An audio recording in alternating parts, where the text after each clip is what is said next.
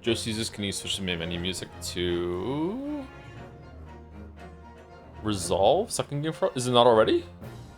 Joseph Anderson. Thank you. Why am I being pinged? What's going on? Ah, fuck.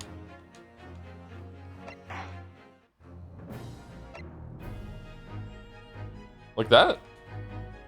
Why does this say new game?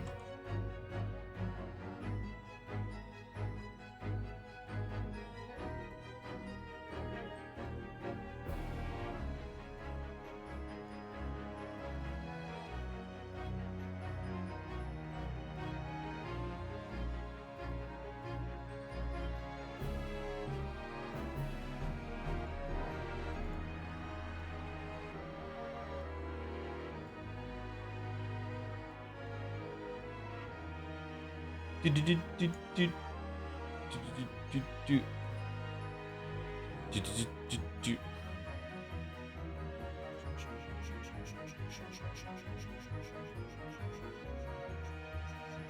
continue. Oh, I just hit the wrong button. Okay, fair enough. Sorry. Links out, Windows set up. I already drank my coffee, so I have a Coke. First couple sips are gonna taste bad because I can still taste coffee in my mouth. Ugh. Ugh.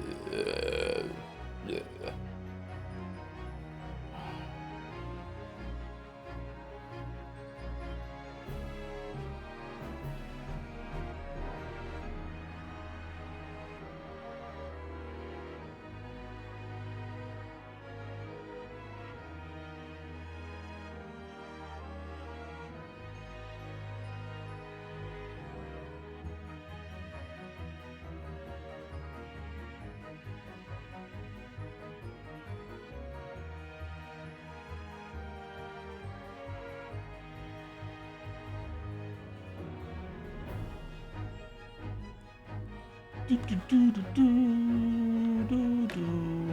Joe's gonna be so surprised when it's revealed the cloak figure working with Brock is a lot of art.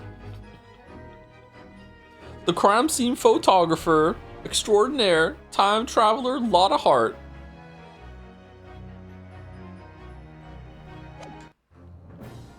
Do.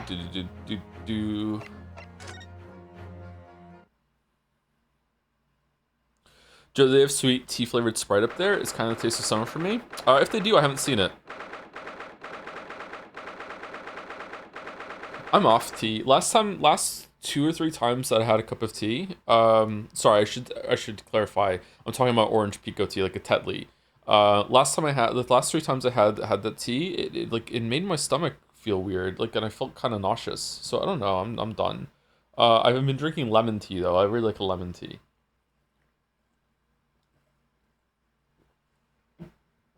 Maybe it was a bad patch of tea. Let me hit the button so we get some music. 24th of October, 11:53 a.m. The Old Bailey, Defendant Sandy Chamber. And we're waiting because we're calling 2 spells. Are we calling Scythe as well? Hell yeah. Sherlock's on the screen. They arrest you in Britain for that. Isn't it true that London was the first place in Europe that was big on coffee? The British are known for their tea, but apparently they were pioneers in coffee too. London was big on that. And then it turned into some weird kind of patriotic thing about tea instead of coffee.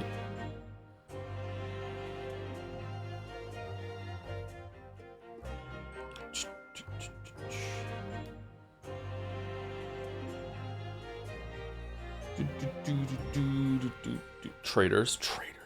Biggest Brit ever born.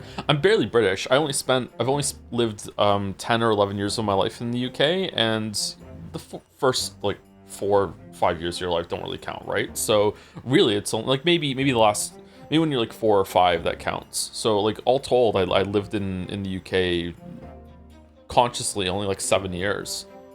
They were important years though, very formative years. I spent most of my teens in the UK.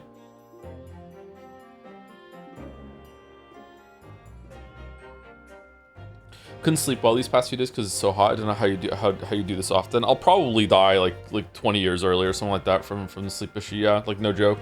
I had so many dreams last night. So many dreams. I had so many dreams last night that honestly, I know this is gonna sound like sci-fi fantasy bullshit. I honestly feel like it's been a week since I streamed. That's how many, like, it really feels like, I don't know how to explain this, like, to some people who have never experienced it, but like I very often, like 9 times out of 10 when I go to bed, I don't get a break in consciousness. I'm conscious the whole time, because it's when I go to sleep, I'm immediately in a REM sleep, I'm immediately in a dream, and then I'm in like hallucination land, right? And then the hallucinations stop, and then I wake up, and it's like I felt the passage of time pretty much the whole entire time, right? So it's like, and sometimes the dreams, like, there's like, I don't know how the brain works. How does the brain do time dilation?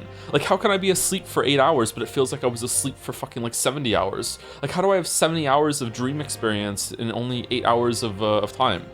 I don't get it.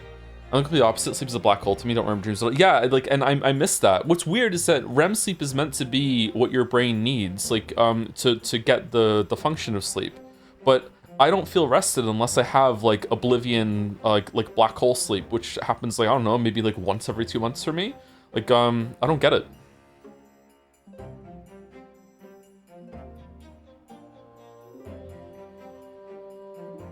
My dreams are extremely vivid. Does that happen to you? Oh yeah, very, very vivid dreams. Yeah, even like I think everything except for smell. I think smell is the rarest thing that I experience in my dream, if I experience it all, or if it's just I think that I did. I see my dreams, I hear my dreams, I feel my dreams. I don't really smell or taste my dreams. How do I know you're playing this game? It's my favorite. It's been pretty good, actually. Yeah, we streamed the first part last month or the month before, I can't remember, so we're in the second part already. Some people say you can't read in dreams. I can read in my dreams too, yeah. Yeah, it's a myth that you can't read in your dream.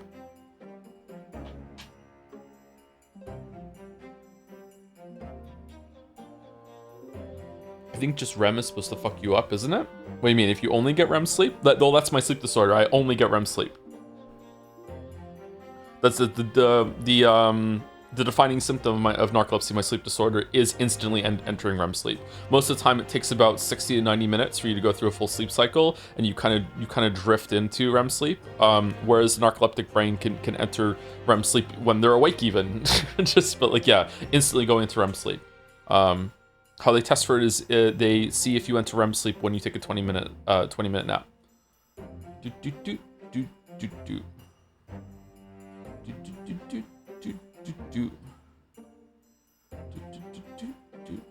But yeah, it feels like a week has passed since yesterday. It's crazy.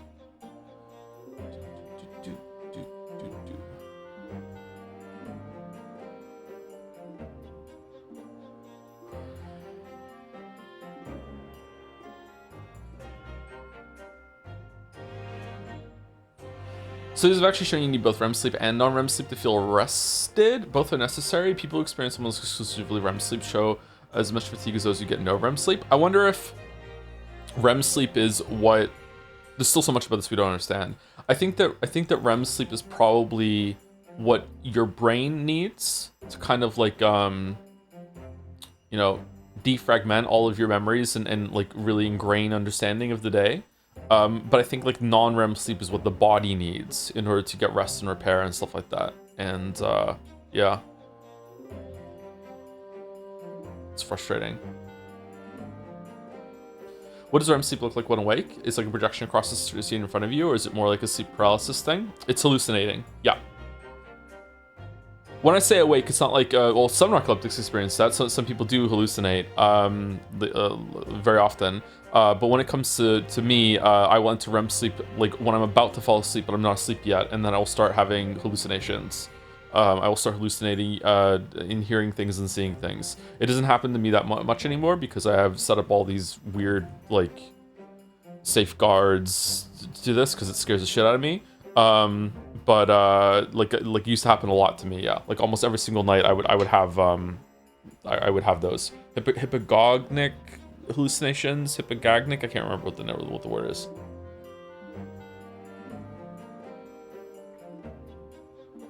Does that mean that when you just lay down and you still get some rest, like sleep like rest, you just replenish your non-REM sleep? It could be, yeah. I think there is some benefit to just laying down in bed. Like you can get some rest without actually falling asleep.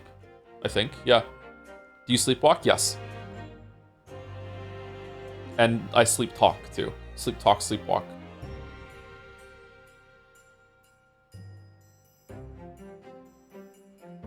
Do you sleep stream?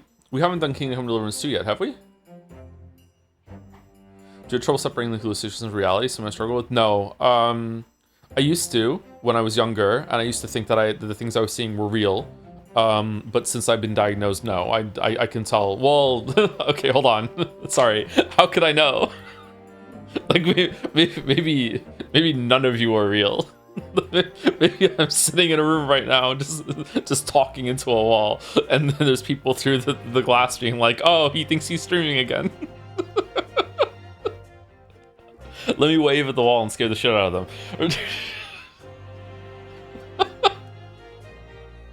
I think I could tell the difference. Yeah, I think.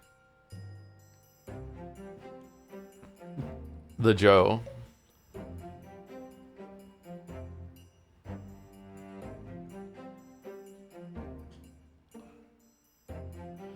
Do you have those pre-sleep half dreams when you start to have extremely long and coherent trains of thought you immediately forget about? So you start having? Yes. Yep. That happens to me often. Yeah. Yeah. Big time. Yeah. Almost every single night, actually. Yeah. Very, very strange experience. It's like I'm having a conversation with myself, and then I realize that I'm talking nonsense. But at the time, it feels really, really important and really like profound. Really like. This is worthy of attention in the time, and then I kind of snap out of it, and I'm like, what are we doing? Like, I have no idea what we're doing right now. Yeah. I think I've gone into that mode maybe once or twice on stream, and that's when I've cut the stream. I've been like, I have to go. Like, the time in Baldur's Gate 3, it's like, yeah, I just fell asleep, and the thoughts are becoming weird. We have to go, right?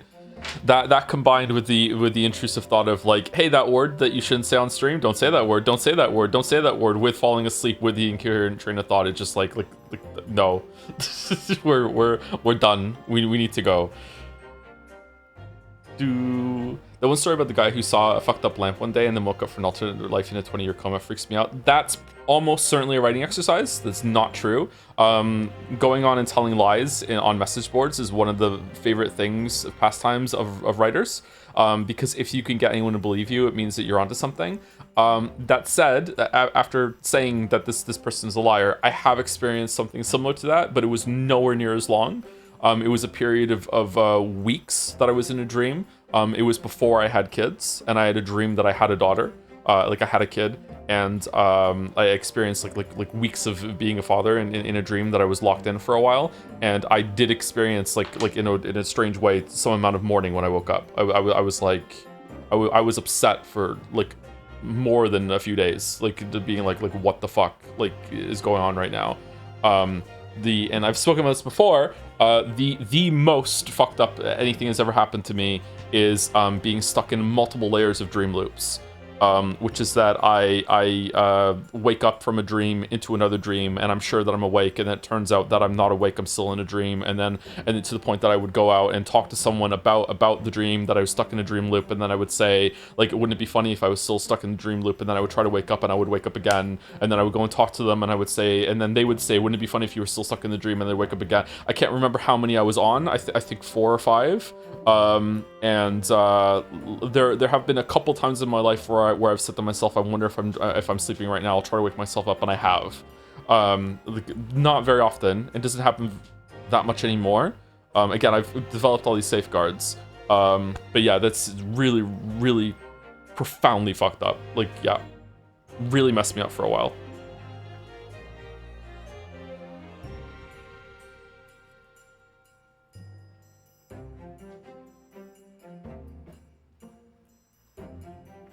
Did you wake up? I hope so. Can we read a funny Reddit post from your subreddit instead of the bad one and read the future stream means one? Oh, I saw that. Yeah, I didn't read it all. Yeah, we can read that one.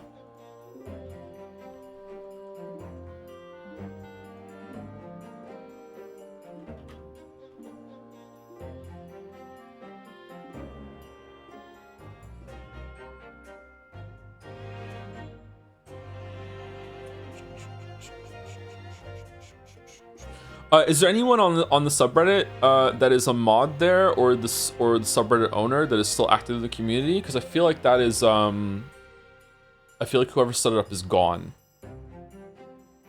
But if they're still watching the streams, I would like to hear from you.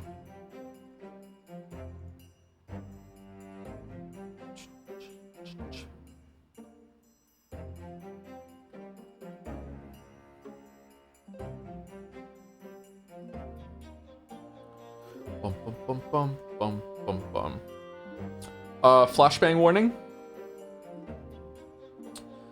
Gonna be the whole screen's gonna go white in 3, 2, 1. I am from the future. Here are the future stream memes. Hello everyone, I am from the future. Also a huge Joseph Anderson fan. Posting here because I figured you guys would want to know the funny stream memes and moments that are gonna come up in the next few years. If you don't want to be spoiled, don't read ahead. On August 25th, 2026, Joe is starting Control Resonant, and the word resonating is said in a voice line by Dylan when he gets near a checkpoint so often that it becomes a stream meme for whenever a bonfire-like checkpoint is found. In November 2026, when Joe is streaming GTA 6, he starts every stream, except the first, from outside of a strip club, and never mentions it. When anyone asks about it in later streams, other people in chat reply to them with the force command. On December 17, 2026, while Joe is playing Telltale's Game of Thrones, he reads an offhand joke from Boulder about George R. R. Martin. Only a few minutes later, it's reported that George R. R. Martin passed away. It becomes canon that Boulder killed George R. R. Martin. On January 15th, 2027, Joe will stream the marble race. Eric wins, and Joe starts another monocoin fund to do a second race. Immediately, 6 different people try and buy a Steins Gate marble, and Joe negotiates down to 3. Oh shit. On March 15th, 2027, 2 Fit dies. Rip to a real one.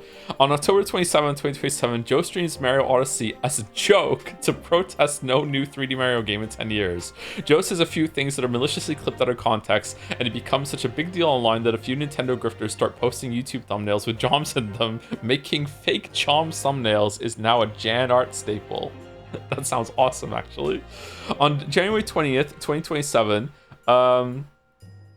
wait, are we jumping around the timeline? What do we do? Joe is playing Final Fantasy VII Remake and comments on how Cloud is hot in the scene where he gets dressed up. For some reason, this instance of Joe acting a little bi becomes a sticking point in the community, and everyone starts asking him if a character is hotter than Cloud. What he thirsts over someone?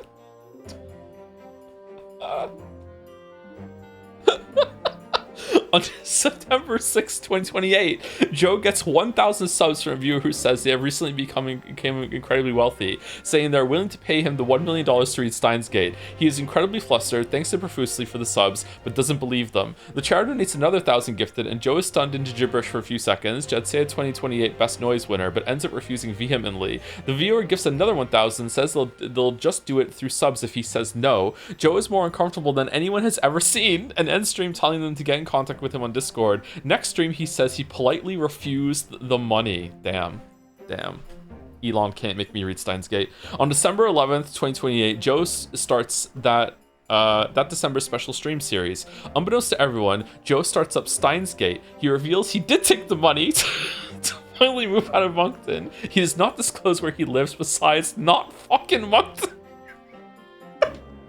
The community makes a joke about lying where Joe lives in increasing elaborate, ever-changing ways in order to respect Joe's privacy whenever the topic comes up. Aw, base community. During Jetsea 2029, Joe shadow drops Nostril. My god, the Nostril fucking callback? Holy shit! A real adaptation of the stream joke into the killing game story he's wanted to write. Half of the community kind of knows already because all of the artists and other community members contributing. Yeah. On May 6, 2031, Joe starts fire Emblem 3 houses.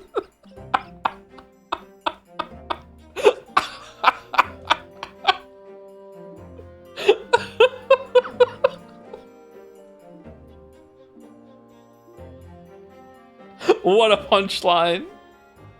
What a punchline. This is good. Well done. Well done, Jeff. I can't believe the nostril callback. Holy shit. Nostril is a joke that we started talking about during AI Somnium about our own semicolon game about smelling crime. Oh my god.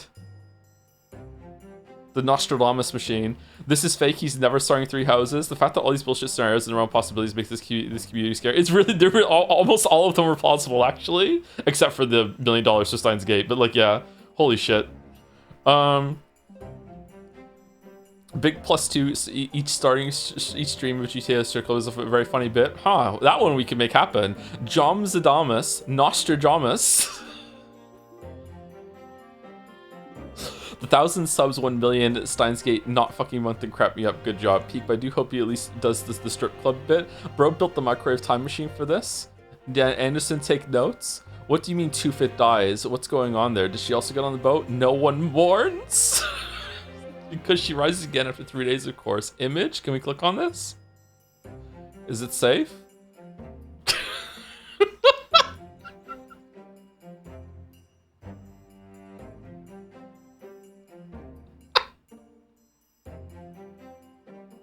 Oh no, we're gonna start a cult.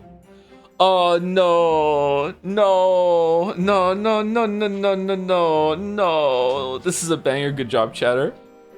Ah, petrifyingly plausible post.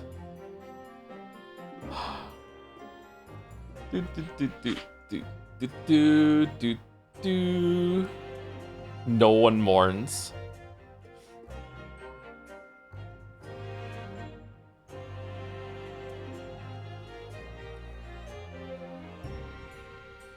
Soseki-san, 2-Fit-san.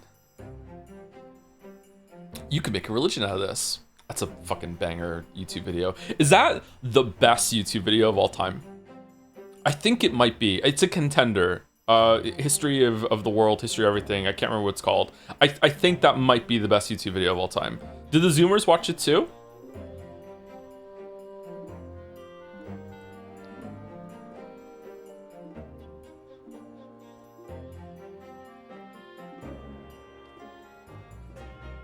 Top 3 without fail? Oh yeah, it's in the top 3. I don't know what would beat it, but I think it might be the best one. Link, you've almost certainly seen it.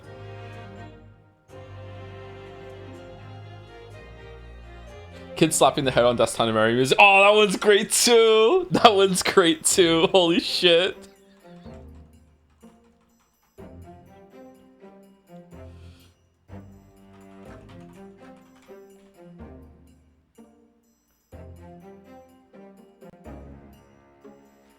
Do do do do do do.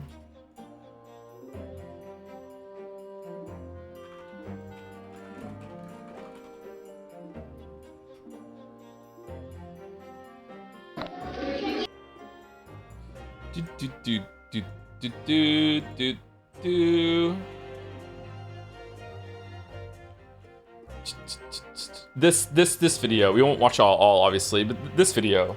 Hi, you're on a rock, floating in space. Pretty cool, huh? Some of it's water. Fuck it. Actually, most of it's water. I can't even get from here to there without buying a boat. Yeah, this is probably, wow, 183 million views. That seems low to me, actually. This is probably the best YouTube video ever made. I think it is. Like, I can't think of a better YouTube video than this one. Never saw it. You should watch it. It's really, really good. But a contender is is this 6-second video.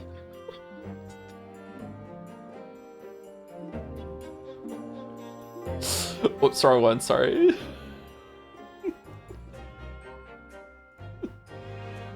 It's between these two, okay?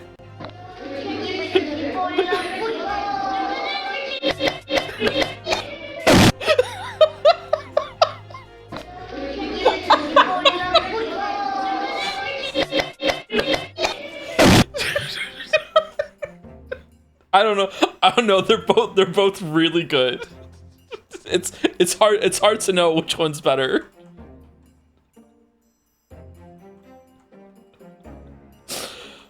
Shit.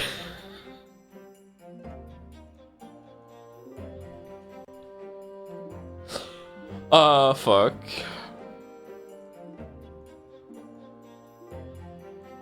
What about the stuttering kid? The one you could do you so much you would do anything. That one's pretty good.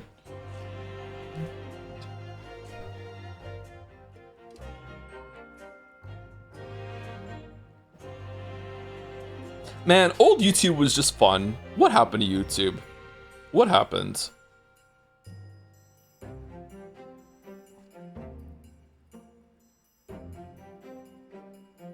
Do you know Too Many Cooks is the only video as custom font and title color? Is it really? Too Many Cooks is scary to me. Surrealist kind of horror can get me for sure. That's the most effective type of horror on me. Is when it feels like the whole world is going crazy. Absolutely, 100%. Too Many Cooks is scary to me. Catchy song? Oh, it's very catchy, yeah. That's the whole point. Some might even say it's too catchy. Horrifically catchy.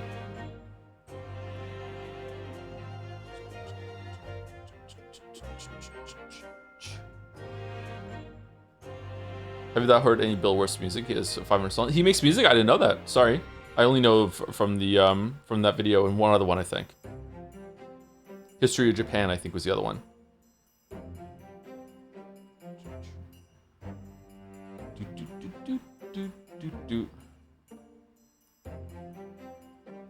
I barely use YouTube anymore. Hey, Mark. Oh, what do you do then? Twitch, or just not on the internet as much?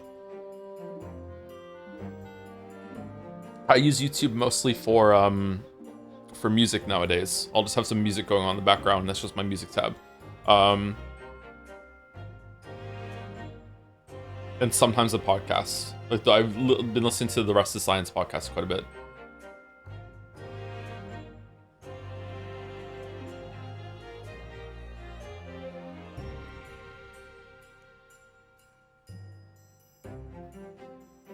Checking in, you're still a piece of garbage. Thank you.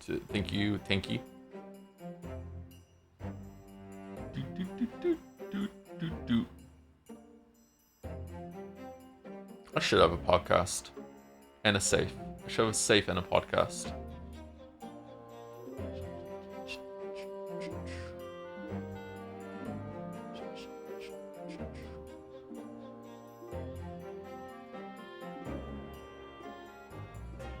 I need a skull. I need a skull. Yeah, I need a skull. Yep.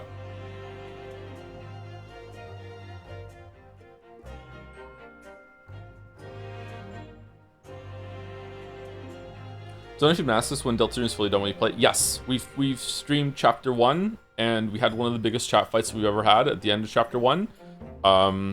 So I think when we stream Deltarune, we're gonna have chat down the whole entire time, and then we'll be done. But if it's super long, I don't know if we can manage to do that.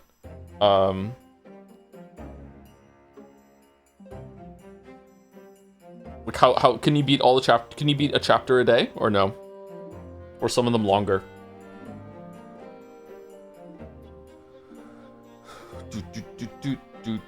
Do.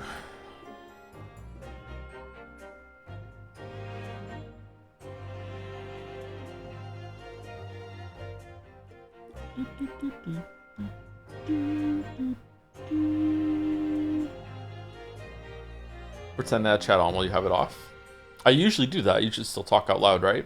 I think I did a decent job of talking aloud when we were streaming Golden Idol without chat, but I don't think I did a really good job with it with Outer Wilds. I can't remember how Undertale went. People really liked the Undertale stream, so I guess it was fine, but maybe it was just because I was experiencing Undertale blind. I'm not sure. Anyway, let me say thank you to some people, and then we'll start reading this. Why aren't you guessing on podcasts? Or people want to invite you? I've only ever had a couple formal invites to go on podcasts, unless I'm not checking messages that are coming in for that. I don't know. I'm not really comfortable doing that sort of thing. There are some I do want to go on to. Oh, I didn't get back to Lurf. Fuck. Oh, sorry. So yeah, I don't know. I don't think I'm a good guest. Maybe? I don't know. Can you go on Hot Ones? I think if I went on Hot Ones, I would die. Because I wouldn't back down from just going all the way, and I don't think I can tank the hottest sauces. But I would still eat them. So I think I would die.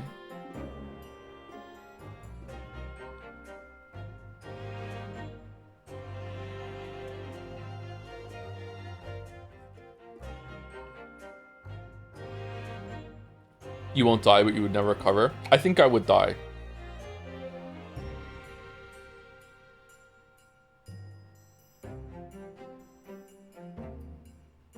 Chicken wings are gross. What? Chicken wings? Okay.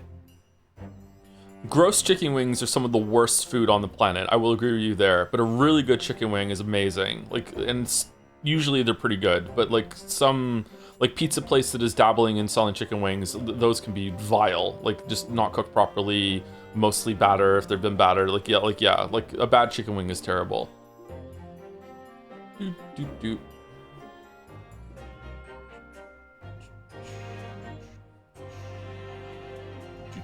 Thank you, Master Bushido Brown for the new sub while the stream is down. Thank you very much. Thank you, Eseft, for the 17 months.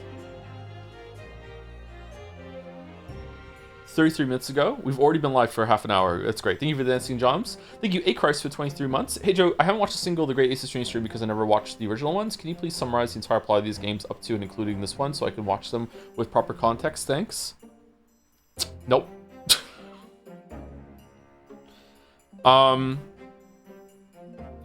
Japanese student in Japan gets framed for murder, decides to represent himself in court because his friend is training to become a lawyer, realizes that he's naturally gifted lawyer, then ends up going to the UK in order to learn how to be a lawyer, and shenanigans ensue. There you go. That's all you need to know. Everything else we do is just it's just a vibe.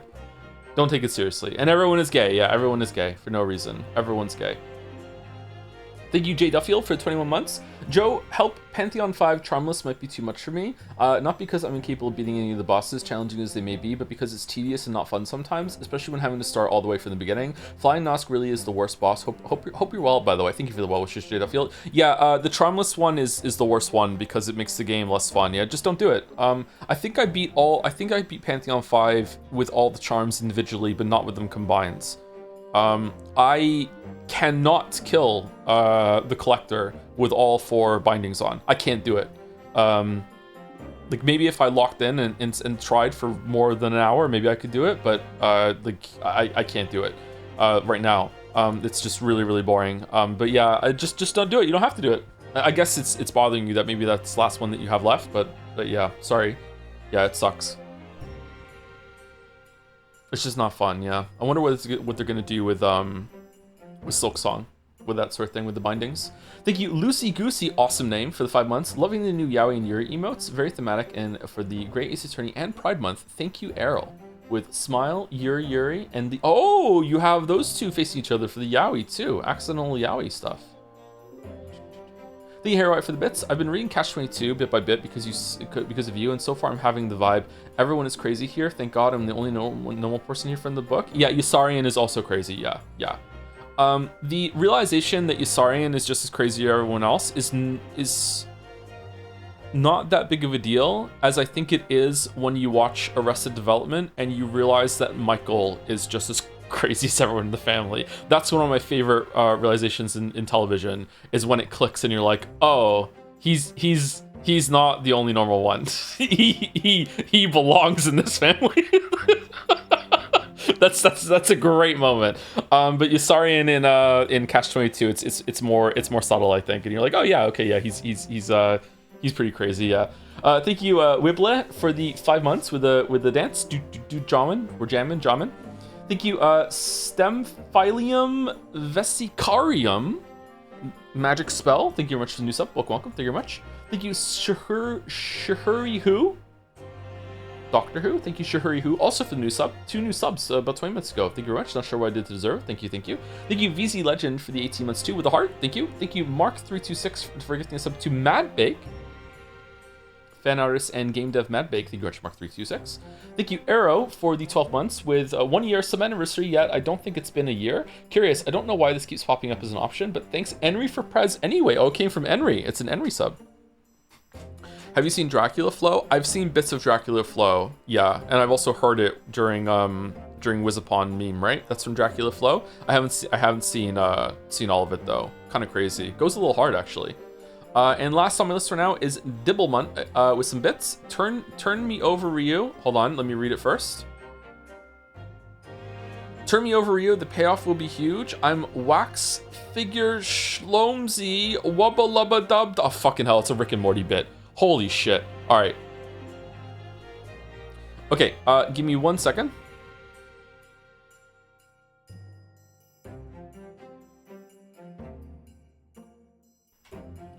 Okay, so when we last left our zeros, we were in the intermission while Lord Van Zieks goes and get 2 spells to the stand. Maybe Scythe, I can't remember. We proposed that Scythe worked with God, what's his name? Drebber, in order to kill or obfuscate the murder that happens with Assman. I don't know if Scythe is coming to the stand or not, but it seems like that's the direction that the story is going. We also found out that this murder trial has a lot more going on than just like someone like it's not an encapsulated like bottle episode of the trial. It is building into the larger narrative that's going on with it's involving the person who killed Van Ziek's older brother. It's involved with something to do with the Hound of the Baskerville, which is like a dog that was killing people that the professor had, maybe, I don't know, which is linked to the collar that we found earlier. So just lots and lots and lots of things that emerged. It's not just a straightforward trial.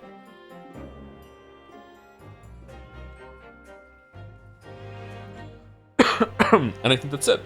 Is the sound okay, or does it need to be turned up, or does it need to be turned down? I accidentally messed with the sound settings when we were watching YouTube, so I might have to fix it. The Knight Errant himself. Oh, have you been watching from the gallery, Mr. Sholmes? I've been on the edge of my seat the entire time. Edge. Retained, but courtroom trials are fascinating affairs, as a spectator at least. I'm glad you've been enjoying yourself. I have to ask. What on earth is going on? It makes no sense. What's this professor business all about? He doesn't look like any professor I've met before. Who even is he? Ah, of course. You were in Germany already 10 years ago.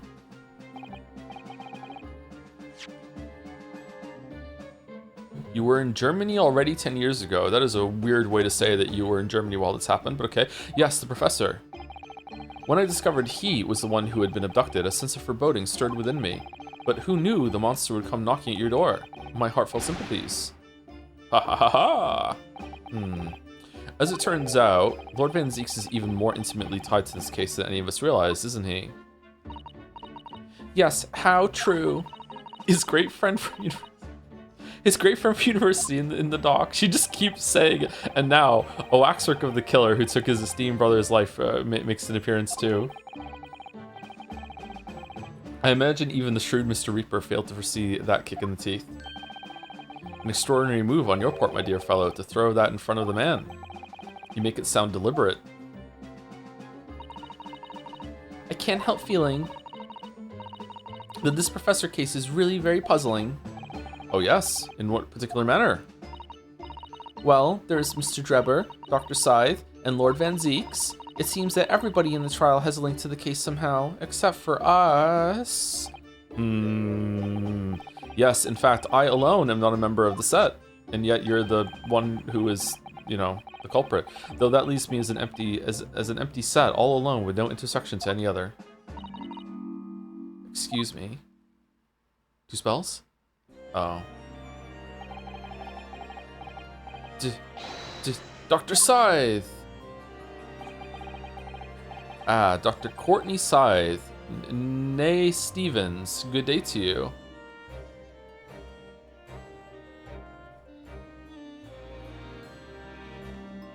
The court scythe? Scythe of the court? Huh. Okay. Hello, Sholmes. That was very shrewd of you. What in particular, pray? You requested that 10-year-old autopsy report from Gregson, didn't you? Why would you assume such a thing? Because Gregson told me. Ah. To think it's been 10 years. 10 years in the laboratory, wielding my scalpel. I smell of nothing but corpses and disinfectant. A policeman on the jury had a lot to say about you as it happens, Dr. Scythe, and I've accused you of being complicit in what happened. I'm hoping that you'll take the stand and tell the truth about what really happened. That certainly won't be possible. Lord Van Zieks won't be summoning me as a witness. Lord Strongheart has forbidden it. Why can't we summon you as a witness, though? Lord Strongheart? Falco, the Pandora's box you were warned about is the Professor case. But please don't make the mistake of thinking you'll get any information about it out of me. But attempting to hide from the truth, that's cowardice. A pout. I've always fought crime in the way that I see fit. Too fit? I have no regrets, none at all. And that's all I came here to say. So, good day to you. Oh, you just came here just for that?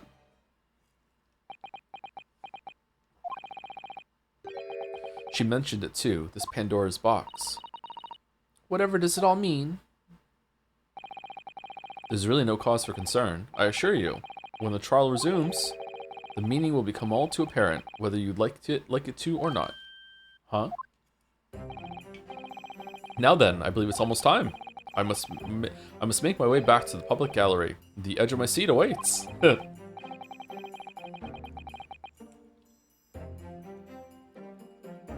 I don't know if I just like him more, or if they got better at writing him as the games went on. I feel like he's a lot more entertaining than he was in the first game. I think maybe you're enjoying yourself a little too much. Oh yes, one word of warning before I go. If, in the course of the trial this afternoon, you perceive even a shadow of doubt about the truth, don't let it out of your sight. Pursue it like a dog with a bone. Huh. To the bitter end, you understand. Do not falter, whatever may come to pass. Alright, I understand. Thank you. I don't. Good. I should make myself scarce then. Like Dum Dum rounds. I purchased a bar of caramel earlier, so I shall be gnawing on that as you gnaw away at the truth. What did that warning from Sir Shomes really mean, I wonder? Especially the bit about whatever may come to pass.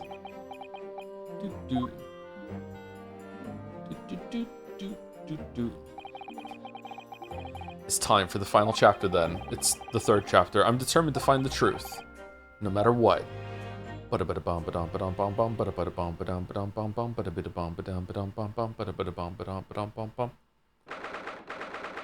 24th October, 12:40 p.m. The old Bailey courtroom.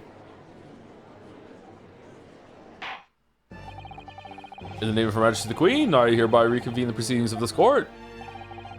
Counsels for the defense and prosecution, are you ready to, and able to continue?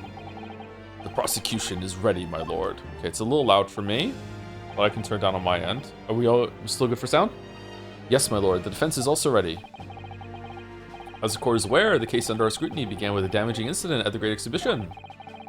Yet we now find ourselves embroiled in the details of a convicted felon who was sent to the gallows a decade ago. I was watching part of my Shadow of the Year Tree critique video back today for no reason at all, and it's amazing. Now I'm on a different headset. I cannot hear the music in the background, whereas when I was on my old headset, the music to me was, if anything, almost too loud.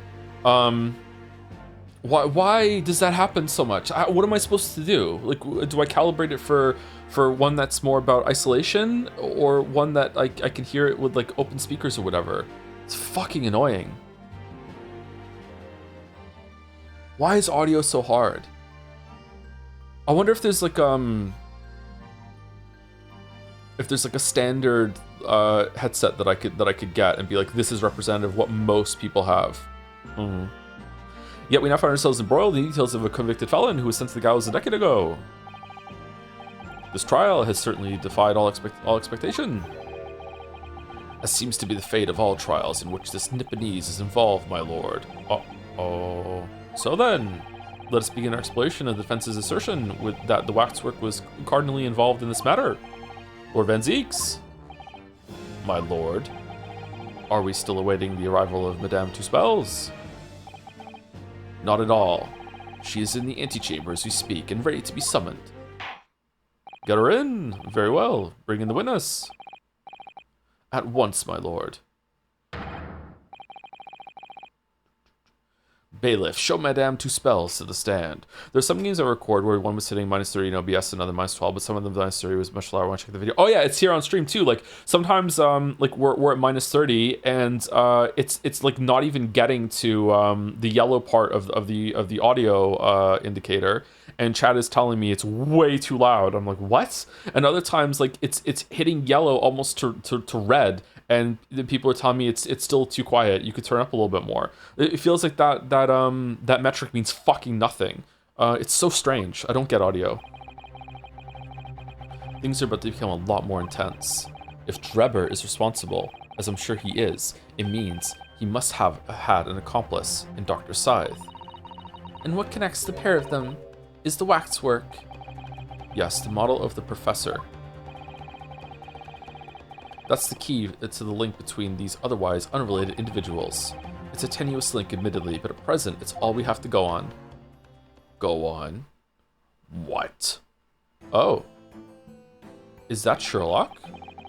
State your name and occupation for the court, please. I hope she's not in on it. She's hot. No. If guilty, why hot? No. She needs to continue doing her waxwork and becomes a recurring character that we can go visit every case for no reason at all.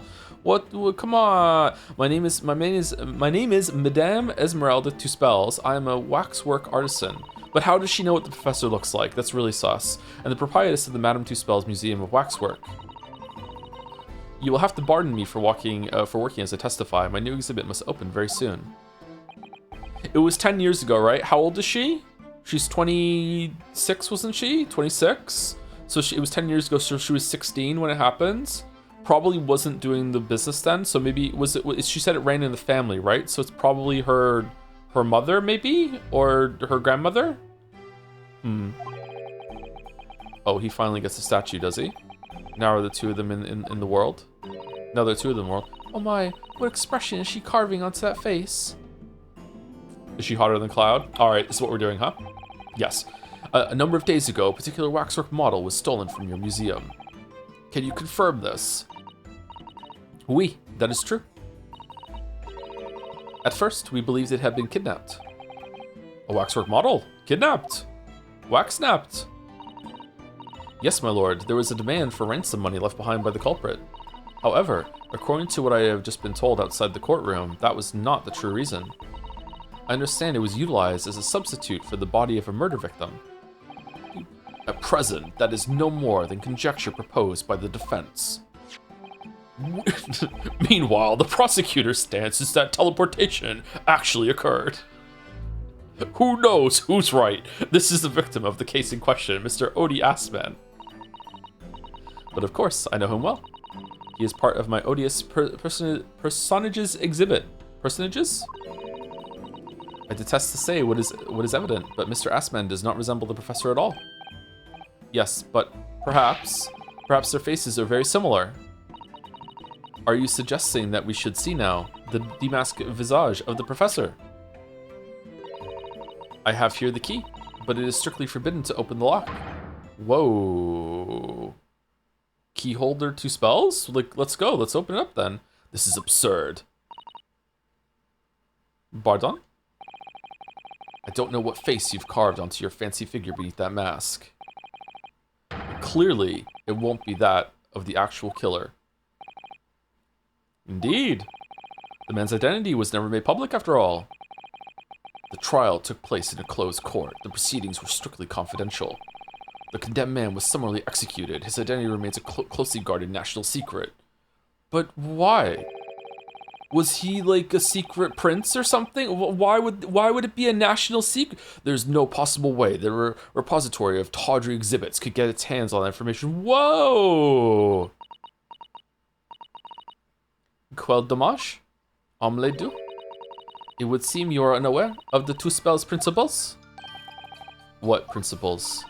With fucking magic, the family 2 spells has always prided itself on sculpting its models à la perfection. Every detail, including the visage, is fashioned with complete fidelity. Et voila, our principles. There is a well-known legend about the Two Spells waxwork from the time of the French Revolution. The what? A member of the Two Spells family is said to have made a waxwork of the queen who was executed. Oui, that is true. It was a century ago now. The accent, it is drifting. I believe the queen's face was carved in the minutes following her death, actually at the guillotine site. You are correct. The model is on display still today in the House of Horrors. We Two Spells will stop at nothing to obtain a faithful replica of our subjects. I like her so much, I don't care she's French. Dear me, a somewhat disturbing tenacity of purpose. It is the only way to obtain a truly lifelike representation of the subject. And it has been my family's secret for generation. Do you mean to say that beneath that mask? Persona? Did you see the news? They actually changed the Baileys. None of the fucking voice cast is coming back for Persona fucking 4. Fucking bullshit. What's the point then?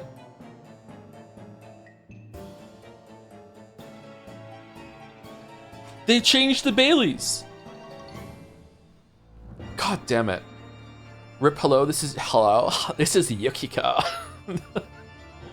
Waffles, you want to go grocery shopping with me? I think that's probably going to be an improvement, but Laura Bailey not doing Risei, just the character's destroyed.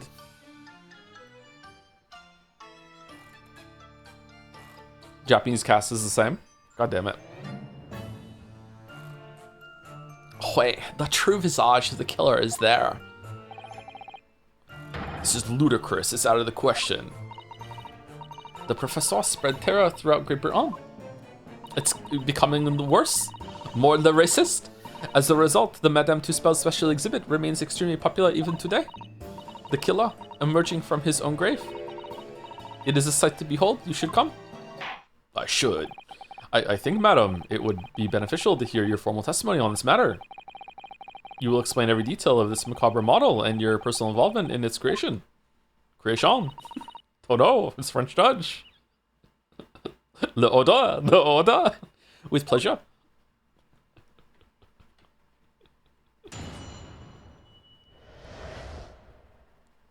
The Professor Waxwork. The special exhibit in the House of Horrors is based on a rumor that shocked society in London. An impression of the visage was taken directly from the corpse in accordance with Two Spells' family principles. I enlisted the aid of the gravedigger and created a mold for the head of the cemetery just before the interment. Oh, so would this have been...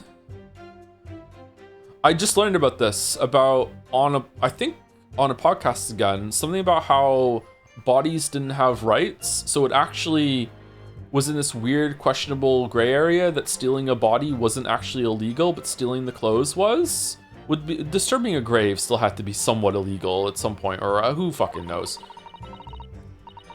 I hid myself until he gave me a signal. I was there for a very long time that night. As dawn approached, I was very worried that I could be discovered.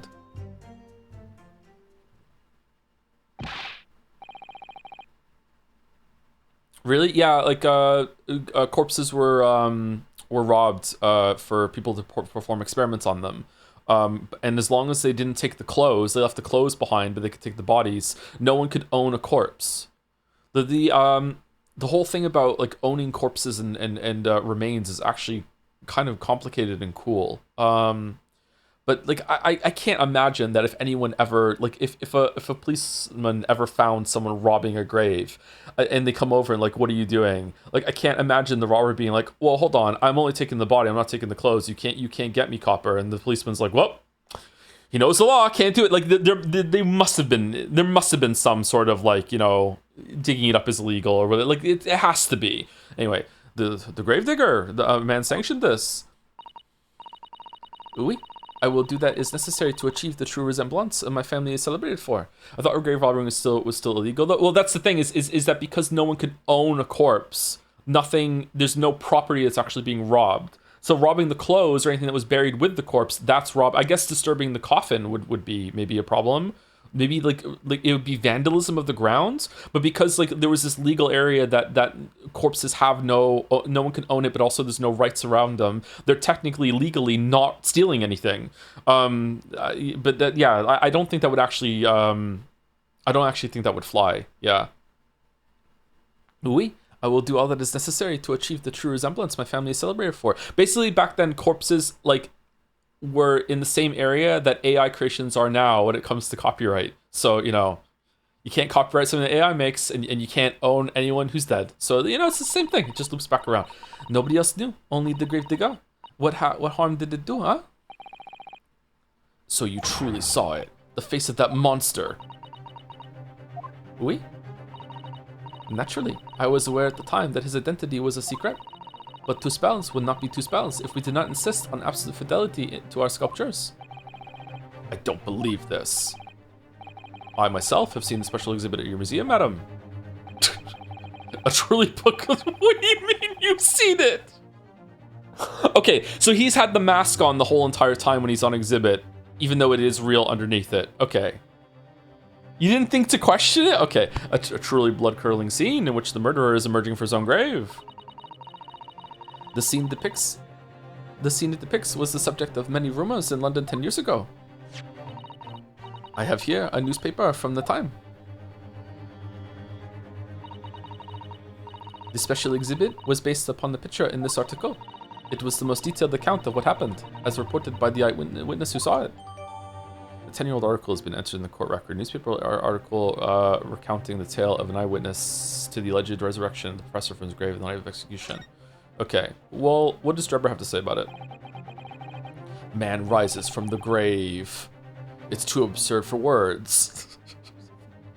I want to say gravel, and then my mom wants to pronounce it to gavel, and I'm like, man rises from the gavel is actually a pretty fucking goes hard of a title, right? Because he was sentenced to death. Man rises from the gavel. The public enjoyed absurdity, monsieur. That is why I have reproduced the scene as carefully as possible in my museum. And it's a waxwork from the exhibit that was stolen some days before the incident at the Great Exhibition, wasn't it? Why? That is correct. The professor you see before you here. Most puzzling. Okay, what's going on? Why would the person that you hired in order to do this, who's in the exhibit, go and steal that one of all of them in order to use in another crime afterwards? I really hope it's not just because then they can make a connection to this and like, so the stories overlap. There must be a reason. Counsel for the defense, proceed with the cross-examination. What do you mean? What? To what? What do you want me to say? This waxwork links Drebber to Dr. Syed, and there has to be some reason for that, which hasn't yet come to light. But I'll find it. I'll get to the bottom of what really happens. I'll prove that Dr. Syed and Drebber were in on this crime together.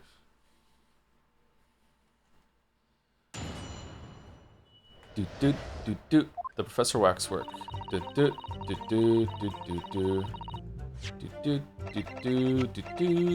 Oh, there's so much evidence this time. Rises from the grave. Did you just have a copy of this? Number 139, number 140. Assman. Huh?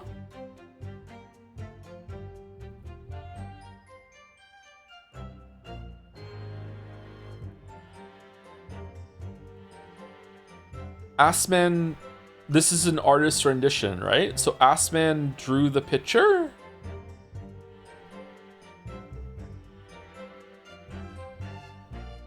At Logate Cemetery, just behind the prison, on the night of the foul demon's execution, the newly interred professor forced off his grave cover as he clawed free of the earth. The young man who witnessed the scene was on the verge of raising a shriek when, in the next second, a gunshot rang out suddenly from behind. The bullet pierced the resurrected man's chest, whose breath then stilled once more. The youth then finally released the scream he had been holding and ran for his life. Wait, what? When the fuck did that happen? The university student who experienced this shocking event is Mr. Enoch Drebber, a disciple of science at the University of London and a resident of its student dorms. Mad sheep rampage, unexplained phenomenon grips Oxfordshire region. Locals reported a most remarkable circumstance in which folded sheep were seized with sudden fright and leapt from Fields and Pens, not even Charles Darwin to receive a Copley Medal. This year's recipient of the Royal Society's most prestigious award is Mr. Charles Darwin for his highly important contributions and researches in the fields of geology, zoology, and botanical physiology. Mr. Darwin joins the ranks of such monumental figures as a bunch of bullshit. The great stink. Parliament is finally to address the foul issue. After a great many years, Parliament has, at long last, resolved to relieve the citizens of London of the horrifying stench that carries on the slightest breeze and lingers in the nostrils of every man, woman, and child. A great sewer system is to be built underfoot that will divert. Ooh, okay, that's good. I like a sewer system.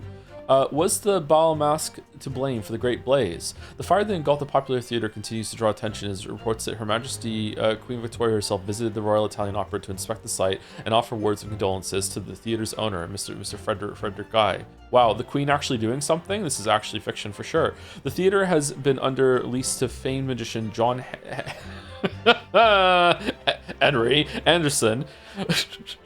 Oh, I'm an Henry now. I'm Henry Anderson. And there is some speculation that the blame for the fire lies squarely with him for his insistence on holding his Baal Mask there. Could his magical tricks have played a trick on him, costing this city a great center for the arts? The investigation into the true cause is expected to continue into next month, if not beyond, according to our sources. Krakatoa eruption, fucking rip. I like it when you can read the side stories in newspaper articles and stuff like that. Okay. Special exhibit in the House of Horrors is based on a rumor that shocked society in London. And that rumor would be a 10-year-old tale now, but one that no Londoner would ever forget. All right, I know just what you're talking about, I think. Of course, it couldn't be anything else. Yes, that story will never disappear. The tale of the condemned killer rising from the dead. That is the central attraction of my House of Horrors. That's why you charge extra to see it. The rumor was whispered all over the city, and it was like this. It was in Lowgate Cemetery behind the prison, in the dead of night after the execution of the killer. The interred professor slid back the stone slab covering his tomb and emerged from his grave.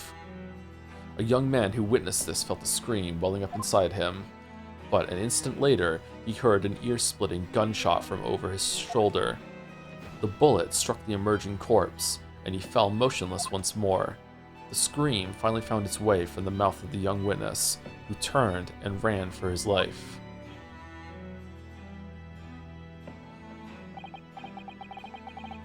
Okay, so I'm guessing that the report was falsified, and he was meant to leave. He was meant to get away with it. But then either Van Zieks or the Japanese friend that Van Zieks had was there with a gun and shot him, and Van Zieks knows about some of the stuff that went on, or the Japanese friend is left because of this or whatever, was doing his a favor. It's all some misunderstanding. Because there has to be some resolution where Van Zieks is like, you know, I was wrong to be racist. Or maybe not. The corpse climbed out of his own grave. And then somebody shot him. Who was it? Nobody knows. Nobody knows, even today. But remember, it was just a rumor. Perhaps nothing more than a ghost story. Well, the person you sent there can corroborate it, can't they? They were there. The good people of London, they love stories like this.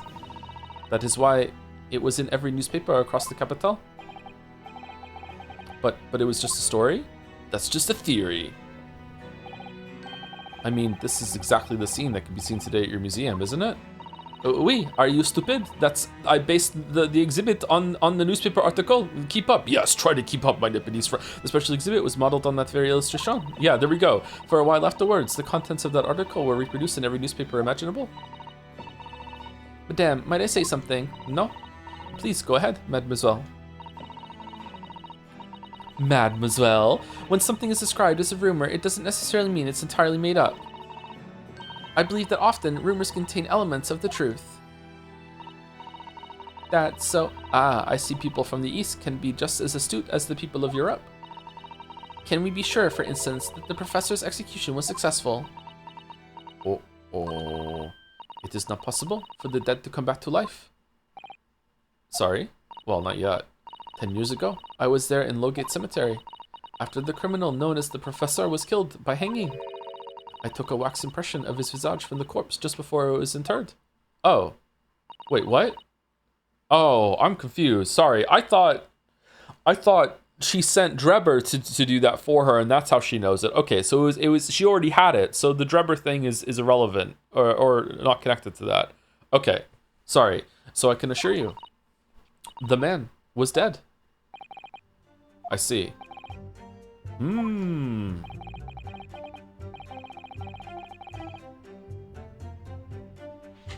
It would certainly appear the condemned man suffered the intended fate.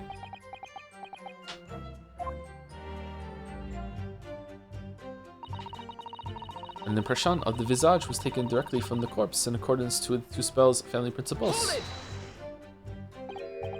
So, well, hold on. So it was a state national security secret, but you were still able to get to. This is why I thought like that she sent Drebber afterwards, because how was she able to access the execution then?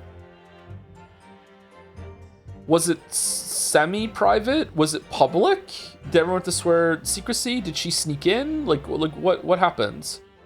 Usually hangings are like public in order to like show like, hey, the criminal was executed. She did it at the graveyard?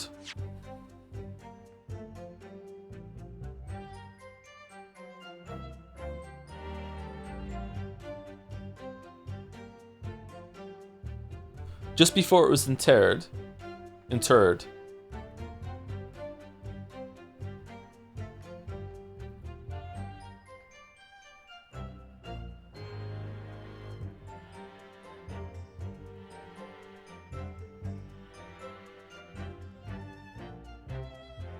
Okay, so she didn't witness the yeah, I misunderstood this. Okay, so she didn't witness the hanging.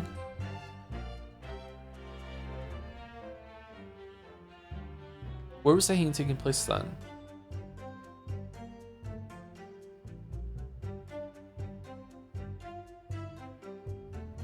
How did she get access to this then?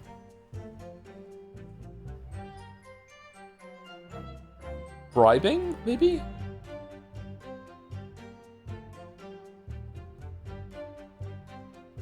So there's three separate events going on here. More than that, obviously, but the three separate events I want to talk about now is, number one, he was executed. She wasn't there for the execution. We don't know where that happened. Secondly, after the execution, the body was taken to the cemetery, or he was executed near the cemetery. I don't know where the fuck it happened, but it doesn't matter. He was executed nearby or somewhere else, but it's separate events. Then he was taken to the cemetery. When he was taken to the cemetery, Tuspels was there in order to get an impression of the corpse before he was buried. And then third event, which is what Tuspels based it on from the newspaper, but is separate, was that Drebber went with there for some reason in order to go to the cemetery to dig up the corpse. But that wasn't for Tuspels to get the impression. That was a separate event. Okay, so there's three. Okay, all right, good. I'm glad we cleared that up. All right, because I was confused. Is that true of every waxwork in the museum, then? It is, assuming the subject is dead, of course. Live subjects have to cooperate in a similar way. I have letters from imprisoned criminals all the time, you know. What sort of letters? Love letters. When my time comes, please make a waxwork of me. Comme ça. No. Comme ci, comme ça. My museum is famous, monsieur. To be made into a waxwork is an honor, and for some criminals, a symbol of status even. Because nothing says hardened criminal better than wax. Wax is pretty hard. And it is thanks to one killer in particular that my museum has gained such popularity in London. I refer to the star of the special exhibit, of course. The Professor, Le Professeur, whose form you claim to have captured by taking an impression from the actual corpse. There are no exceptions to the principles of Tuspels. I enlisted the aid of the gravedigger and created a mold. for the head of cemetery before the interment. Okay, yeah. So this is why I'm confused. Gravedigger in my mind went to the image that we saw of Drebber like with the shovel going to dig the grave. That's a separate. That's grave robbing, not grave digging. Okay. Surely that's illegal, isn't it? It would seem the proprietress of this repository of novelties was blinded by monetary greed. It had nothing to do with money. The man is a part of London's criminal history. That is why I had to sculpt him, to record this history. It is the raison d'etre of the Two Spells Museum. Oh, man.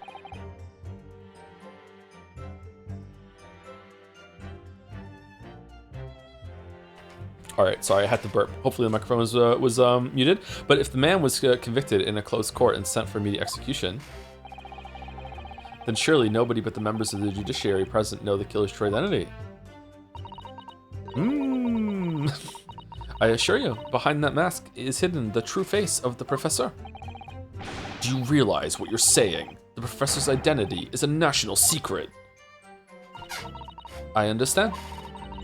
And now that the truth about the special exhibit has been revealed, it must perhaps close.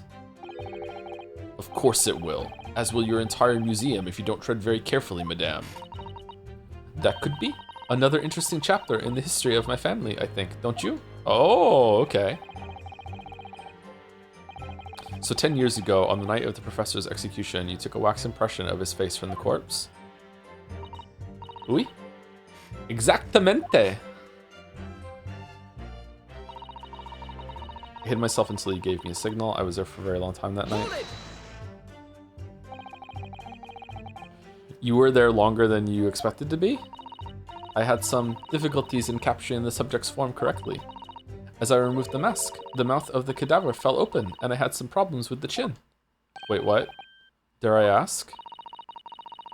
The man had been dead for a short while already, you see. His muscles were relaxing, and consequently his chin would not align itself correctly. Oh dear, what a horrible thought. Under normal circumstances, I would have an assistant with me. However, that night, I was alone, and as a consequence, missed my preferred window of time. What do you mean?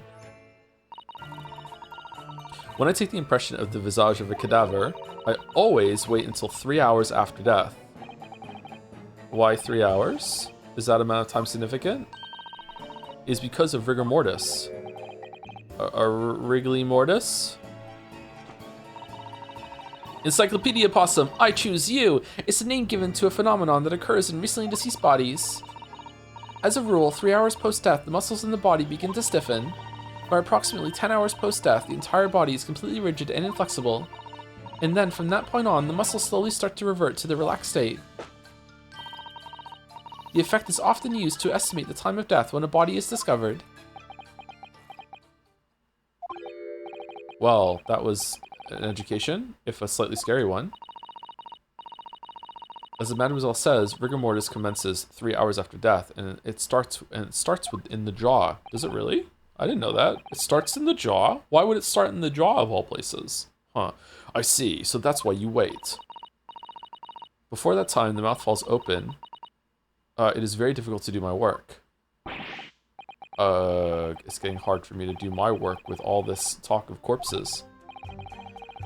I wonder about that information. The court's just heard from Madame Two Spells. It's always significant. Why even give me the information about rigor mortis that you shared with us? Would you mind including it in your formal testimony? I believe it could be significant, you see. Of course, I do not mind at all. I can't help feeling that after this latest topic, the atmosphere in the courtroom has become extremely grave. Ventix picks up the bottle.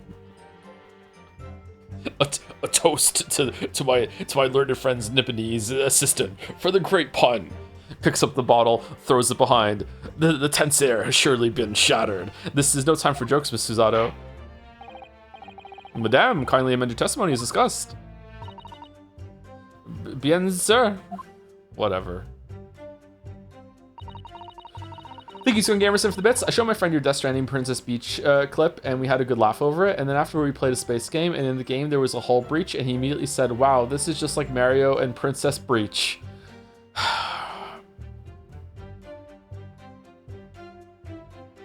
That's a good friend. That's you keep that friend.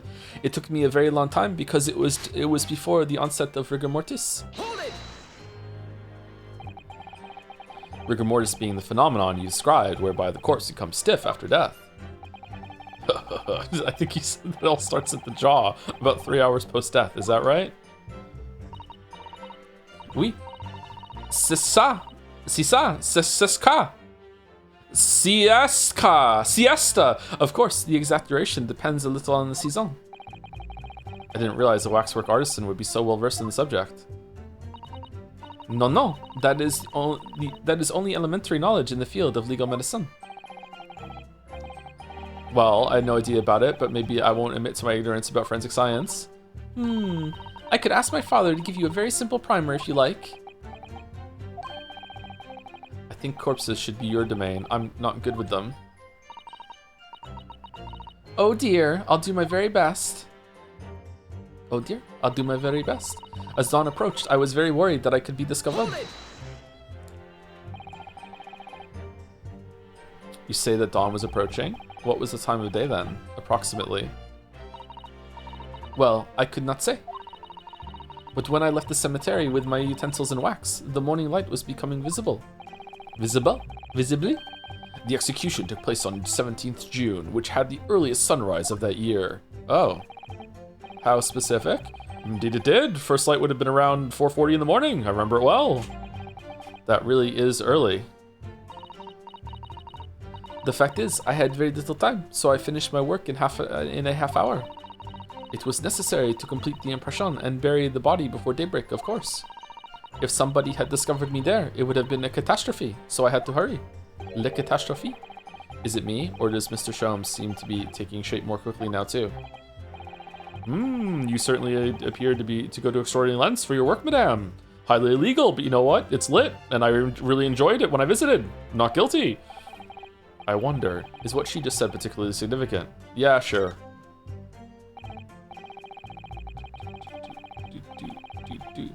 Madame, those details about how long it took you to complete the sculpture in the early sunrise, could you include them in your testimony? I believe they may be significant. Of course, if you would like me to. You're quite right, Mr. Naruhodo. It is intriguing. That was just another way of saying that's so true. A sunrise at 4 in the morning would be absolutely unimaginable at home, wouldn't it? Huh? That's not quite what I meant by significant. Kindly amend your formal testimony then, madame. With pleasure, my lord. I hurried to finish my work in the half hour before sunrise. Then I left as soon as the corpse was interred. Is it interred or interred? It's interred, isn't it? Interred.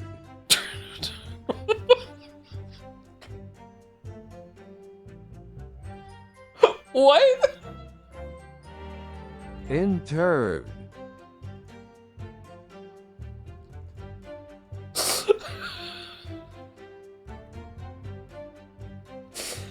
Interred. Quaras. Aww. Did you have a reason to believe you might be discovered once the sun came up or something? I had paid the gravedigger money to keep my little secret, of course. But with the morning light, I knew that the warden from the prison would commence his patrol of the area. Couldn't you just have paid off the warden too then? What, do you think I am made of the money? Look at the money bags over here with his visiting fucking student stipend. I had already paid the grave digger, as I said. You cannot buy the silence of everyone, or the secret is no longer a secret, huh? The sunrise was at 4:40 a.m. that day. How is this important? Which means that it would have been around 4 when you began your sculpting work. Oui, that must be correct. For that would be when the gravedigger gave me the signal to come out of hiding. So, that's all I have to go on. What's your feeling, Mr. Naruhodo? For some reason, Dr. Scythe went along with Drebber's plan. Now, if that's really true, then the professor is the only other thing we know of that links the pair of them. So I feel sure that waxwork must be a clue to this mystery somehow. In that case, you must use this cross-examination to uncover exactly what it means. Otherwise, the jurors are sure to revert their leanings and the trial will be over. I agree, but interestingly, I have no idea what the fuck to do. Uncovering what the professor has to do with all this, it means more to Lord Van Zieks than anyone. That's the impression I'm getting, by the way. Or anyway. Yes, as do I. After all, he has a profound connection to the professor as well.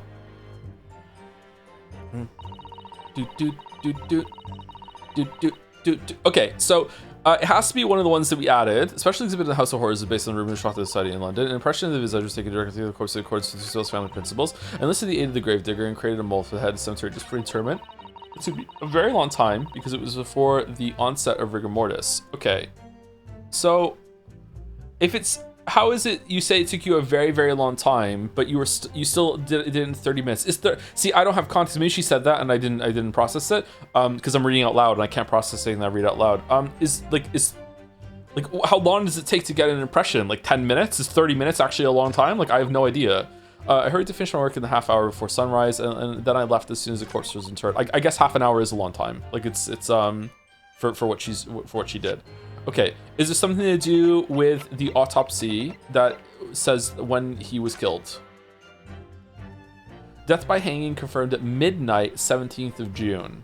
Okay, so there was something about 3 hours, right?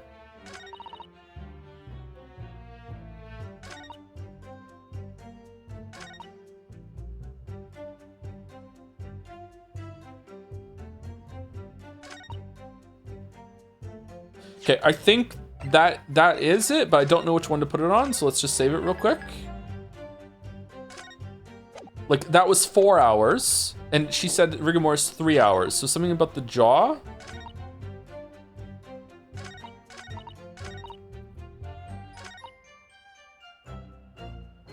Yeah, I think it's this one, because it's before the onset of rigor mortis. Objection. Madame Two Spells. I have here an autopsy report that was filed 10 years ago now.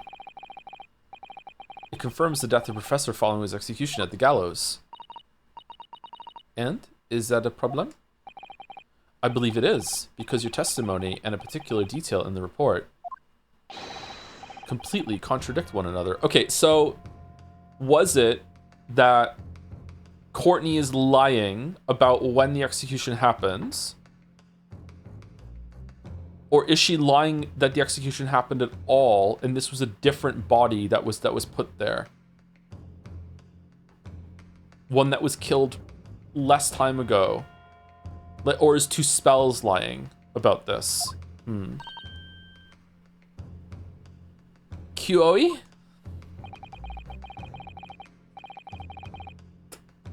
Are you going to explain yourself, my Nipponese friend? According to her testimony, Madame Two Spells was creating her wax impression just before dawn. At that time, rigor mortis had not yet set in.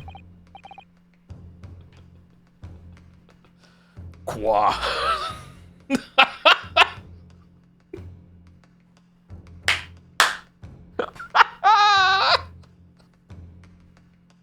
Am I correct so far, Madame? You are, yes. Oui. As I said, the stiffening of the jaw is the first sign of rigor mortis, 2 to 3 hours after death. But the man's chin was limp, so he cannot have been dead for a long time. But on the other hand, if you look at Dr. Sai's report, it quite clearly states the following.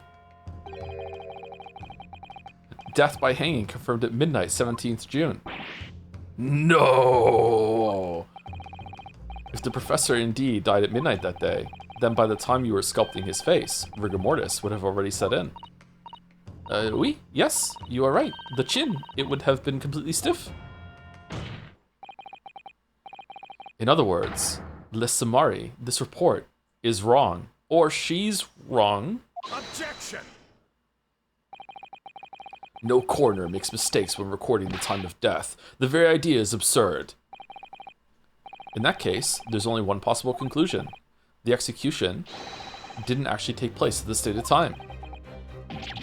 Impossible! Order! Counsel, this is beyond folly. Not only do you indict the author of the report, Dr. Scythe, but you also implicate members of the staff at Barclay Prison where the execution took place. By heck, extraordinary.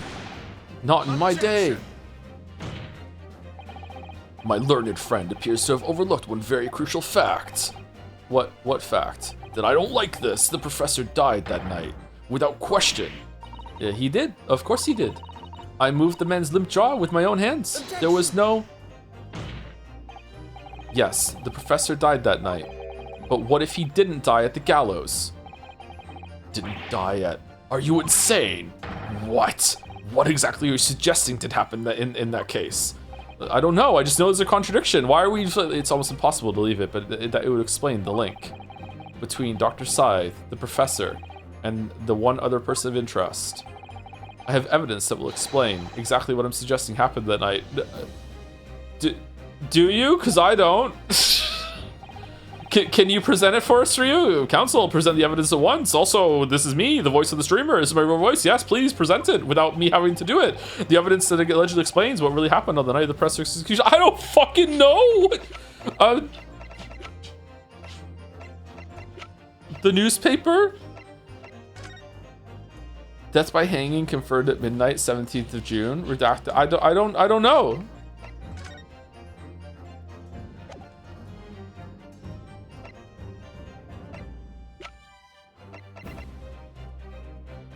The evidence that allegedly explains what really happened on the night of the professor's execution.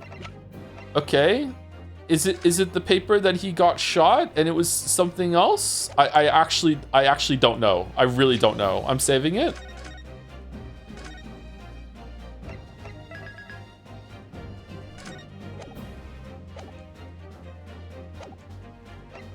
Okay, let's metagame. Can't be that, can't be that, can't be that, can't be that, can't be that, can't be that, can't be that, can't be... Wait, hold on, can it be this? Yeah, can't be that.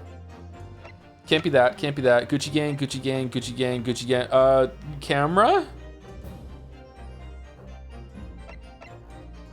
Oh, there's blood on the thing. Ooh.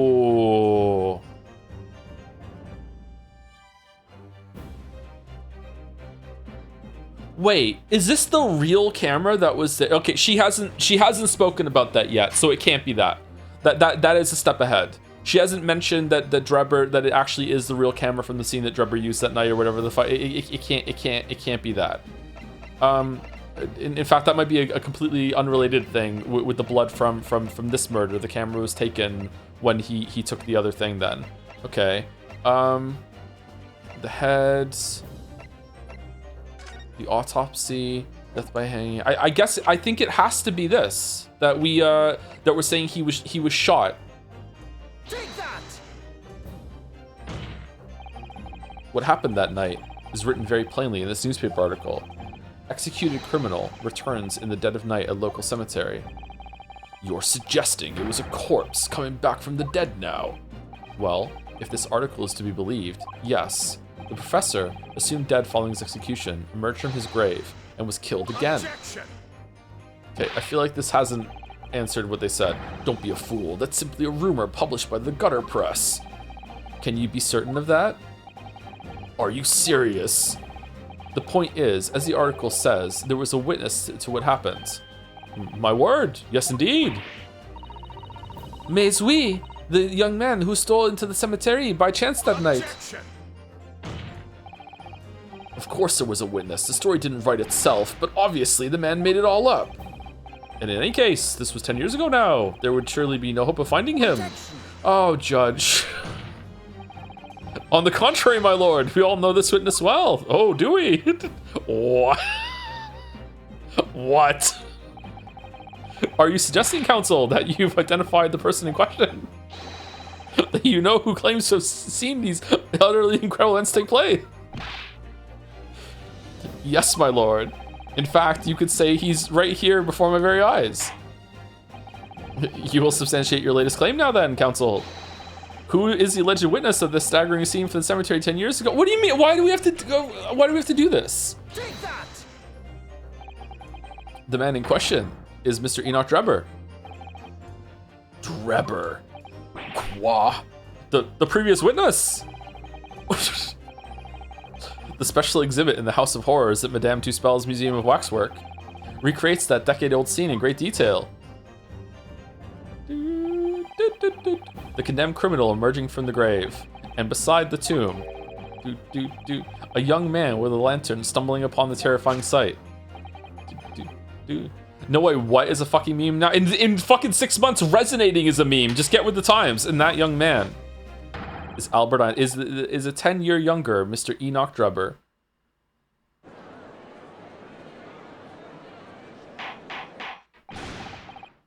Order, order, order. Surely not, counsel. Drebber was there in Lowgate Cemetery. What is all this talk about Mr. Drebber? Is the name significant? Of course, Madame Tuspels doesn't know, does she? Madame Tuspels doesn't know. Yes, it's extremely significant, madam, to your situation as well, in fact. What situation? Wait, so you recreated Drebber in your wax museum from the artist rendition of the scene to that level of accuracy? Wow. The theft of the Professor Waxwork from museum some days ago was perpetuated by the very same man. No, but that would mean. Madame Tuspels. It would appear you know the name, Enoch Drebber. Oui? Yes, I know it. But from long ago, in the past. What? Quoi? Oh my. Good gracious, quoi? Explain yourself. Tell us everything you know. Yes, yes, of course.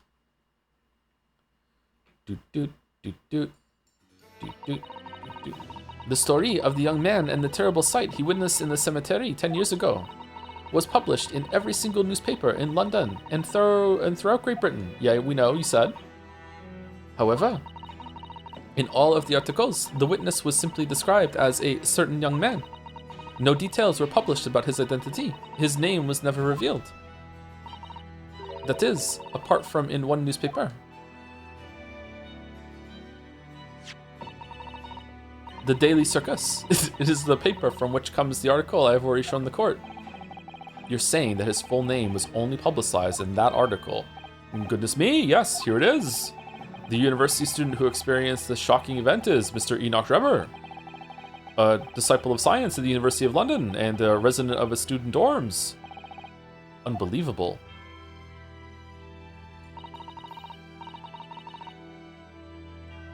When I read the article, I went to meet with the man. His discovery of the condemned criminal coming back to life in the cemetery in the dead of night would make a perfect exhibit from my House of Horrors, whether it was the truth or not. Oh shit, I see, so you went to meet Mr. Drebber in order to sculpt waxwork of the man, did you? Exactament. He was studying science at the University of London in those days. He was just a poor student. I paid him £5 to model for the wax. £5? That's half a hot air balloon ride. What the fuck? And since that time, it has been in my museum to recreate the scene of terror from the cemetery.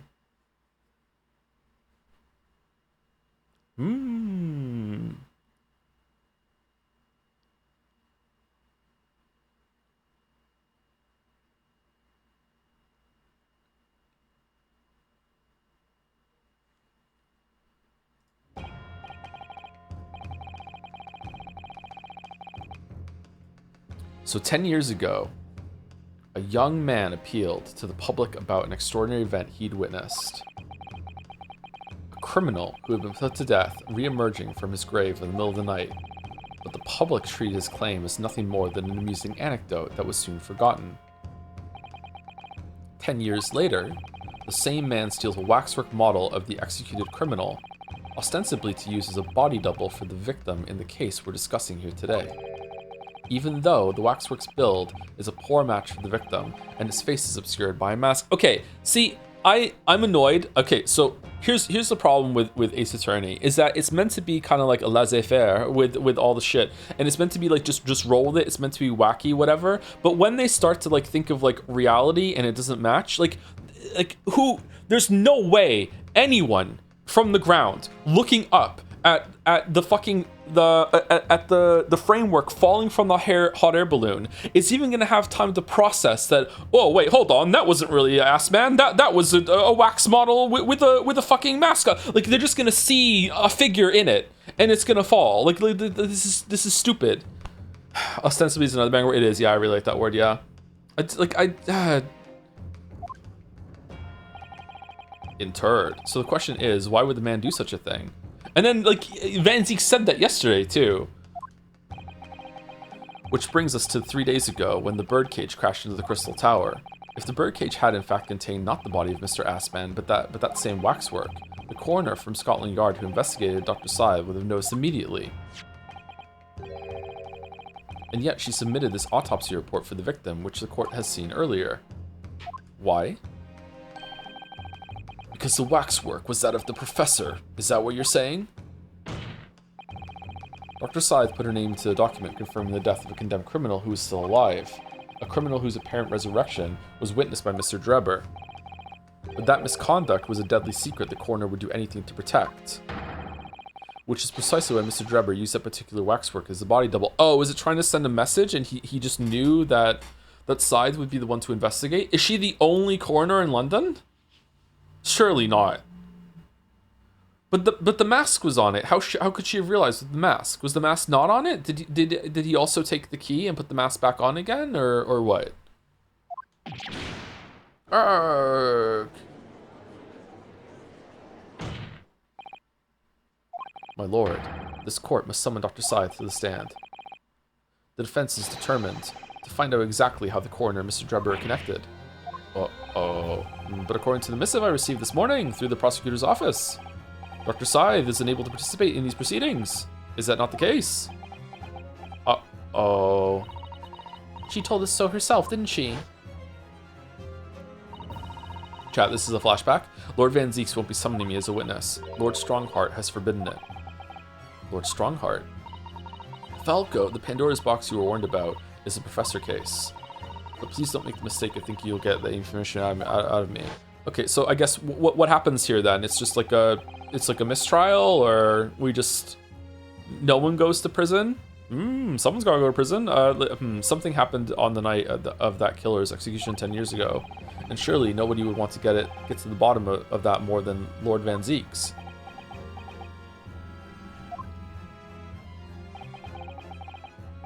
Prosecution calls for the instructions in that missive to be scrapped. Oh, you're gonna be in trouble. Aren't you like Lord Strongheart's like pet prosecutor? How's this gonna go down? But with Lord Van Zieks, the missive was issued from the Lord Chief Justice Office. Objection. The assigned prosecutor has the final say on policy in any particular trial. Do you? Do you?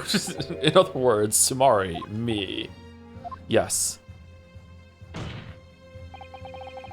Let Enoch Drebber and Dr. Scythe both take the stand together. And I don't have to do the French voice anymore. Thank dog. Order, order, order. Very well, I will uphold your request. Bailiff, send a subpoena with immediate effect addressed to Dr. Scythe of the forensic investigation team. The woman is compelled to attend her on Her Majesty's orders. Wait, the Queen's here? All right then, Enoch Drebber and Dr. Scythe. If they weren't colluding with one another, this crime could never have been committed. I'm just a stone's throw away. I can feel it. The truth behind all of this is about to come out of the closet. Oh, they're just here. Shit. Oh, no, she's still fucking there.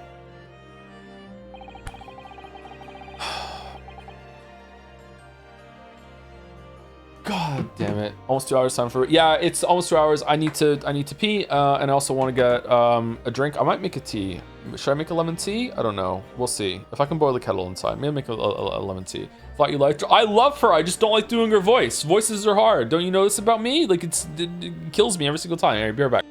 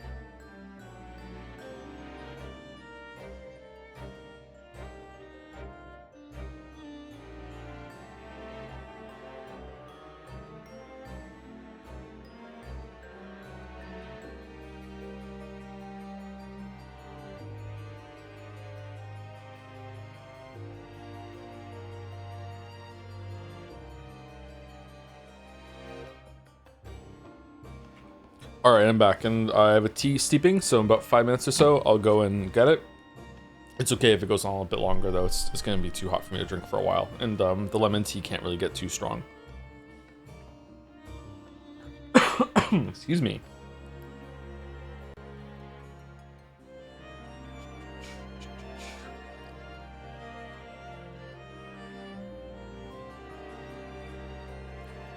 Shit, just lost all my windows. God damn it.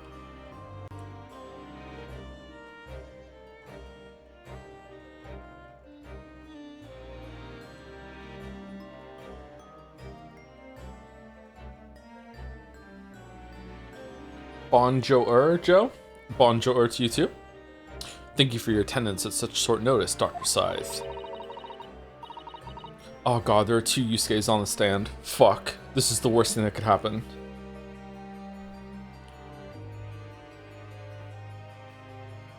Fuck.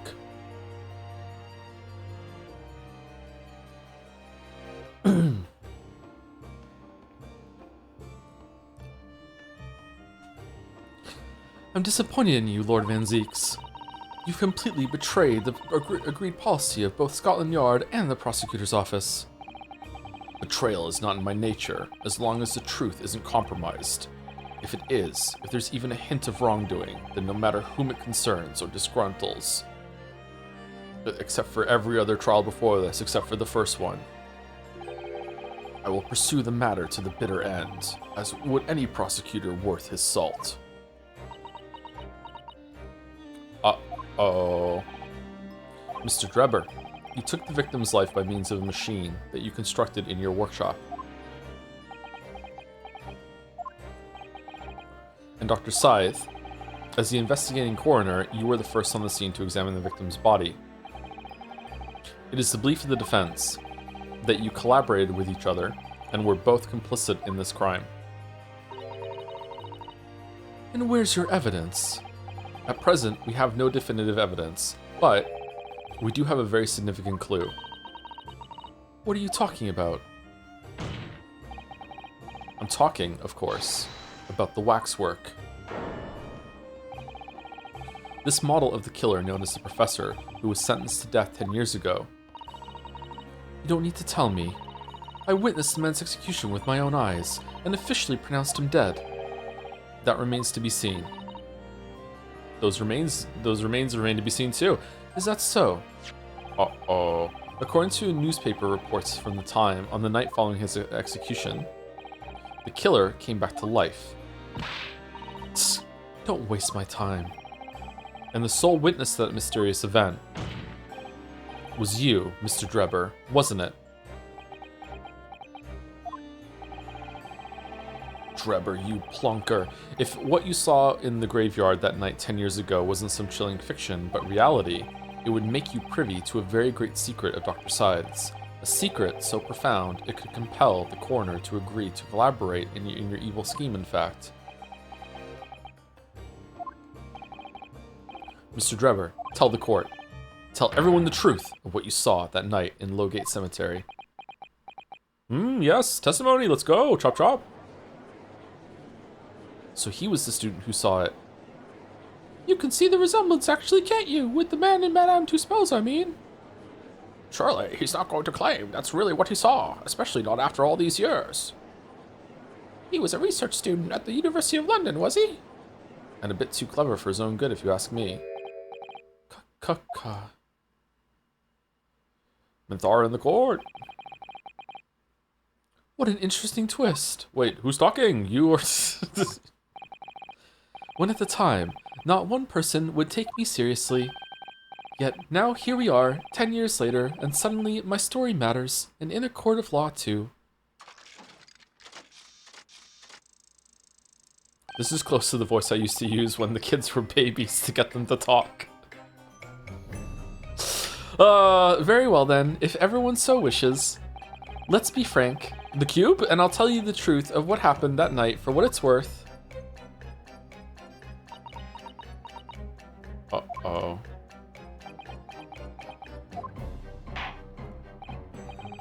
So, Mr. Drebber, your testimony please, about the events of that night 10 years ago. You will tell the court exactly what you stumbled across in Lowgate Cemetery. Yes, of course, as you wish. In the cemetery 10 years earlier. The reason I was in Lowgate Cemetery at all 10 years ago was for a spot of moonlighting, shall we say. Yes, the illustration in that newspaper article was based on what I witnessed that night. But thinking back now, I realized that I never actually saw the professor. Soon afterwards, I was visited by a young woman who sculpted a model of me from wax. Oh, okay, right, yeah, of course. Then I gave up on my dream of becoming a scientist, and it was all because of that newspaper article. Wait, what? Wait a minute. You're claiming you didn't actually see the professor now? Of course, you'd have to have a screw loose if you believed a corpse could come back from the dead.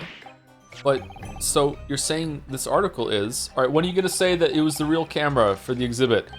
Not worth the paper it's printed on? No, I think that would describe it perfectly, yes. Me when I lie?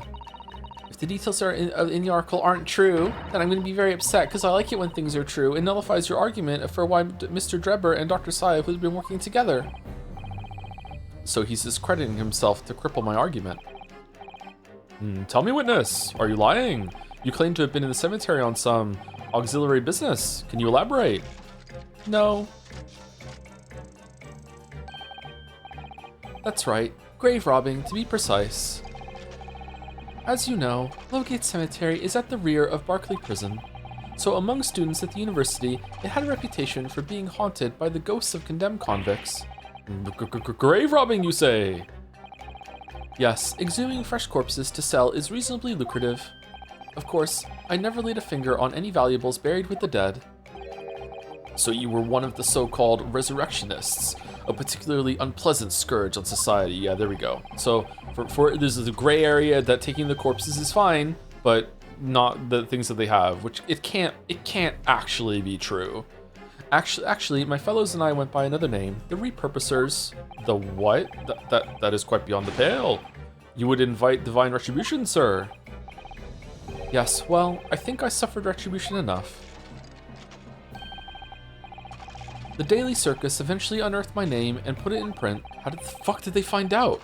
It caused me a great many headaches. In the end, I had to leave my university. That was the only paper with the bad grace to identify me unambiguously, I might add. I see. Out of interest, who drew the illustration for this article? Ah yes, that was the reporter who exposed me. He sketched that right in front of me as I described the scene.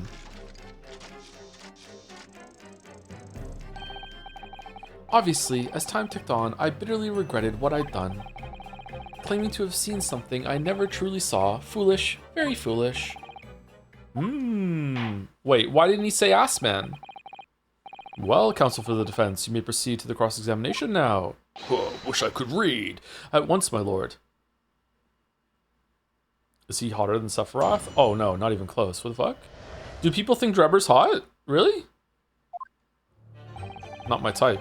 The reason I was in Lowgate Cemetery at all 10 years ago was for a spot of moonlighting, shall we say? By moonlighting, you mean grave robbing, do you? Cool. I agree it's a cool design. I just don't think he's hot. Surely you only need to look at the graveyard scene and my appearance to gauge the answer to that. The lantern and spade. Actually, Menzies, it's a shovel, but who on earth would want to buy a dead body? Any major hospital. A hospital? In order to better understand the human body, the study of anatomy is crucial to medical science. But there isn't a hospital in the world that has enough specimens to work with. Though obviously they can't openly express an interest in obtaining more by dubious means. As aspiring scientists, we young research students had no money to work with, as I'm sure you can imagine. So we made surreptitious arrangements with a hospital via some of our medical student acquaintances. We would never take anything of value from the graves.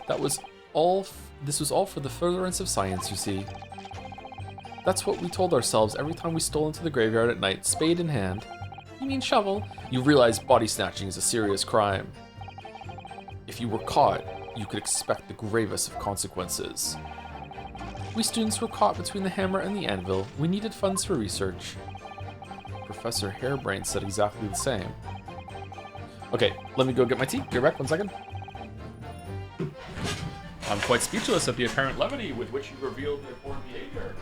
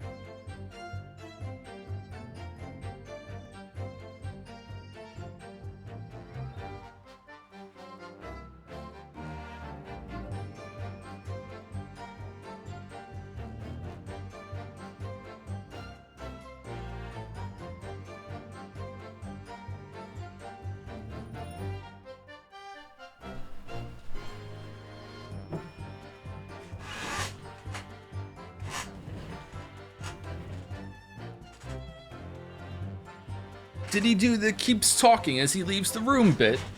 The keeps talking as he leaves the room bit is my favorite. I'm quite speechless at the apparent levity with which you revealed this abhorrent behavior. Well, if you wanted to know why I was there at Lowgate Cemetery, that's the reason. But I never expected it to end the way it did. That I regret to this day. Yes, the illustration in that newspaper article was based on what I witnessed that night. Strange happening at Lowgate Cemetery, which you now deny. Not entirely. I ran to fetch the police at the time, you know, I was shaking like a leaf. But they didn't believe a word of it. In fact, I was very nearly arrested myself. Okay, so what do you claim you're seeing now then? So you went to the papers instead. I started big with the London News, but unsurprisingly, they didn't want to know either. In the end though, it was reporters from the gossip rags, the gutter press, that came to get my story. And it spread like the plague through the capital as gossip-hungry Londoners lapped up the tale. The story was in every single paper at the time, with the exception of some broadsheets. And yet, only 2 or 3 of them actually interviewed me personally. What? Most of the accounts turned out to be very true. Started out to be very interpretive ghost stories. What about the article in the Daily Circus? That particular journalist found me at my dormitory. I don't know how, but he discovered my name. So I recounted to him exactly what had happened that night. And from your description, he drew this illustration? Precisely, that's how I learned that the condemned man was the infamous professor. Because the reporter told me so, I had no idea myself, you see. Newspaper reporters are wont to stoop around in matters that don't concern them. So the scene portrayed in the illustration is accurate then. Well. Thinking back now, I realized I never actually saw the professor at all though. How could you know? What are you talking about? I think I explained already, didn't I? Lowgate Cemetery is at the rear of Barclay Prison, so it was renowned among the students at the university for being haunted by the ghost of condemned convicts.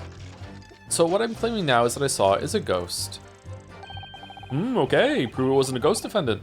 For some absurd reason, I was scared of the graveyard at night. Absurd, and as a result, only too willing to believe that nonsense about the dead coming back to life. But you said you actually saw it. Frank saw it. I said what I'd seen in my mind's eye. After all, resurrection is impossible, isn't it? You'd have to be unhinged to think otherwise. Kazuma coughing or across the other side? Unless, of course, you have some evidence that proves I encountered the professor that night. I don't know. Is there any material evidence that could show he really did see the professor? If we have anything at all, Mr. Naruhodo. I know. I need to present it against that irritatingly backtracking statement of his. The point is, that night was a pivotal moment in my life. Soon afterwards, I was visited by a young woman who sculpted a model of me from wax. She also took my camera, that young woman being Madame Two Spells, of course. Precisely, I must say I didn't expect to run into her again like this 10 years later. As I have explained, I went by the name published in the article and, comme ça, I found the man. Yes, the article in the Daily Circus, I think you said. I was a poor student with barely a penny to my name at the time. It is me, Two Spells, speaking through the robotics that I have installed in myself. And the young lady put £5 in front of me. So you readily consented to having a waxwork of yourself made and gave permission for it to be put on display. I did. I should sell what little I had to sell, I concluded. Ah, oui, I remember now. I purchased something else from you that day, n'est-ce pas? Here we go. Here we go. Did you? I can't say I remember. What was it, madame? His camera. Ah. Oh yes, I made a point of taking it with me whenever I made an excursion into any cemetery. You took a camera with you, sir. To what end? To record the details of the bodies I disinterred. But I had no intention of ever visiting a graveyard again after that night, so I sold it. I see. Yeah, makes sense. But I still have it, monsieur. It is a part of the special exhibit in my House of Horrors. I am very meticulous about such details. It is the Two Spells way. Just like it's the Joe way to get the accents right. It would seem, then, that this is the very camera Mr. Drebber took with him into the Tollgate Cemetery on the night in question. Yes, interesting. Details of the camera have been updated in the court record.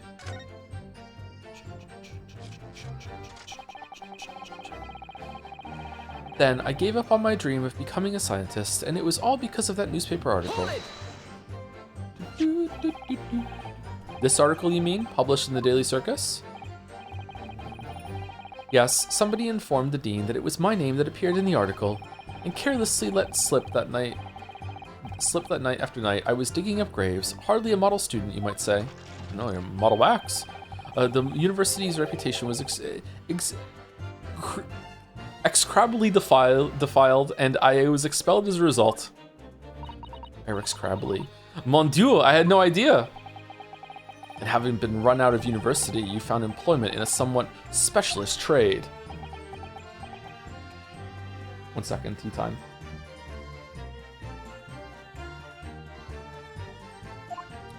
Ooh, it's good. That's good. It came out well.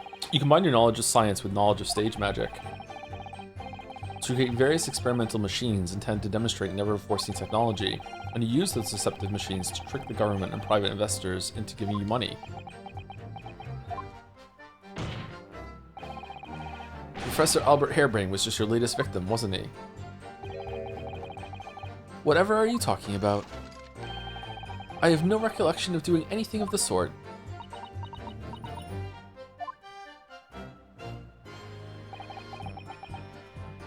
What's Drebber up to? Why would he suddenly change his tune and recant his claim?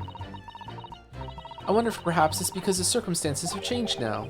What circumstances? Well, if he admits to having seen the professor emerging alive from his grave 10 years ago, it will expose a secret in Dr. Sy's past that she would desperately want to hide. Yes, of course. If Drebber and Dr. Sy are working together now, then if Drebber were to betray her, there would be no reason for her to continue to cooperate. And that, well, I can think of a really good reason why she would want to continue to cooperate, Big Mac. It's that, like, what she did is like a huge crime. She has to go down with the ship no matter what. In that case, there's only one way around it. I'll have to prove he really did see it. Prove he really did see the professor's corpse coming back from the dead, as he originally claimed. Dude. Yes, Mr. Naruto, exactly. So I'm guessing it's the blood on the camera, but that doesn't really prove that he saw the corpse. It just corroborates the story about the gunshot and everything, right? Okay, I'm gonna guess it's camera on that one. Let's see.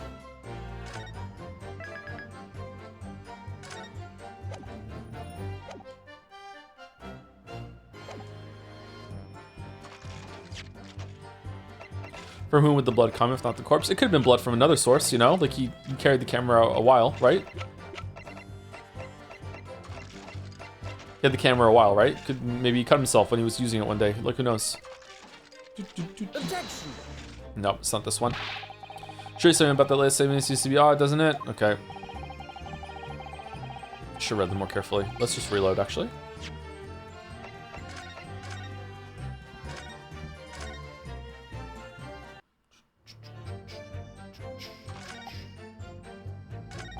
I thought that was the one that was that it was about the evidence. Reason I was looking at some of spot of moonlight, should we say? Yes, the illustration was based on what was that night. Thinking about now, I realized I never actually saw the professor at all, though. So afterwards, it was visited by a young man who was following a model for wax. Then gave him a dream of a scientist, and it was all because of that newspaper article.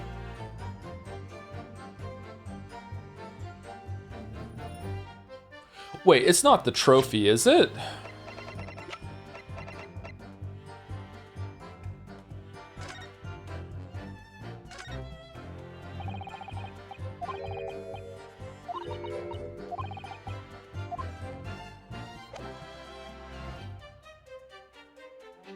Objection. No? Okay.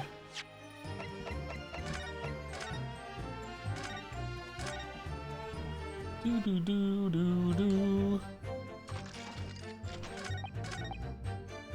Reason I was in Logan Cemetery at all 10 years ago is probably really choice. Okay, it doesn't seem like that one is a problem. Yes, the illustration in that newspaper was based on what I witnessed that night. Okay. Thinking back now, I realized I never actually saw the professor at all, though. Soon afterwards, I was visited by a young woman who was colored a model for me from wax. I gave up my dream of becoming a scientist, and it was all because of that newspaper article. What? What do you want from me then? Like the camera thing update? Do I have to look at the camera again?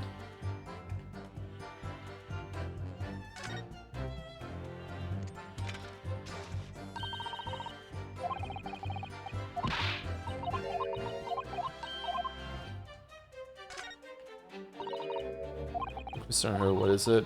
On the bell is just here. There seem to be very dark red stains. Yes, you're right. Looks like blood actually. Oh my. I'm sure it's not thinking. Ha ha ha. No, it's not that. Okay, so.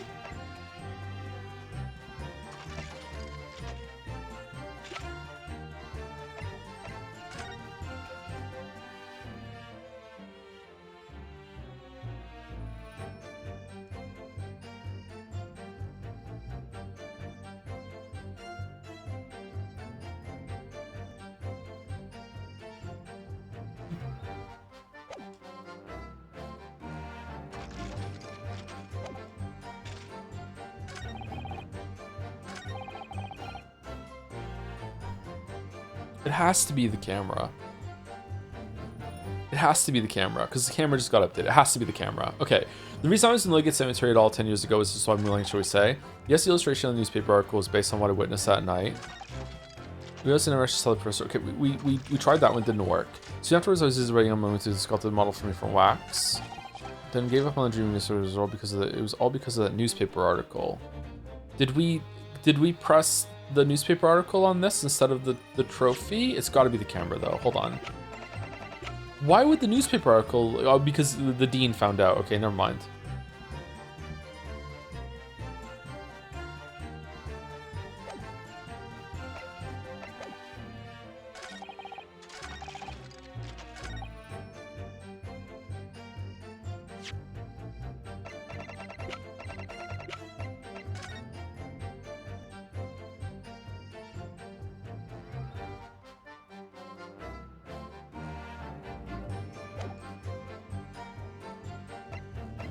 Okay, let's try the camera on this one. No. Okay. Is there like a secret interaction here that I have to talk to them again?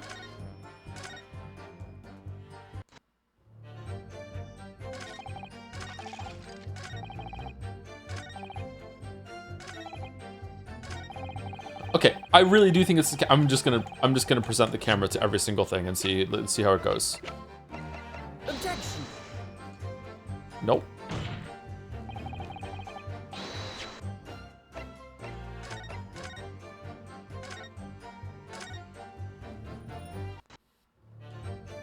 Okay, so we did the first three now, didn't we? We did this one. We did this one. All right, so let's do this one. Objection. Nope. It's not the camera. The camera updated. Okay, so we're ahead of it then. So we're not talking about how you did witness the blood or whatever like that. Okay, I have no idea what to do here then.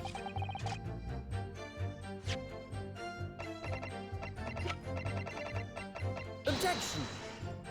We didn't do 2, I think. I thought I just did 2 a couple times ago. Did I hit the wrong one by accident? Because it was the third statement or the second statement that looked like it has the most of the camera. Did I make a mistake? I think I've done them all at this point. Objection. Yeah, I did them all. All right, it's not the camera then. That really surprises me. Okay, so what is it then? Something in the newspaper article is wrong. It's not the contents of the newspaper article that you need to talk about, right? It's this little blurb here. Newspaper regarding can tell the eyewitness the alleged resurrection, the presence of his grave on the night of execution. I feel like this is going to be important, but maybe not now. Mr. Drebber's dreadful encounter. Wow, I really thought it was camera on 3. I also thought it was camera on 3, but apparently we're both ahead of the story, what it needs to do. Okay, so the reason I was in Lowgate Cemetery 10 years ago is to spot a moonlight, shall we say. It's definitely not that one. Yes, the illustration in is it? Yes, the illustration in the newspaper was based on what I witnessed that night. Thinking back now, I realize that I never actually saw the professor at all, though. Okay, so why is he in the picture then? Soon afterwards, it was about a young one who was got the Model 3 from wax. Then he gave up on a dream to become a scientist. It was all because of that newspaper article. Okay, so it's got to be 2 or 3, I think.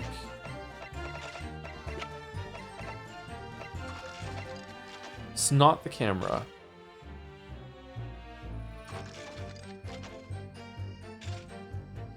And it wasn't the trophy on 5.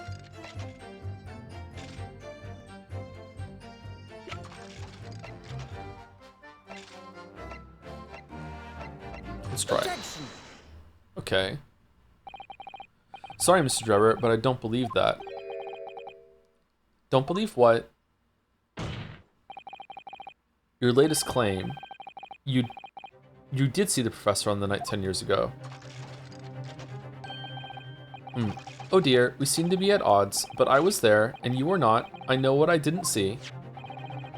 The illustration with this article was drawn based upon what you told the journalists that you witnessed. A figure emerging from a tomb, wearing an iron mask.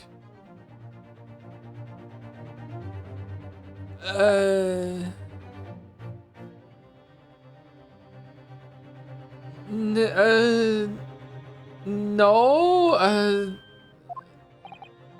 Yes, when the killer was tried 10 years ago, it was decided in the closed court ruling that the man would wear the mask to hide his identity.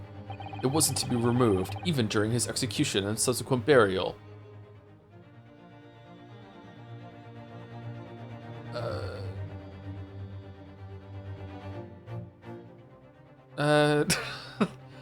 How did 2 spells get it off then, or did she take an imprint of a mask? Like, wait, what? What's going?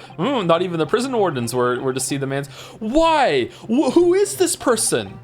But obviously the provision of this mask was not public knowledge.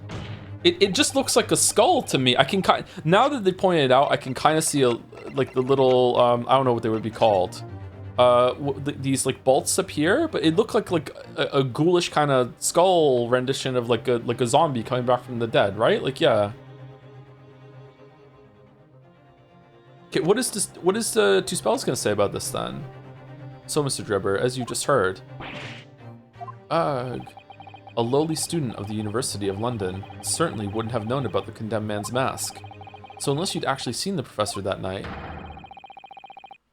he wouldn't be rotting yet. It's an artist rendition though. It's meant to be eye-catching. It's not a photograph. It's meant to be like I'm like eye-catching, like, look, it's a zombie, ghoulish, whatever the fuck, right?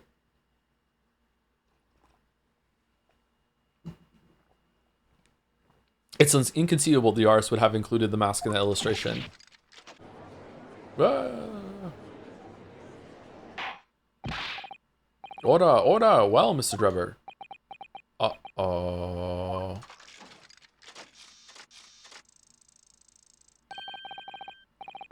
It's a vile scene, isn't it? If you look closely. And as I've already been at pains to point out, I was utterly petrified, which is why I had it in my head that I had seen such a blood-curdling sight. But afterwards, I came to my senses, and I realized that I'd been mistaken. You're still saying you didn't see it? If you're stubbornly sticking to that story, witness, then amend your testimony to explain exactly how you think your eyes deceived you. Of course, only too happy to oblige. I can't believe he's still not going to concede the point.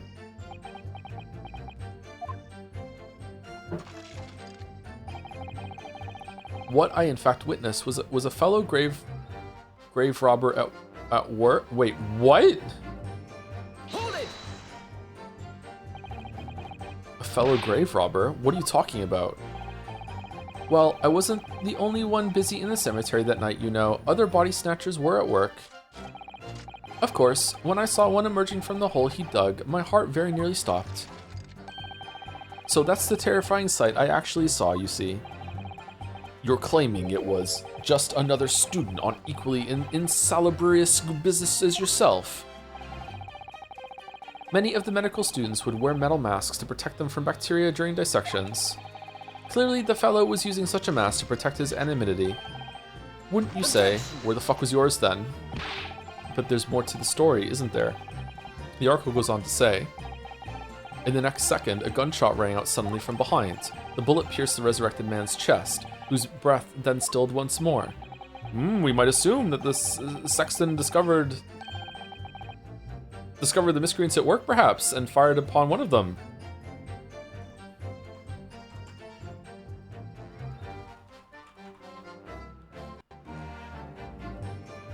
A sexton from the old. Oh, this is AI. An official of the church or congregation charged with the care and maintenance of its buildings, grounds, and adjacent cemeteries. Duties often include ringing bells, digging graves, and preparing for church services, and also shooting people when they come back from the dead. Okay. That's right here.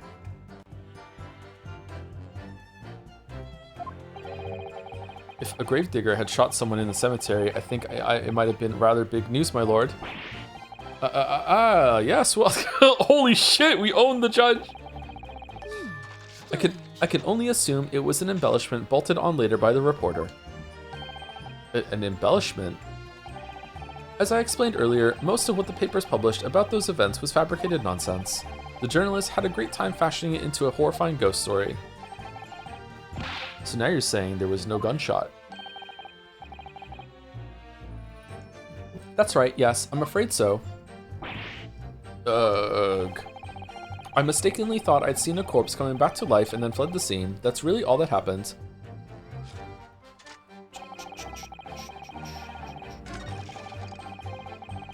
Hold it!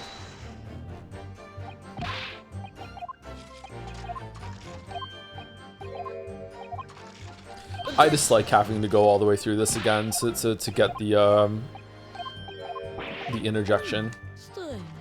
Wish we could just jump to it. Excuse me. Doesn't take too long though. Madame Two Spells. Don't take it on to Mr. Sholmes. Ooh la la, pardon. I was lost in my thoughts. Would it be fair to say that Mr. Drebber's last remark was significant to you in some way? I thought it was a little strange, that is all. How Monsieur Drebber could claim this now? If you don't mind me saying, madame, what are you talking about? Well, when I met you 10 years ago at your university dormitory, you recounted to me about your adventures in the cemetery, no? Including the gunshot. Stop. You might want to watch your tongue, you know. Objection. Oh. Have a care, Drebber. That's no way to speak to a lady. Grr. Please, Madame Two Spells, carry on. How is this continuing after he just threatened someone in the courtroom? Judge, what are we doing? Sorry, I was asleep. Okay, cool, let's continue. Of course. According to what Monsieur Drebbe told me at the time, he did hear a gunshot from behind him, and the bullet hit the condemned man. I said nothing of the sort. No, you were very explicit about the details. About the mask that the figure was wearing. And the blood that spattered over you when he was shot.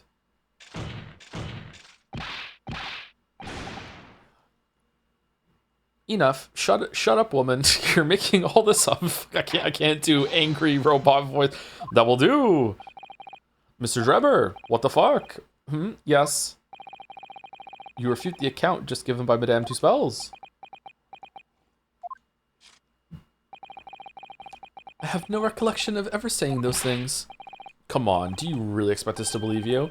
Control yourself, counsel. I will not permit baseless accusations in my courtroom, but I will permit witnesses threatening other witnesses with violence without saying a fucking word. I'm a judge. Here's my gavel. Right. Under the circumstances, I think it best that you supplement your testimony with a statement to clarify your position on this witness. Very well.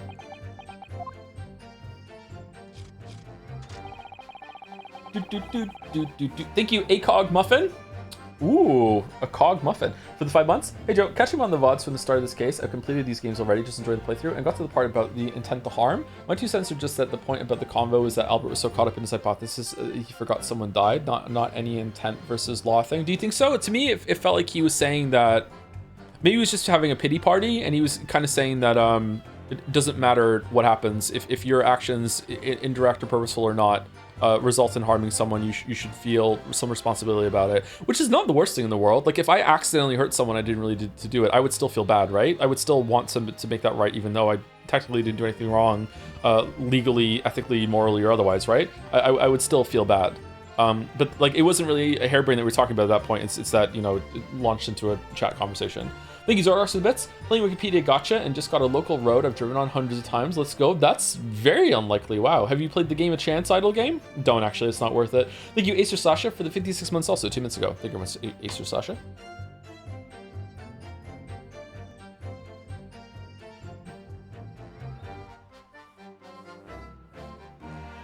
There was no gunshot from behind me at all, nor any spattering of blood. Okay, so now we're doing the camera. Okay. Yet Madame Two Spells has testified that you told her about both of those details.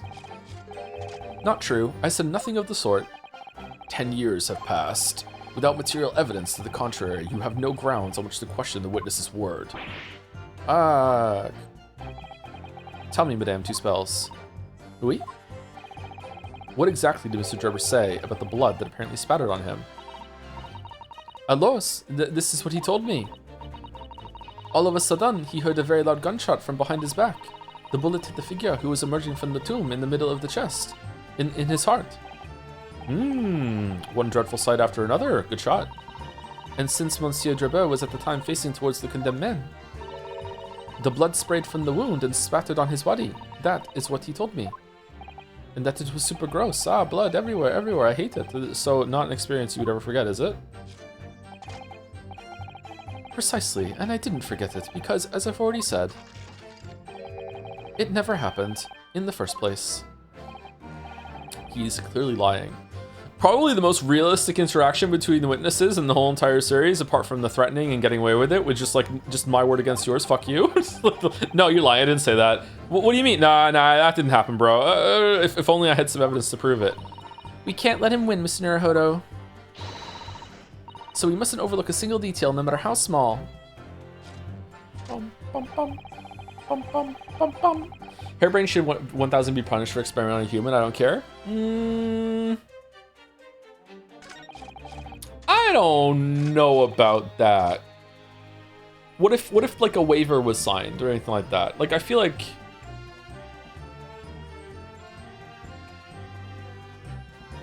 science, like rules and protocols, has been written in blood. There's a lot of fucking sacrifices that made to get to where we are, and a lot of risks. Like humans are still pretty fucking crazy, but we were even crazier back in the day with just like, yo, let's just try it. You know, let's see what happens. like space flight is still kind of like that today, right? It's just, whatever. Like I'm sure there are tons and tons and tons of astronauts that would just be like, fuck it, let's just go to Mars, and they're like, yeah, whatever happens, they'll die of cancer, who gives a fuck, I just want to go, I want to be the first one to do it, you know. Like absolutely there would be so many volunteers, and I don't think that institution would be guilty of a crime if they really want for it. It's not necessarily bad that they're not doing it though, but yeah.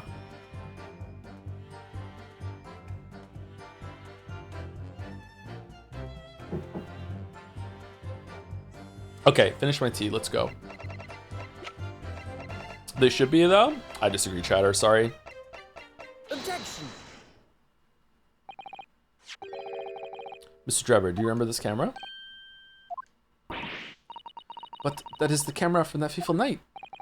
Yes, we borrowed it from the House of Horrors. We just steal shit all the time. It's the camera you took with you to the cemetery that night, Mr. Drebber.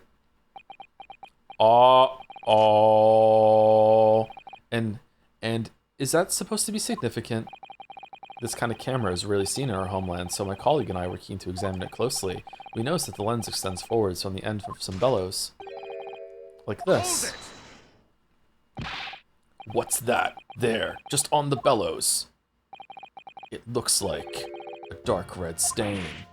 Ah. That's right, ketchup. It's a rather conspicuous mark here on the bellows, in fact. Good lord, are you suggesting? Yes, my lord. He was eating french fries in the cemetery. It would appear to be a spatter of blood. Oh, it's blood! Oh, okay. Something that could be confirmed with a simple chemical test. Isn't that right, Dr. Scythe? It would be difficult to determine if it was human blood and not the blood of some animal. But yes, to test whether or not it's blood at all is simple enough. I propose that Madame Two-Spells' testimony was correct, and that on the night in question 10 years ago, you were spattered with blood from the gunshot wound. Well, and that furthermore, you really did witness the condemned professor emerging from his tomb. There's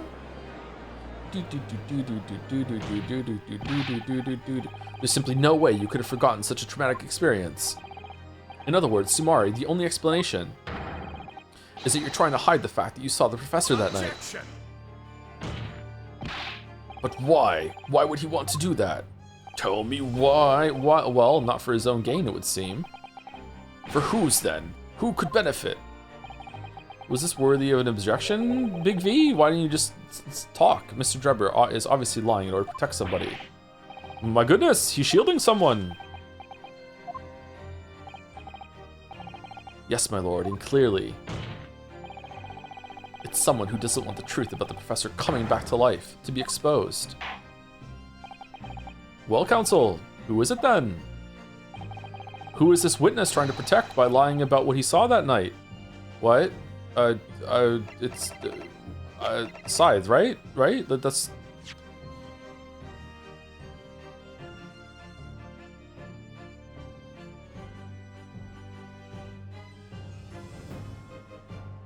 Yeah, it's Scythe, because they're in on it together. Take that! The obvious answer is Dr. Scythe. Scythe. So sometimes the games ask you to make really like difficult leaps, and other times it asks you to make something that's so blindingly obvious that you just kind of like, wait, hold on, why are you even asking me? Is there something I missed here? Well, whatever do you mean? Imagine if the convict who had been sentenced to death was not in fact killed. Imagine if that was to come to light. What are you insinuating? I don't know that word, but, you know, imagine if the convict in question was the country's most hated mass murderer. If it was the professor, that would be an unprecedented scandal. This is beyond a joke. Need I point out that the dead cannot come back to life? What you're suggesting would mean that the execution never actually happened.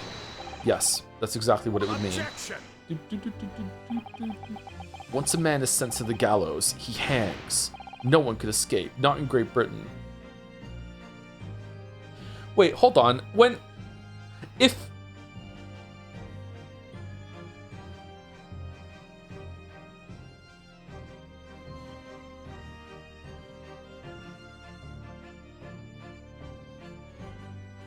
Okay, so all this happened with him going to the graveyard before Two Spells got there, so he was killed. Yeah, okay, that's it. Okay, sorry, I was a little confused. I was like, hold on, if this all happened and then he came and robbed, why did he need a lantern when it was already like the sun was rising? So this happened before Two Spells came to the cemetery. So she came after all this happened, after the gun. She didn't notice the gunshot wounds? I guess it was dark and she's only after the face. What about the mask though? How did she take the mask off? Was the mask not on there? Was it a different body? What's going on? Once a man is sent to the gallows, he hangs. No one could escape, not in Great Britain. Objection.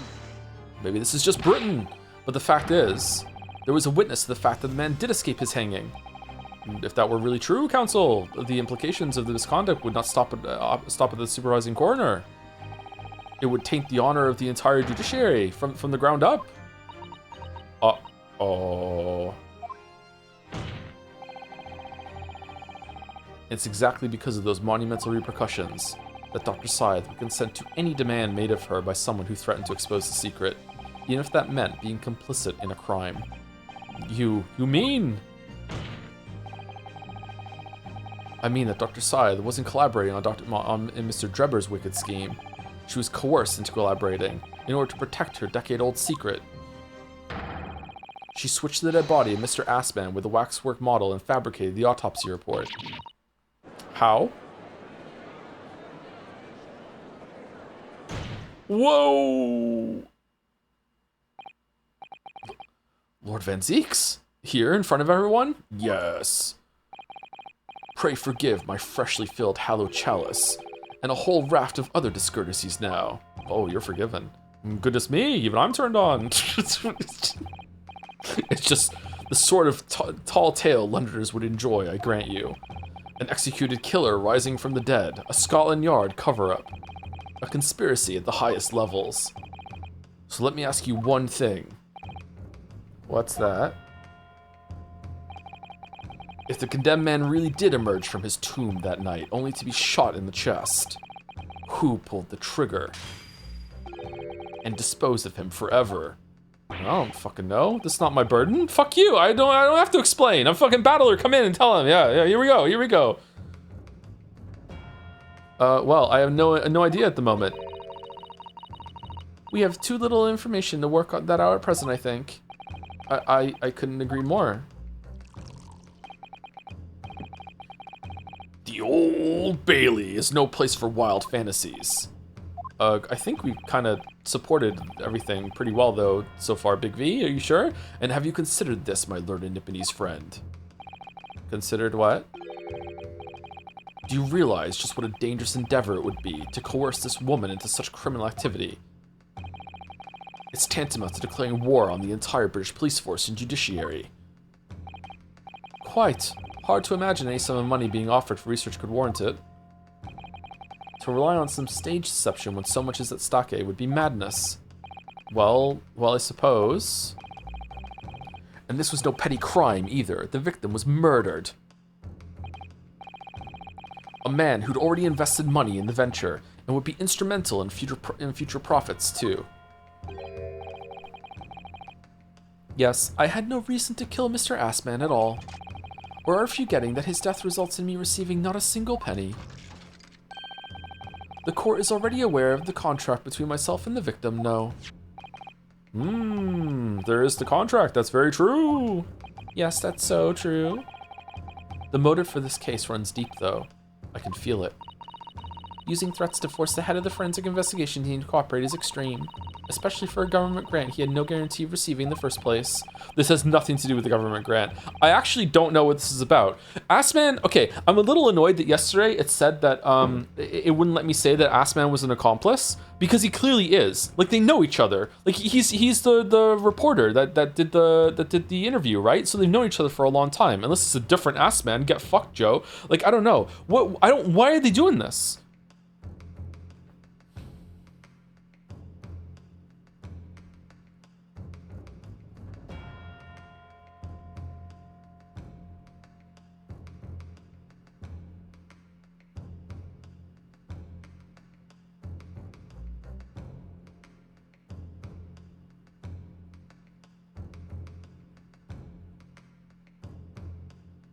Well, this is a murder trial. You can't actually be an accessory to your own murder. Sure you can. If the research grant was the aim, taking Mr. Assman's life would have made no sense anyway. I actually don't know. I don't know why they did this. Which means Mr. Drebber's motive wasn't money at all. He was just trying to kill Mr. Assman. But why? What was his motive then? Time is up, my learned friend.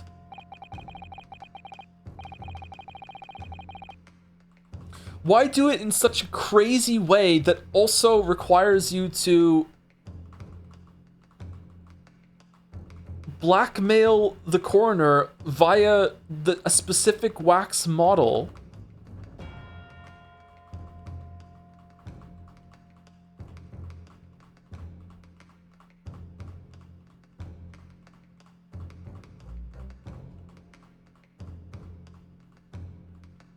And not show you my teleportation trick. I'd say you have one last chance before the jury lose their patience with the charade.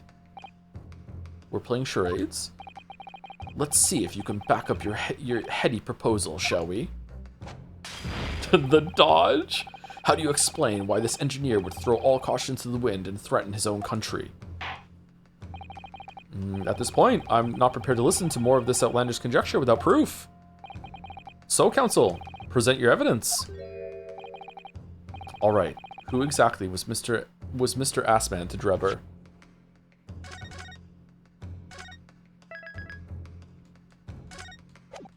Interviewer, interviewee. Oh my God, the connection. What does it mean? I don't know, but it's enough to continue the trial. There's a connection there that no one's seen yet.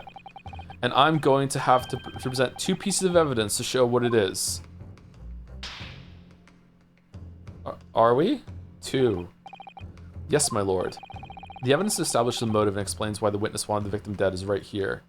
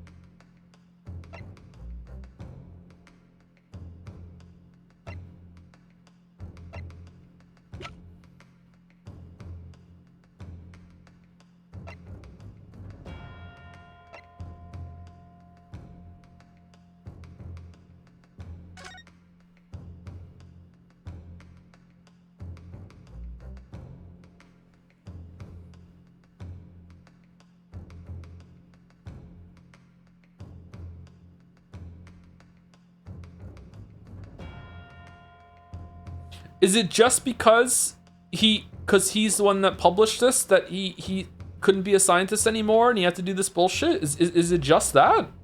That's so boring if that's the case. Is it just that and the science award that he really did want to be a scientist?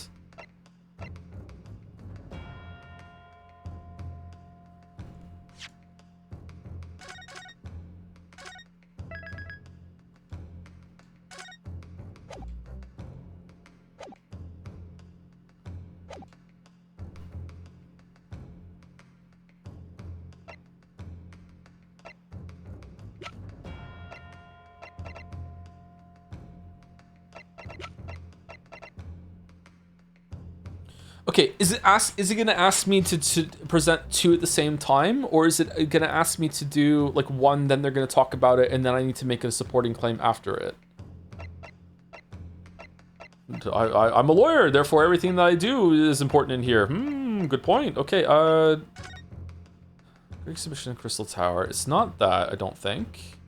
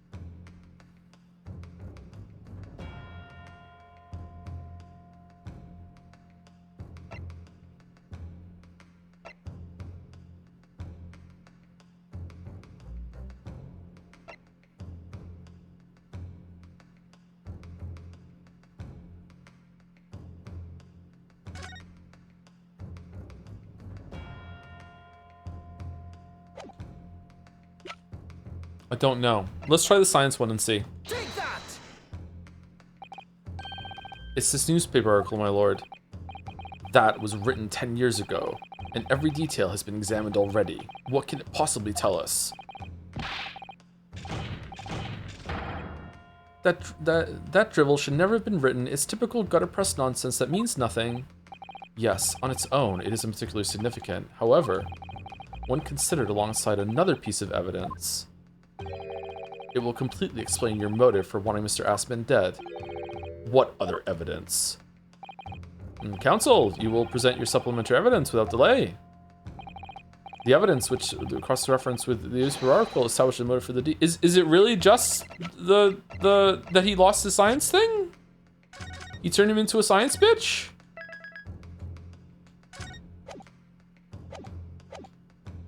Take that! I think it's fair to say that after your presentation of evidence, counsel, we have only half the story. That's right, my lord. Which is why I just presented another piece of evidence to complete it. This is wrong. Clearly, my learned friend only had half an education, and irony wasn't included on the syllabus. So let me put this whole word zero. So okay. So I'm sorry. What do you want me to do then? Do you just want me to like clearly you're trying to make me conclude? Hey, look, he's the one that did the interview. Is it just the signature?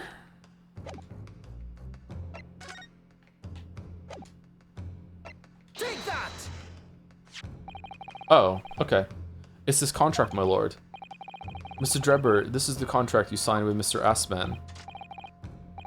Yes, that's right. The very document, in fact, that proves I had no reason to kill the man.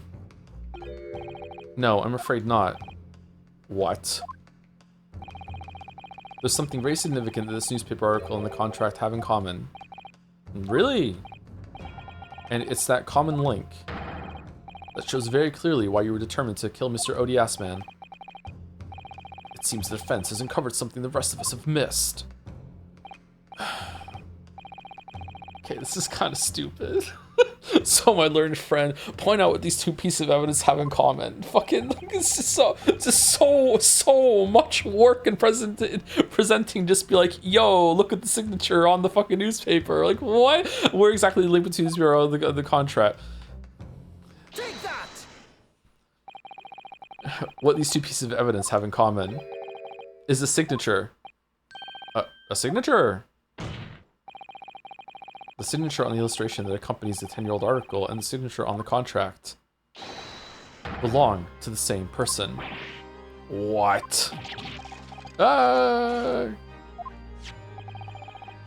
the court has heard, quick, eat it. Giselle Brett bursts through the room, grabs the paper, starts chomping down. I was the only copy of that. What signature? As the court has heard, this illustration is drawn 10 years ago. Nothing we can do, all right. But the newspaper reporter who found Mr. Drebber and interviewed him about his ordeal. If you look closely, the reporter's signature can be seen in the bottom right corner of the drawing. And if you look at the contract here, which was signed between the witness and the victim last year, you can clearly see Mr. Assman's signature at the bottom. Let me see now. Good lord, yes, they're identical. Okay, so he was the interviewer. Who gives a shit? What does that mean? In short, the journalist who drew the illustration and wrote the article published about Mr. Drebber 10 years ago was the victim of this case, Mr. Odie Assman.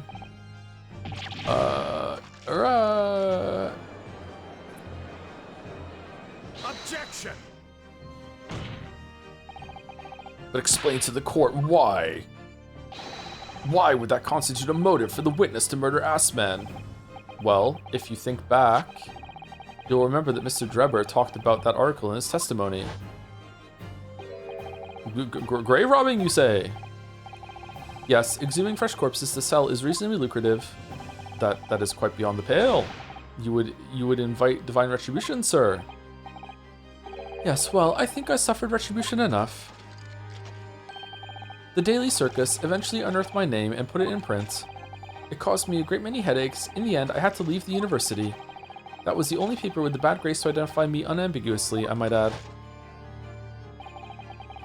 Then I gave up on my dream of becoming a scientist, and it was all because of that newspaper article. So 10 years later, I killed him.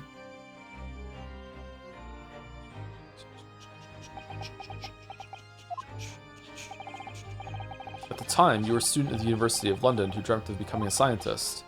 However, this single newspaper article changed your entire life. So Mr. Assman used to be a newspaper journalist, did he? He did, my lord.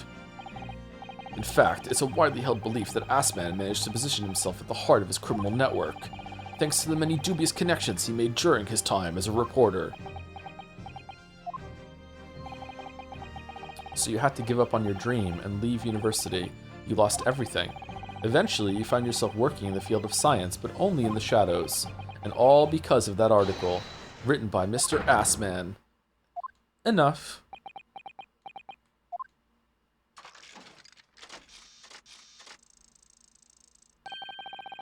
Stop this endless drivel about my life. What? Explain yourself, Mr. Drebber. Yes, it's true. I had to leave university as a result of that article. Man, Scythe and she spells must be super bored right now, but it was just the straw that broke the camel's back. What do you mean? Almost every student of science in the faculty was too poor to actually conduct any research. But they struggled on with their hypotheses anyway. We all did, only to have them taken by vultures. Sooner or later, you knew your ideas would be stolen and patented by some wretch or other after all. Good gracious. Making a name for yourself as a scientist in a climate like that was a miracle only a select few geniuses could ever hope to achieve. Personally, I wasn't one of those geniuses, so it was hardly a wrench. Being forced out of the university because of Lowgate was the best thing that could have happened to me. Mr. Drebber, then why did you kill him? Just for fun. Ah, so you did kill him? Oh, god damn it. Do you genuinely believe that? Of course I do. Who's better placed to know whether or not I possess a talent for science than me? I'm sorry to say that your words don't ring true at all. How dare you? And I have evidence to prove it. How are you in a position to say anything about me? I don't know you from Adam. Adam's here? Fine, if you think you have evidence, go ahead, show it. What could you possibly have to disprove the idea that I was happy to leave university because I lack talent? Take that! Do you remember this, Mr. Drebber? We found it at your workshop. Is that a Royal Society trophy for excellence in science? Do you know how rare those are? They only give 100 out a year. What exactly is this trophy, Council? It's the greatest honor that can be bestowed upon a young scientist, my lord. Uh-oh. There is no higher accolade. It recognizes emerging talent and promises a bright future. Good gracious!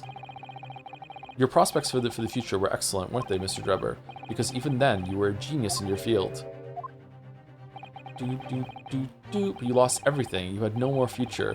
Your talents would go to waste. Starting to think that Scythe is going to entirely get away with this, all as a result of this one newspaper article. Says orders from the top. Yeah, there was some bullshit to do with the professor. She, it wasn't, malpractice. It was, some secret conspiracy, and she was coerced into this. So who cares? Yeah, it's fine. Don't worry about it. Slap on the wrist. I don't know what you realized. I don't know when you realized who Mr. Assman was, but when it dawned on you that he was the same journalist who 10 years ago ruined your life, it's abundantly clear that you had no intention of forgiving the man.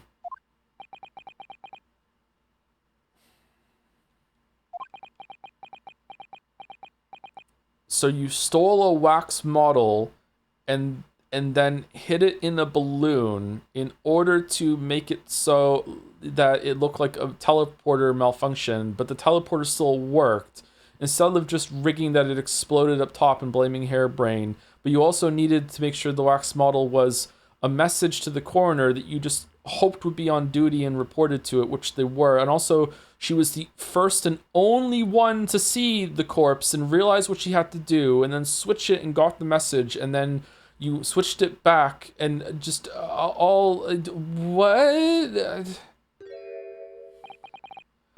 The truth is, finally, he's going to fold.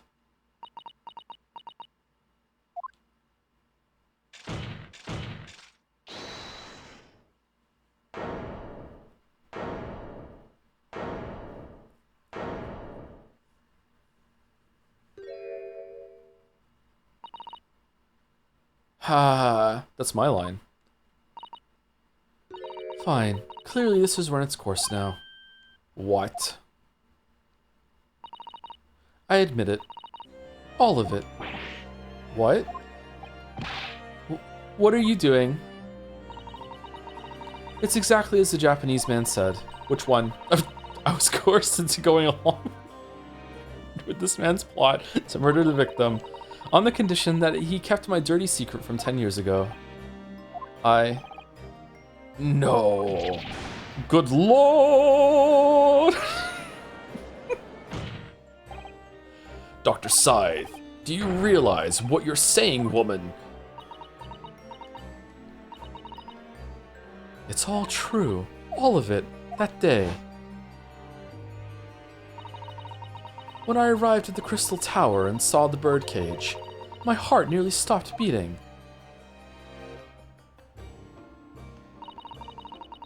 That memory from a decade ago that I'd done my best to bury deep inside myself. It was the professor again, staring at me in the face. Hold on, if it is what happened, then how did everyone on the ground think that it was Assman in it? In the 0.2 seconds that they had to look up at the explosion and see the birdcage falling, they all would have clearly seen that the clothes and the mask was wrong and covering a face. There's no way that they would have fucking like mixed that up. And then before I had a chance to react, I noticed something else. A letter addressed to me. There was a note tucked inside the model's jacket. Hello, Courtney Scythe. I want to play a game. Under this mask is the professor.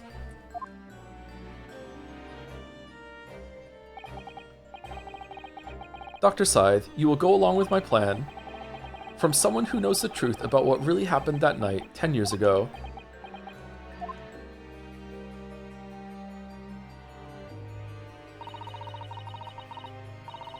All the instructions were there in the note. Every detail was meticulously written out. I had no choice but to do what it said. What do you mean all the instructions were meticulously...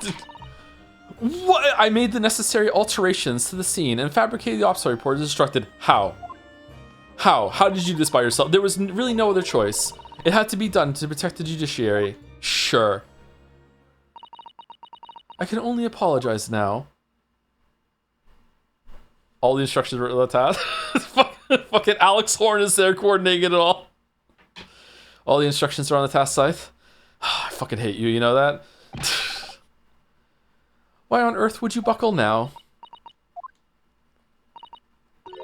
Well, there's no point trying to hide it anymore, is there? I would have done anything to stop it coming out, even collaborate in a murder. But the great lie about that execution 10 years ago has been exposed. Whatever happens, I'm finished. So then, Mr. Drebber, what do you say to that? Your accomplice has admitted everything.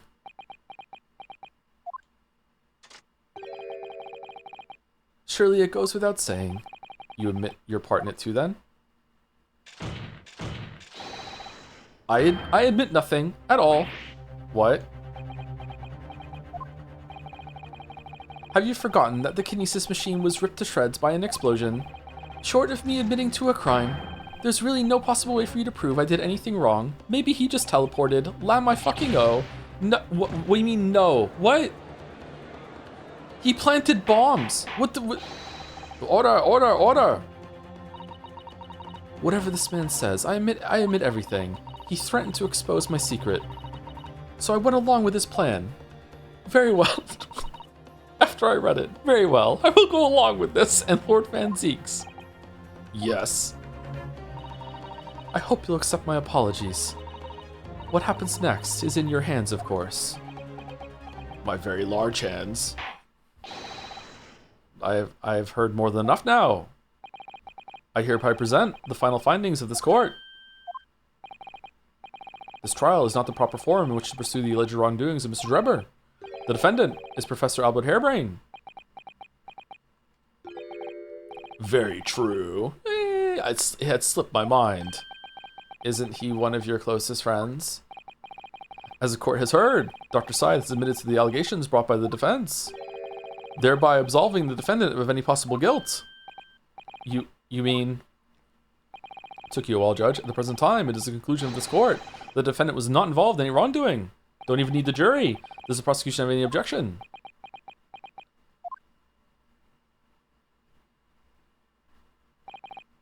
None, my lord. And then Kazuma rips off the mask and says, I do, and launches into 2 hours of bullshit. Oh, congratulations, Mr. Naruhodo. You've proven Professor Hairbrain's innocence. Without further ado then, the adjudication. Unless the prosecution or defense have any other matters to discuss.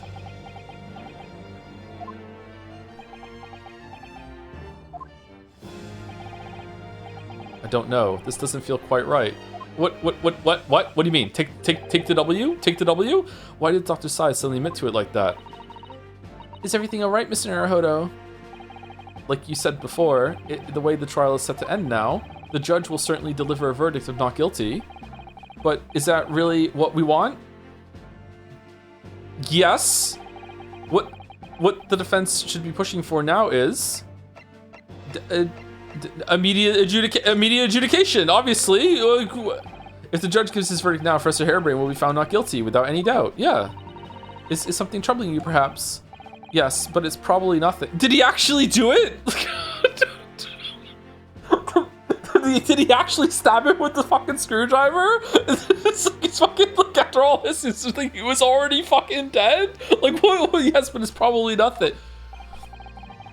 In the oh, holy shit, did he really? Did he actually? Because then he gets to keep the research grant money all to himself after it works? That would be fucking hilarious. In the antechamber during the recess earlier, I did give Mr. Sholmes my word though, didn't I?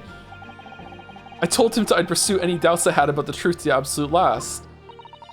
If you gave Mr. Sholmes your word, then it most certainly isn't nothing. How are you hearing that, Susie? And it means there's only one right answer here. Yes, you're right. I don't know why I was ever wavering. Objection.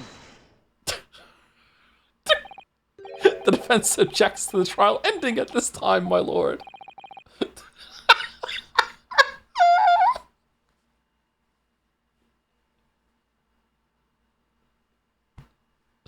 Oh, I beg your pardon.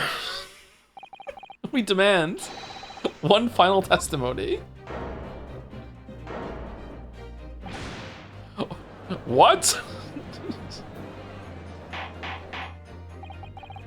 You do realize I'm about to adjudicate in favor of your client, I presume? What are you playing at now, my Nipponese friend? Why would you want to obstruct the conclusion of the trial at this point? No defense lawyer in his right mind would do that. Mr. Naruhodo, what exactly are you thinking? You already know, the truth, the whole truth, and a way to bring it all out into the open. Right. Yes, in hindsight. Yes, one word of warning before I go. If, in the course of the trial this afternoon, you perceive even a shadow of doubt about the truth, don't let it out of your sight. Pursue it like a dog with a bone. Okay, Ryu, Sholmes thought a bomb was an anti-gravity machine and concluded that Kazuma was dead when he wasn't, and thought someone was eating soap. What else did he think? Did fucking, like, oh my god, no. To the bitter end, you understand. To shreds, you say, do not falter, whatever may come to pass. Always be pawning. I'm sure Mr. Sholmes knew. You must have deduced that this would happen. Yes, I'm here in court to advocate for my client and to secure an acquittal. Obviously. But that's not all. I believe that I have a duty to the court to pursue the whole truth of the case until every last detail is laid bare. And that is why the defense calls for further testimony from Dr. Scythe. You have never been more attractive to me. Testimony from me? About what? About the nature of your collaboration with Mr. Enoch Drubber. Ha! In case this escaped your attention, I've already admitted to everything I did. The whole truth has already been revealed. So stop wasting everyone's time. Ugh. As his lordship made very plain, your client will get the acquittal you wanted for him. There's simply no point protracting this business further without another tedious cross-examination. Objection.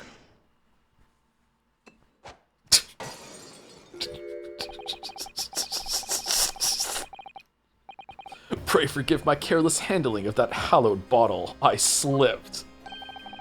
That's what you call it? What is your objection, Lord Van Zeeks? The prosecution also calls for supplementary testimony from the witness. Don't be stupid. Two Spells is just having a good time. If there is more to this case than is yet to come to light, then I will join my learned friend in pursuing the facts until the bitter end. You'll what? Lord Van Zeek-san. This is most irregular, to say the least. However, as the prosecution also calls for it, I will uphold the request. Dr. Scythe, you will testify for the court. Explain the full extent of your involvement in the murder apparently committed by Mr. Drebber. Very well. I will go along with this.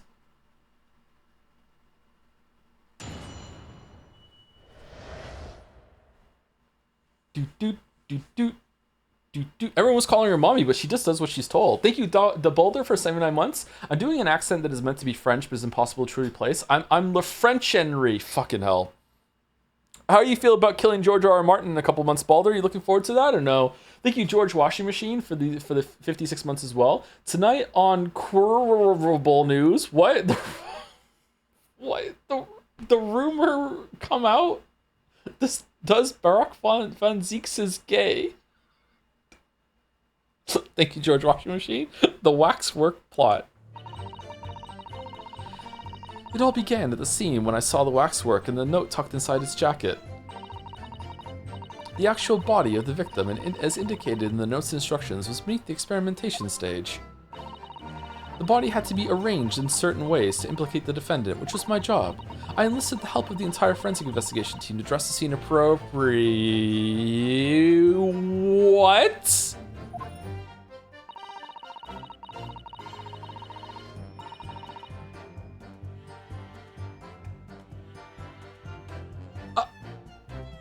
I'm sorry, this is too far, even for Ace Attorney. I'm sorry. That's too far. There's no way. What? That's too ridiculous. What? The truth about the execution 10 years ago was a state secret at the highest level. I had to protect it. Is it for me? Yes. That is too far. Like fucking like the bottle that Van Zeek threw over his head. This disbelief is fucking shattered. Okay, suspension is gone, man. It's too far. I can't believe I'm getting question marks. What? Okay, so I was right. The stage and the machine were all specially designed for the deception. So it seems, and all meticulously prepared. You did well to see through it. You're a very shrewd boy. Oh yeah? So kind of you to say. And what about this autopsy report then? All I did was record the location of the body as being in the Crystal Tower instead of under the stage. That's all? Well, that's a terrible corruption. Only my team were aware of the deceit, and then only under my explicit instructions. Nobody else at Scotland Yard knew anything about it, I assure you. Well, except for the policeman that we had to bribe when the forensic team went there. And also Gregson, because he was there too. And also Gregson's assistant, Lestrade, she had to know too. Also, Toby, the puppy, was also there at that point, but Lestrade hadn't found there. Oh, and also all the guards that were investigating in security after someone was killed at the exhibition, they also knew. Also, Strongheart also knew about this too, and Strongheart reports to everyone and made sure everyone was keeping their mouth shut. The judge has known this whole time as well. Also, the Queen also received the report. The Queen knew too. But just those. Nobody else. Van Zeeks and just Van Zeeks and Naruto. You guys didn't know. Susie knew. Nobody else in Scotland knew anything about it, I assure you. We must be thankful for small mercies, I suppose. Small mercies, yeah, okay. Well, I believe that testimony has clarified everything. Has it? There's no particular need for cross-examination, I would say. No, I disagree. I can't shake the feeling that something's wrong. Just look at that expression on Dr. Scythe's face. Yeah, I know. It's the defense's right to cross-examine any witness following testimony. What is it about you Japanese that makes you all so doggedly persistent? I know, it's so annoying. Very well. If you so desire, counsel, proceed with the cross-examination. Yes, my lord.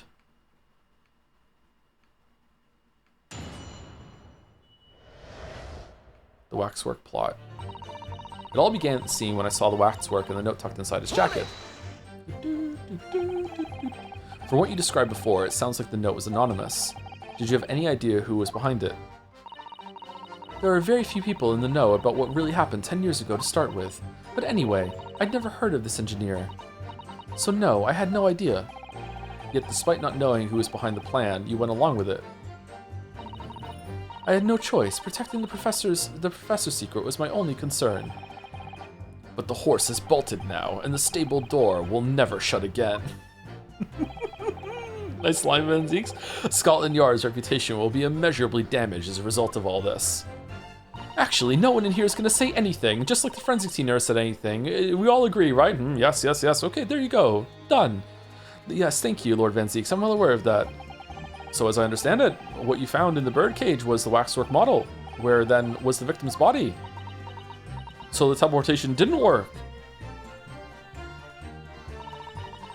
The actual body of the victim, as indicated in the note's instructions, was beneath the experimentation stage.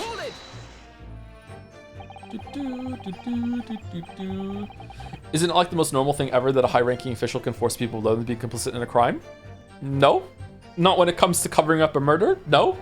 I don't think so. But okay. So you knew about the special construction of the stage used to carry out the trick then. Maybe something that's kind of like, you know, no one died for it, like embezzlement or some financial crime. Then yeah, probably. But like covering up a fucking murder and staging like a whole entire thing when their whole job is to investigate murders, it goes against probably the code that everyone like is there for it. Like, I don't think so, but it's fair enough. I don't want to argue it. It was quite obvious what happened when the victim what happened with the victim in the waxwork. And you switched the two over, didn't you? In other words, Sumari. You recorded the victim's body as having been discovered in the Crystal Tower in the waxwork. I wrapped it and sent it by carriage to the specified address at the specified time. And why were you given such directions? Presumably so it could be recovered by Drebber and returned to Madame Two Spells. I see, and then you put the birdcage back on the experimentation stage. Joe is so innocent sometimes. I really don't think so in this case, Chatter, but I really don't want to fight again after yesterday. This is absolutely ridiculous. I do not think this passes any amount of plausibility or smell test, even in the ridiculousness area that this series is. I honestly cannot believe anyone would think otherwise, but like I really don't want to argue. I've said my piece. Say whatever you want in chat now, and there we go. We're done. Yes, although someone obviously made a mistake about which cage should go where. I thought I made it perfectly clear to the team, but still. And they still fucked it up? I suppose you were focused on... Wait, what? So they took the cage out of the Crystal Tower and the cage out of the bottom of the fucking tower, mixed them up, and put them back in the wrong space. What do you fucking... I suppose you were focused on the victim's body, that being the more important detail.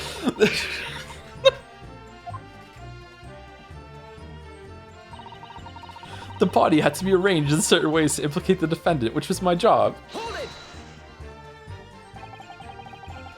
When you say arranged, I presume you mean with this. Yes, the instructions in the engineer's note said something along the lines of, fabricate some evidence to make it clear that Hairbrain alone could have killed Assman. Okay, how did it get back on top of the tower then? We did, correct me if I'm wrong, chat, but we did find the screwdriver on top of the tower, right? It was around where the platform falls out, right? I think? Maybe they planted it there afterwards to make it look like Hairbrain did it, I guess? Okay. Fabricates evidence to make it clear that Hairbrain alone could have killed Assman. Yeah, I guess it must have been, that's how it got there. Okay, that makes sense. So you mean that was your doing? I fetched Hairbrain's ridiculous screwdriver from the stage and took it with me, alone, to the abyss under the stage where the birdcage had fallen. Alone, Doctor? I didn't feel it would be appropriate to involve anybody else in that particular part of the deception.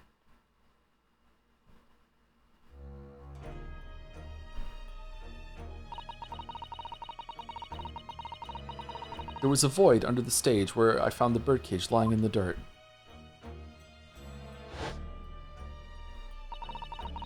I approached it, leaned down, and slowly opened it up. This is a Danganronpa bit right now, holy shit.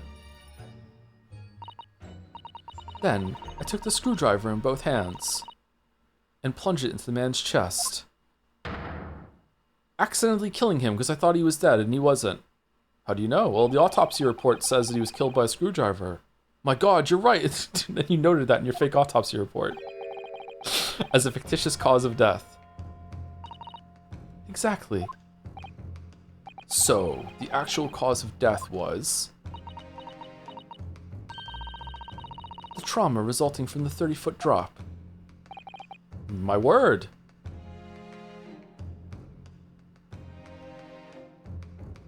Do we think that it falling feet first could make him snap forward and break his neck? I think yes. Like people break their necks when they're in car crashes, don't they? Like they're in a seatbelt and they snap forward and they can break their neck, right? I think that's plausible that the fall, even though he fell feet first, that he could have broken his neck. My word. What is it, Miss Susato? Something about Dr. Sai's last statement is playing on my mind, that's all. Oh, was he actually not dead? Did she make a mistake? Yes, mine too. Dr. Scythe. There's really no need to shout. I can hear you perfectly well. The defense calls for you to add what you just said to your formal testimony. Oh, which part? What I want her to supplement her what I want her supplemental testimony with is the real cause of death. Oh, I don't know. Let's go to the top one first. I think this is one of those ones where you have to swatch it over to press on. The real cause of death being the fall from 30 feet. That part. Fine, if that's what you want. Just stop yelling, please. The prosecution concurs. Very well, you will supplement your testimony now, witness. If you wish, my lord. The actual cause of death was neck trauma. Assman suffered from the 30-foot fall. You're quite sure of that? It was as a result of a broken neck? Yes, as a professional, that was more than apparent. You'd never know just by looking at the photograph of the victim, though, would you? No, that's very true. Obviously not. Which is precisely why coroners are needed to determine the actual facts. Okay, that's rich coming from you. Yeah, assuming they can be, yeah, exactly, assuming they can be trusted, yeah. There's no point calling her assessment into question without evidence. Oh, really? Really, bro? Really, though? Really? This is what we're saying. Are you fucking stupid? Let's get back to this. Really? Oh, I'm mad. I'm actually mad. Very well, I will go along with the... I enlisted the help of the entire forensic investigation team to address the scene appropriately. The entire team? In perverting the course of justice? My team consists of the very best investigators there are. I don't think so. I demand loyalty from all members. We operate on a code of chivalry of sorts. Sure. You made an abet murderer commit perjury and dare talk chivalry? We also go through 500 scalpels a month. Just, you know, for no reason. We throw them at the walls. It was a matter of priorities. What? Nothing was more important than protecting the secret of the professor. And they all know the secret. My team did what was necessary without losing sight of the primary goal. I consider their conduct exemplary. Really? Ugh. Don't concede the point, Mr. Naruhodo. You mustn't let her win. I need a lawyer. I'll take that silence as tacit acceptance. Now, can we move on? The truth about the execution 10 years ago is a state secret at the highest level. I had to protect it. But at what cost? Faith in Scotland Yard is going to suffer a terrible blow as a result of this. And your precious secret is out now anyway. Yeah, dumbasses, I didn't think I'd get caught. Yes, as you say. And I take full responsibility. Blow me down. Dr. Scythe! Oh shit, you're here. Surely there was some other way you could have protected the secret. No, there really wasn't. I've done my utmost, believe me. In many ways, I respect your determination. Phew, I nearly froze under that cold... Oh, sorry, we are nearly frozen under that cold stare. She said that. I do believe she's being genuine though, Mr. Naruhodo.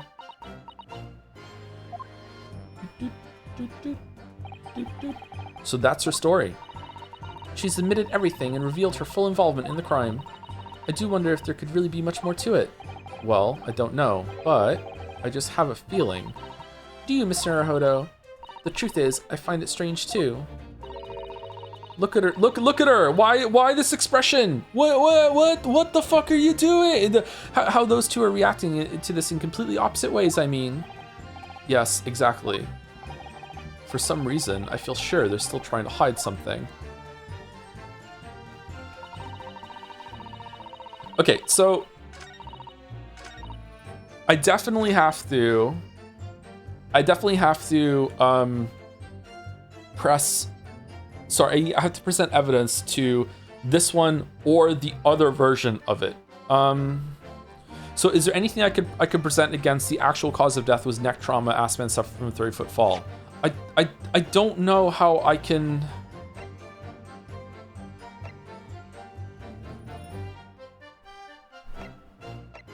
How can I possibly disagree with her?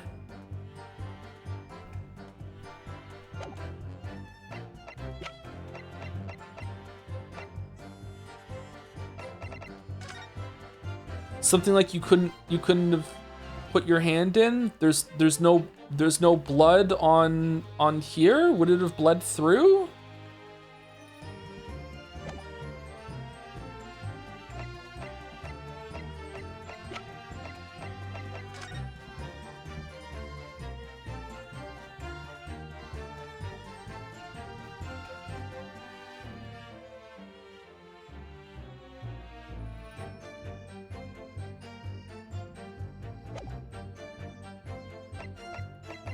Okay, let's switch it back over and see what she says to the other one.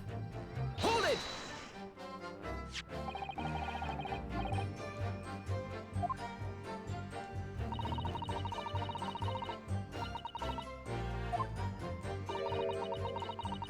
Fair gives evidence to make it clear that Harebrain alone could have killed Assman. Okay, why can't I skip? So we went out your team to where that's right. Yes.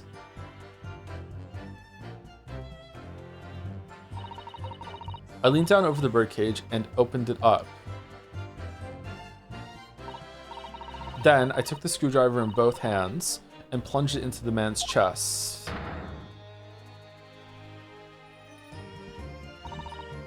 After that, it was simply a matter of recording the stab wound as the cause of death on an autopsy report. Is the cage broken and can't be opened up? The real cause of death being the fall, of course. I'm sure there's something here in this testimony. You know, if you think it would be appropriate, I'm sure you could ask Dr. Side to change the supplementary testimony she gave before. What should I ask her to do with the statement she added? Have her change it. Okay, let's have her change it. Yeah, okay. Dr. Scythe, what you said before about what you did to the victim's body, I believe that may be significant, so could you change your supplementary statement to explain that instead? Very well. I stood over the victim's corpse where it lay in the toppled cage and plunged the screwdriver into the chest. So it was you who stabbed Assman with this? Yes, far easier than dissection, I assure you. No precision required. What a welcome change. The victim died instantly from a snapped neck. All I did was carry out the instructions I've been given. As unflinching as ever, no doubt. I imagine you didn't bat an eyelid when you drove the weapon into his body. There was no need to bat my eyelids. And what else did you do to twist the facts? Remind the court, why don't you? If you wish. Let's stop the terms is just inappropriate. So the victim's body would lay in the top of the cage of the chest. Okay, so I don't know what to do. Fuck. I have no idea.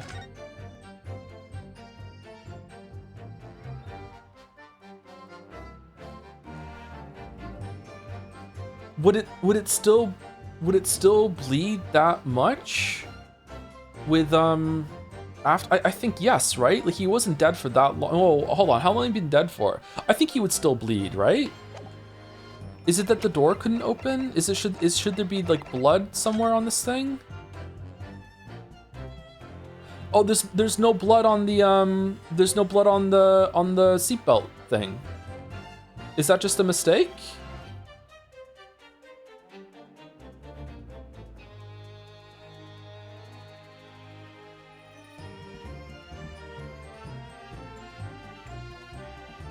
Can this door open?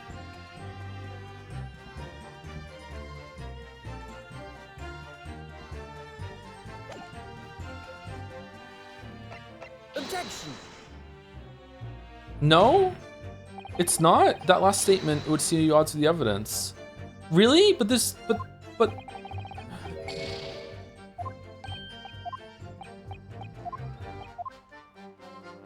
But there's... But there's no blood on it.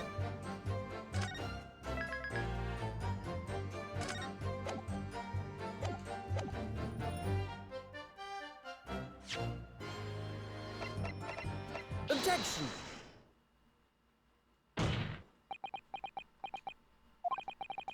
I've got a nasty feeling that this inconsistency points to an extremely uncomfortable truth. What on earth is the matter, Counsel? Have you lost your tongue? I apologize, my lord. Dr. Side, in the last statement of yours, there's just one point that seems to defy explanation. Out with it, my learned friend. There's an obvious inconsistency between your description and this photograph, which shows the victim in the birdcage following the events that led to his death. Objection! The court has already examined that photograph in depth. There's nothing new we can learn from it. Yes, we have already considered it. That's true. Okay, I think it's because there's no blood on it, and I just had to do the photograph instead of the cage. But what if that's not the case, and I've got the right one, but I don't have the right reason? Shit. We now know the facts, but now we know the facts to be different. What do you mean? I believe we should let the defense explain. Where in this photograph would we see the alleged inconsistency with the witness statement? I'm gonna go with saving it because I'm a little bitch. 1 second. I'm just a little guy. I don't know that I'm just a little guy. I'm just a little guy. Okay. What else could it be? His glasses didn't come off.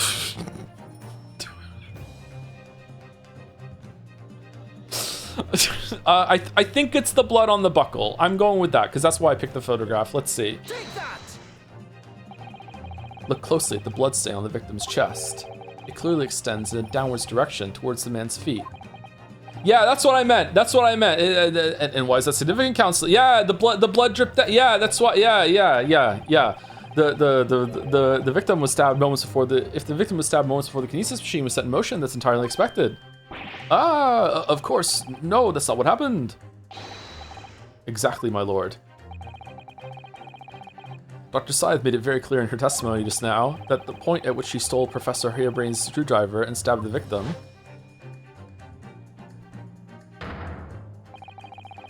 was after the grand deception was set in motion, when the birdcage had fallen below the stage out of sight.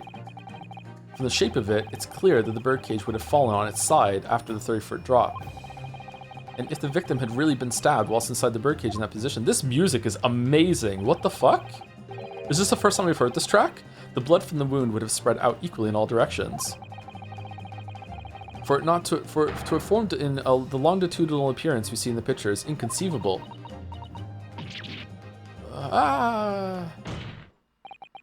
Given that the victim's blood seeped vertically downwards from the wound, it must be the case that when you stabbed Mr. Assman, he was standing up.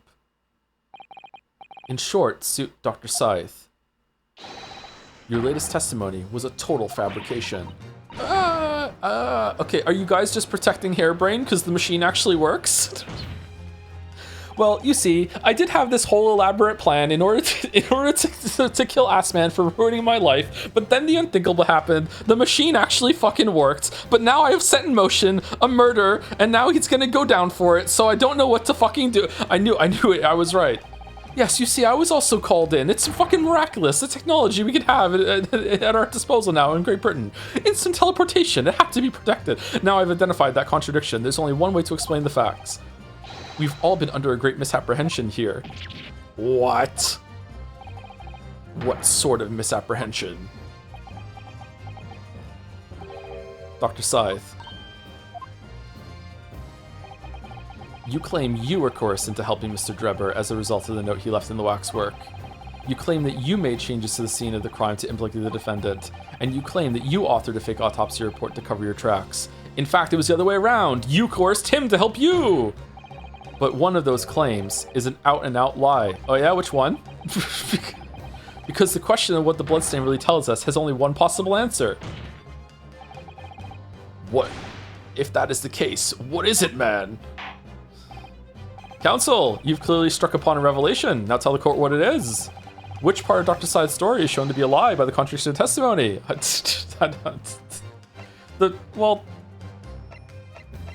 Like the stabbing of the victim, obviously, right? That's what we just proved is wrong. The autopsy. I don't know how she was coerced.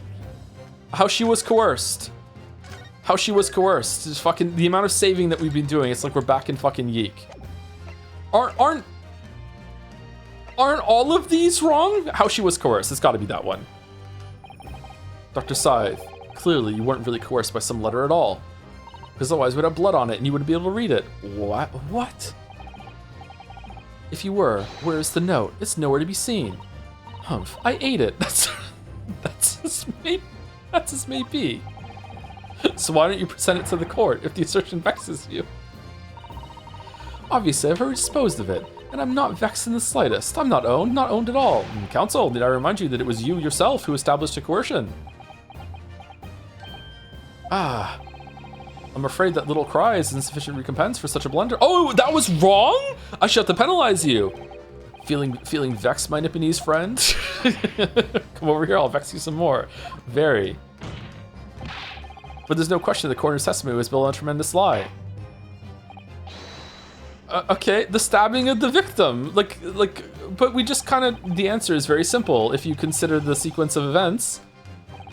If when the victim was stabbed, the blood from the wound seeped downwards as it did, we can be sure that the victim must have been either sitting or standing upright at the time. Yeah, we just went over that. Why do you want me to say it again? But as you rightly pointed out, the birdcage would have fallen on its side when it fell beneath the stage.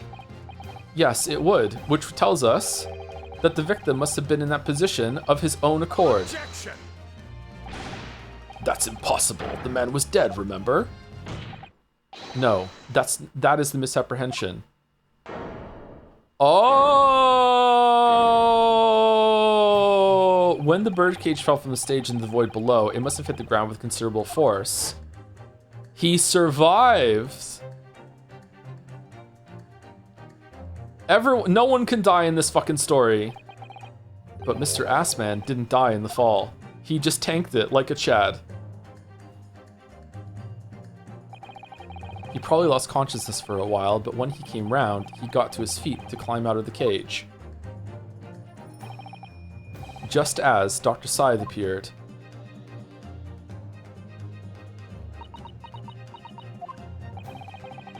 If the victim was in fact alive at that point in time, it changes everything.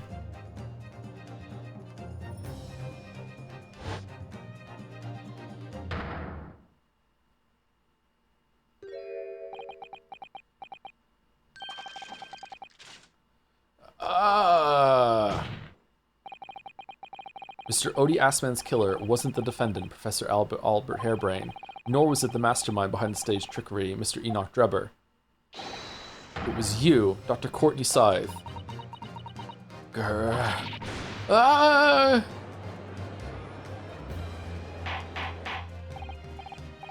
Order! Can this possibly be true? Have you been taking me for a fool? It was you, was it? You killed him.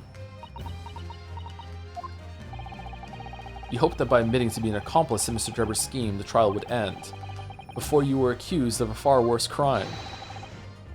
Cold-blooded murder. Okay, so is the lack of the blood on the cage straps, is that just a mistake, or is this the other cage and I have them confused? Because this is the cage that fell down the bottom, right? And he was placed in it? Is it just a mistake?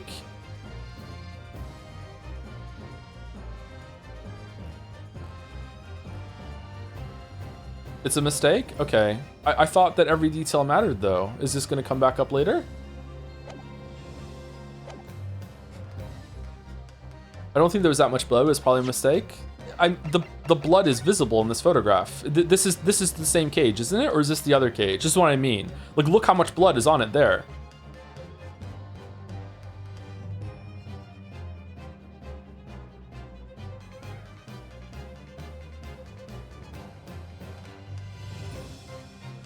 Also, this wouldn't have killed him, right? Oh no, hold on. Yeah, it would have, right in the heart. Yeah, it would have killed him. Sorry. Oh, do shut up. You're so desperate now. You're making all this up, as if I would do something like that. Objection. I assure you, the defense is not desperate, Doctor. Mr. Naruhodo established the facts using evidence and logic alone. Sure. Ha, logic. Don't make me laugh. Sadly, your logic has a gaping hole in it. Just like the victim. Wow, what do you mean? I'd have thought it was obvious. A motive, boy. You're lacking a motive. What possible reason would I have to kill Mr. Assman? Because you just got blackmailed. You have to go through with it, right? Yeah. Assman was involved in any number of criminal activities, from coercion to theft to murder, but there is no known connection to Dr. Side there. I'm rather relieved to say it does seem somewhat far-fetched. Okay, but the blood dripped. If the blood dripped, you must acquit. What the fuck are you talking about? True, there's no obvious motive, but there's still something in the back of my mind. What and like make all of her underlings work at fucking like fabricating the scene go to waste? Of course she had to do. I feel like I've seen something somewhere that hints why the coroner might have done this. Yes, I might have tampered with the crime scene and concocted a fake report, but murdering someone for no reason, no reason, is a very different story.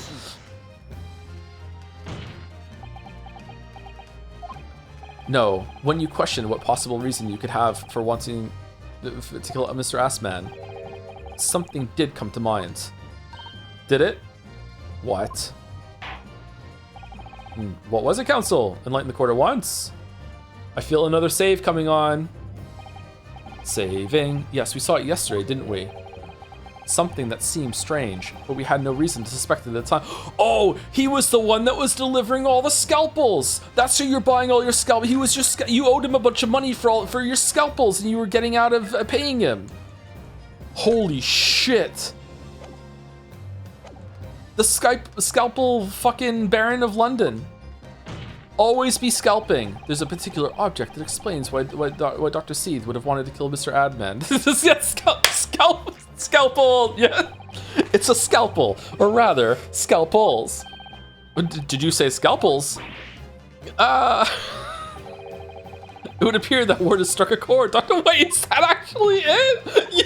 you come on, out with it. It was yesterday when we visited your laboratory. Look at this big, thick book here. It appears to be an accounting ledger. It's a record of the forensic investigation team spending, I think. Oh? What is it? It's clear that the team purchases various equipment and supplies on a monthly basis, but, well, one entry seems rather strange. Really? In what way? They're buying 500 scalpels every month. How do we balance this budget? What are they fucking, the underworld's knives? Is there with so many fucking stabbings? What the fuck are you talking about? How is it the scalpels? 500 scalpels a month. At first, I wonder what on earth you could be using that many scalpels for. Me too, bro. But actually, I realize now it's not the scalpels themselves that are significant. It's the money for them, disappearing every month from the department's accounts. Oh, it's... Assman's criminal organization relied heavily on extortion for its funding, tracing the money for the forensic investigation team's account to find out where it was going would be extremely straightforward. Follow the money. 10 years ago, when Mr. Assman was still a journalist and wrote this article about Mr. Drebber, he may well have stumbled upon information as he was researching the story. Information relating to Dr. Sai's darkest secret that he would use to rack money from her for the next decade. Okay.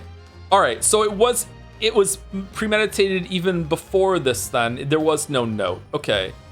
So why the hot air balloon? Man, they're evil. Just getting harebrained to take the fall. Her darkest secret. Good lord, you mean? I don't know what happened on the night of that execution 10 years ago. But clearly the opportunity to rid yourself of that menace was too tempting to pass up. So in the end, you weren't coerced at all, were you? You did it entirely of your own free will. You stabbed Mr. Assman in the heart with all your might. To silence the blackmailer who knew your dark secret forever.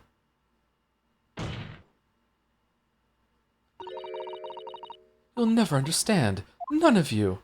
Stabbed through the heart. What we've had to keep covered up all these long years.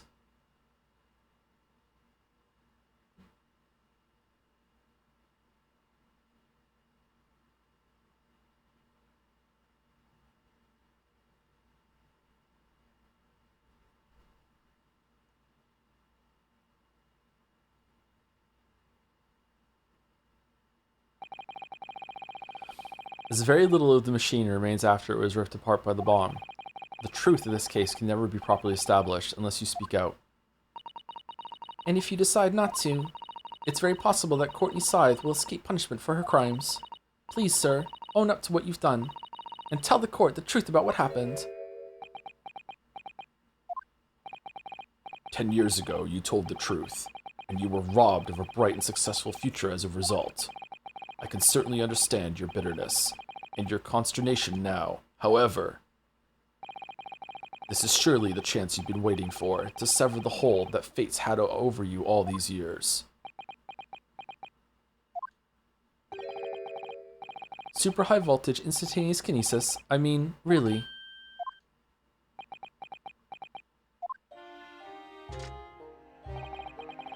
It's the addle-brained mock scientists that are the worst, you know. They don't recognize the fact that they don't have talent. They can't even get that right.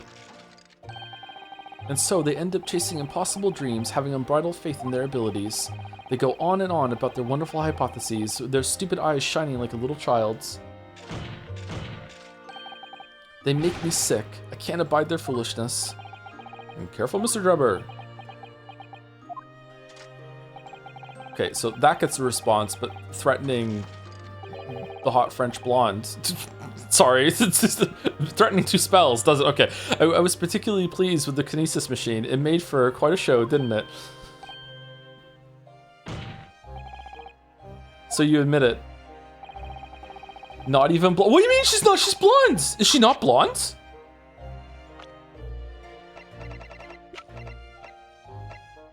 She's blonde. She has pink hair? No?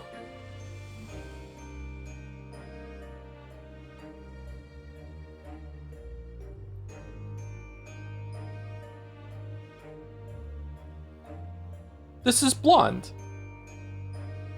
What are you talking about?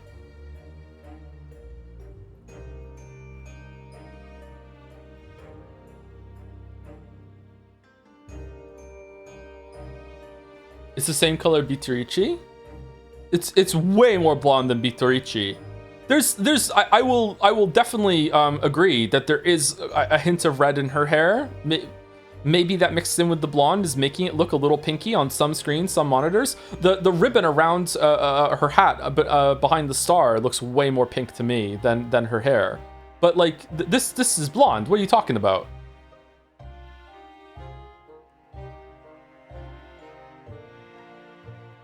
I mean, just look at Gina. Yeah, blonde. Also blonde. Blonde. I don't. Is white hair count? I guess platinum blonde. I don't know. Like maybe. Yeah, blonde, blonde, blonde, blonde. Blonde. Blonde. She's blonde.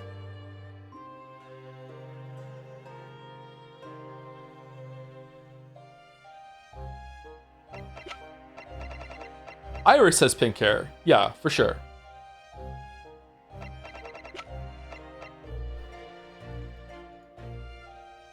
57% of people in chat say blonde in the poll. That is a lot lower than I expected, but still the majority. Okay. She's definitely a dirty blonde. We're talking about her hair color, though. You meant that was nothing more than a sham made for the purpose of killing the victim. Yes, I admit it. I did it all in the name of revenge. Revenge for the future that Mr. Assman's article had deprived of you of 10 years earlier. But the revenge you sought didn't stop at Assman, did it?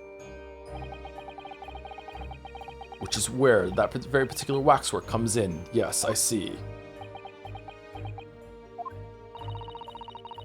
The condemned convict that you saw rising from the grave in Lowgate Cemetery 10 years ago. If your account of those events was true, it was all true, then obviously Scotland Yard couldn't afford to acknowledge what had happened. Even if it meant discrediting a bright young man and crushing a future career he might have had. Okay, I'm a little confused about something. If Scythe was in on it from the beginning, or wasn't coerced after the fact, why did the wax model have to be of the professor? Just for the poetry of it, or?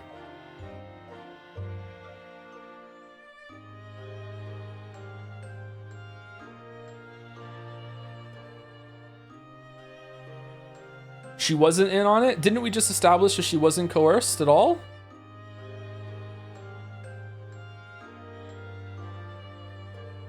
Maybe we need to find more information about exactly when it was that she was brought in on it. Okay, let's find out. Even if that meant discrediting a bright young man and crushing any future career he might have had. So your plan required that you abduct that particular waxwork model in order to exact your revenge on Scotland Yard as well. Or on Dr. Scythe, to be precise.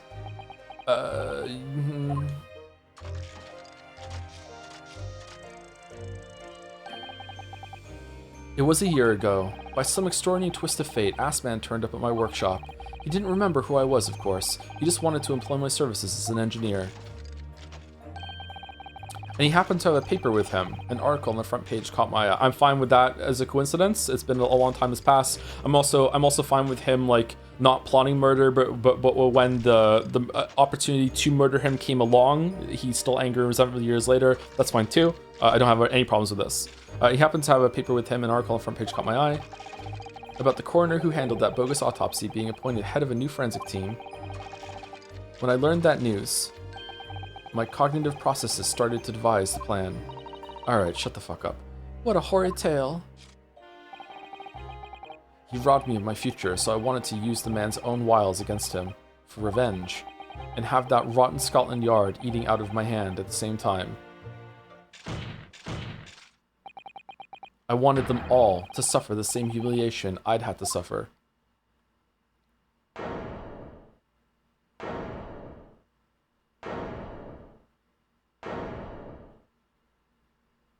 Where did they go? Your actions against those who'd ruined your future were justified as revenge, at least to yourself. Certainly, no one has the right to destroy another's prospects, especially for purely selfish gain. And yet, in carrying out your plan, you did exactly that to someone else, didn't you? Did I? Professor Harebrain's only crime was passion for his hypothesis. He had no compunction about sacrificing his future to effect your revenge. You knew that he would be forever branded a failure and a fraud. We didn't start the fire. Perhaps life treated you unfairly 10 years ago, and others' misconduct left your life in tatters. But remember this. Your own actions resulted in exactly the same thing for another perfectly innocent young man.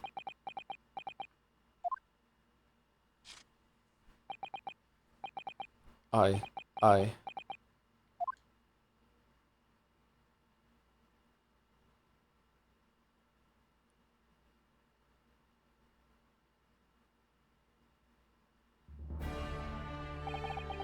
Lord Van Zeeks, what of Dr. Scythe? An immediate warrant for her arrest has been granted, and she's been remanded in custody, my lord. I presume she will face trial in the coming days, along with Mr. Drebber. A most regrettable situation indeed. She's made great contributions to her profession over the years. It really is a hard truth to swallow. However, that is a topic for some future occasion. For now, Professor Hairbrain. Oh, yes?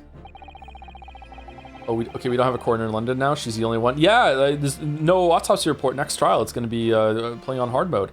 It seems there was a great deal more to your experiment than you realized. However, I think we can assume now that all the sort of details have been brought to light. This has been a very long and profound trial, but I'm pleased to say you are absolved of all guilt. This whole experience has taught me a very great but painful lesson. Always be pawning. I've been, I mean, this dedicated scientist, this devotee of natural philosophy. Did you ever want him to do you so much you would do anything? I've been selfish and self-centered, and above all, a fool. Professor Son. I spent my life thinking of nothing but my research, misguidedly believing that I could do whatever I set my mind to, despite my lack of talent. But I'm still gonna do it. But I'm gonna invent teleportation for the right reasons. And it just so happened that while I was walking into the court, I found a new apprentice that's gonna help me. This is fucking lot of heart in a hood. Oh yeah, we're sure we're gonna get along famously, and I know that you're gonna succeed. Winks into the camera. And the worst of it is, in the process, it cause others pain and misery. Others who are far, far greater people than I. We have all the time in the world, Professor. No, Professor, that's not true. What? Don't tar yourself with the same brush as Drebber. What happened was his doing, and his alone. Everyone here in court thought you really had invented teleportation. Don't forget that. It's true. This outcome is his fate, not yours. You're not to blame in any way. Lord Van Zeek's son. And the derision with which he referred to you earlier, calling you a fool, talentless even. Van Zeeks, he wasn't in the courtroom for that. He didn't. What he did? I was not even here to hear that. An absolute imbecile, a foolish fool. The man has no idea. To believe in yourself and work your fingers to the bone to realize your dreams. That's laudable, not laughable. No one has the right to ride another for such choices. Really? Okay, so you're gonna change your tune with us over here on our side of the courtroom? Oh no, I'm not talking about Nipponese people, just people like me. Huh, what people are those? Oh. Thank you, Barack. Oh yeah, they're friends! Okay, so ladies and gentlemen of the jury. Yes, my lord. It is this court's expectation that you find the defendant not guilty of the charge of which he stands accused. I presume there are no objections. Okay, I'm glad that someone on the jury wasn't intimately involved with the case this time. They had some information, but it wasn't like, oh, here we go, they're gonna go on the stand now or anything like that. That was good. None from me, my lord. Certainly not. This trial has really made me think, but this is the right decision. It's all been proven methodically and rigorously. I have no misgivings whatsoever. What's that? He's done, is he? It's all over? I don't know what's become of the yard these days. I don't recognize the place. Very well. In that case, I hereby pronounce the defendant not guilty. Confetti court. Woo! Confetti court. Woo, woo, woo. It's our last confetti court. It's the last one. We're never going to see the confetti again. All done.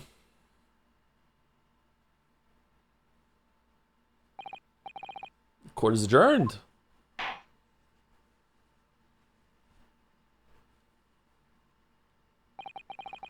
It's over.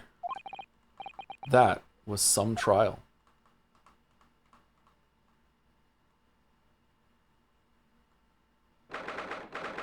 24th October, 4:33 p.m. The Old Bailey, defendant's antechamber. Professor, what a splendid outcome, isn't it? This is the best place to end the stream, trust me. It's funny, it doesn't say Errol next to your name. Oh, it is. Congratulations, Professor Hairbrain.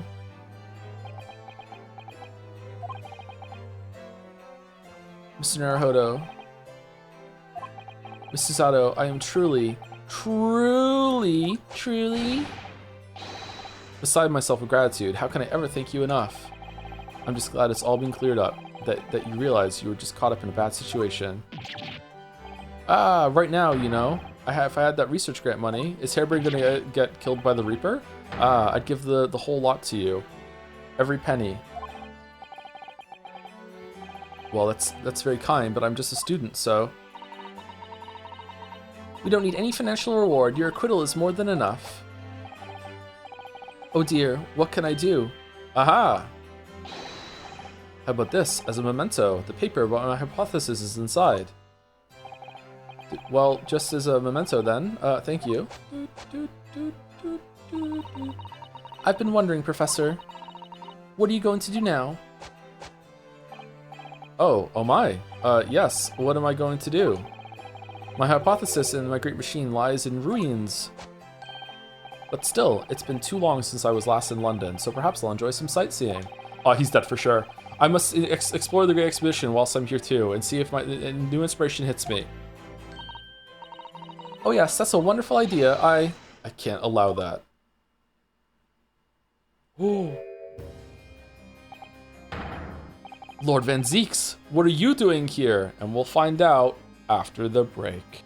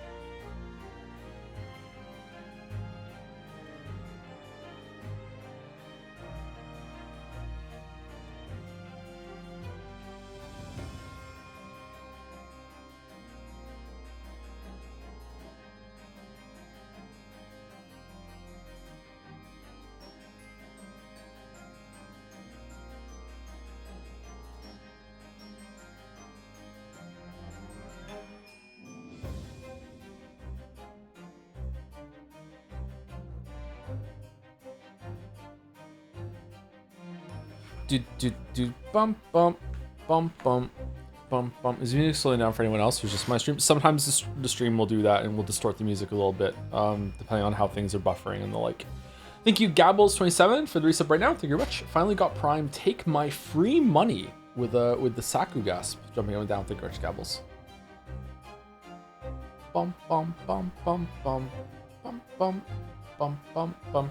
Okay, we'll go for another hour at. Okay, I will go a little bit over an hour if it means it's a better stopping point, but I will also end at any minute if there's a good stopping point that shows up, you know, in 10 minutes or so. Because these streams, again, I usually like to stream for about 5 hours, but reading streams are very difficult. So I'm already pretty tired. So we'll see when there's a good stopping point. The good stopping point doesn't necessarily mean when we find a loading screen. If we want to like dip our toes into the next scene, that's fine too. We'll see. Lord Van Zeeks, what are you doing here? Is he here to protect Hairbrain from the Reaper?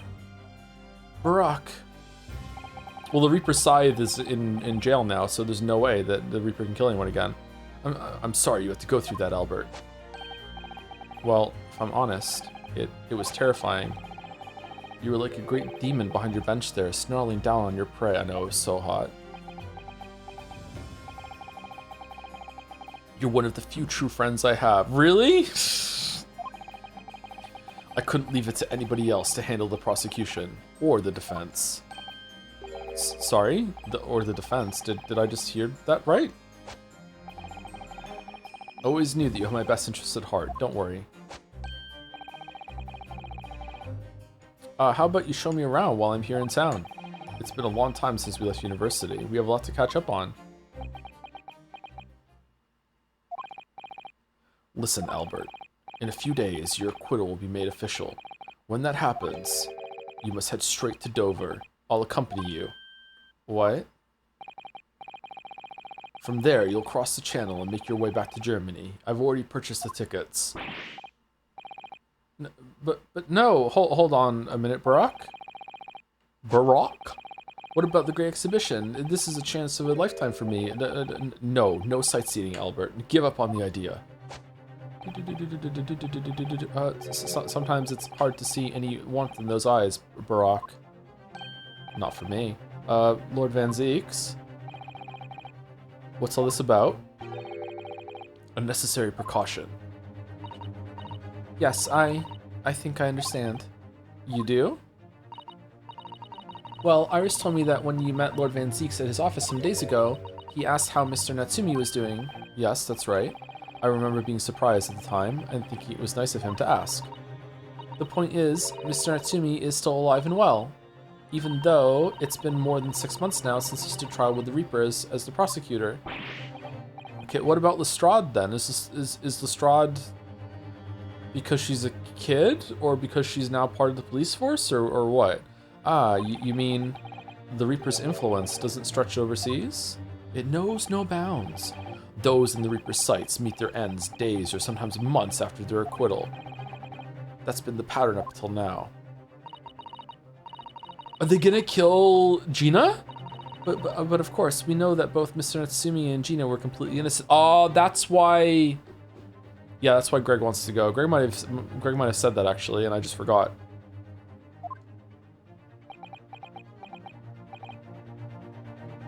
True. And perhaps that governs the Reaper's actions, and the truly innocent are spared. But I don't want to take any chances with a close personal friend. That's true, yeah. Okay, I'm glad they addressed that. Maybe if it was a rightful innocent verdict, it's fine. Barak? Like the mustached Nipponese, this man should leave the country without delay. That's why I'm packing him off to Germany at once. Right.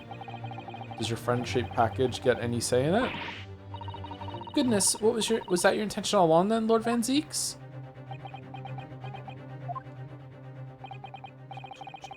In court, where people think of him as the Reaper, this man seems absolutely merciless. And yet, sometimes, I feel as though I don't understand him at all.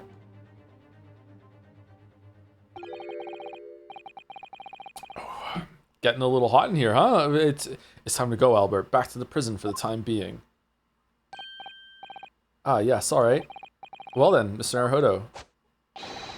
Thank you so much for everything. Not at all, Professor. It was a pleasure getting to know you. Best wishes, Professor Harebrain. Well, once the dust has settled, you must come and visit me in Germany. Anyway, goodbye for now.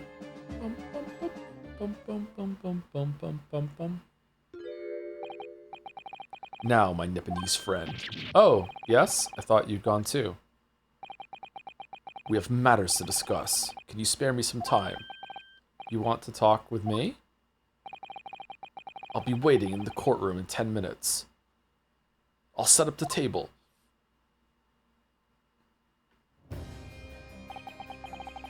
Well, that was strange. For some reason, I didn't get that sense of it.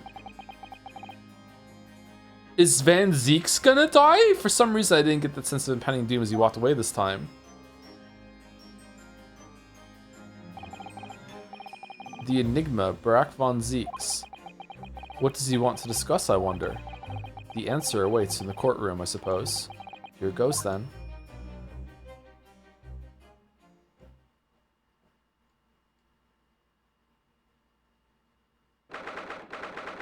"24th October, 4:58 p.m. The Old Bailey courtroom." Oh, okay. Alright, fuck, okay. I was worried there. That was a weird interaction. So, are you satisfied? You saved a guileless scientist from a great injustice. Yes, I think so. At least, I'm relieved at least that the man's innocence could be proven. Anyway, I imagine you've been wondering where my animosity towards you Nipponese comes from. Oh, we're just addressing it. Okay.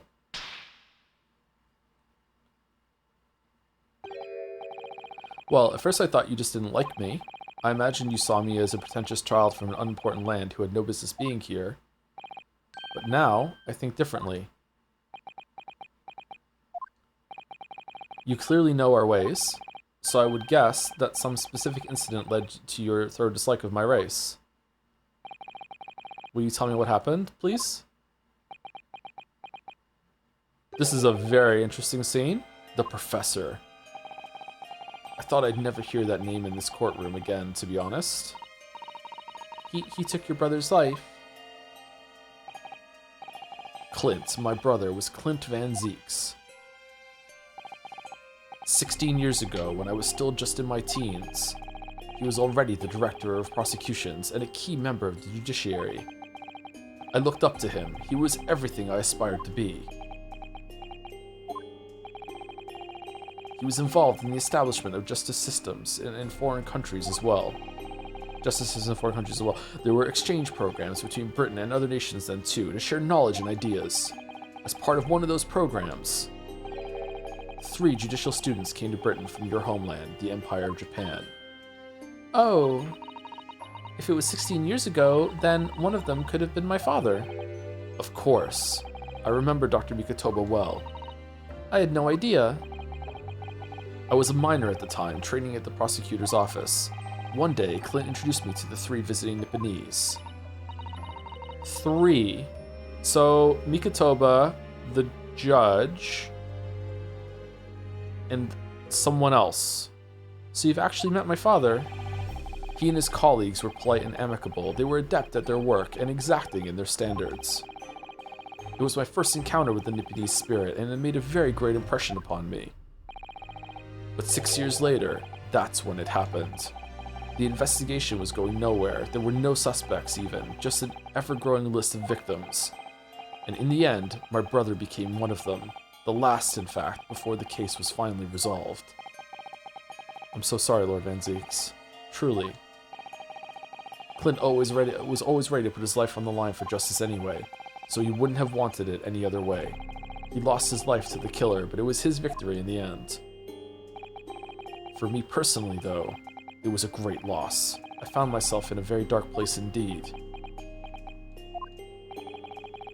When I finally found out the killer's identity, the reason why no one had been able to catch the man sooner ceased to be such a mystery. He'd been hiding in plain sight all the time. In plain sight? Are you aware of political events 10 years ago? It was a period of extremely sensitive diplomacy between the British and Japanese empires. A new treaty was being forged, I think.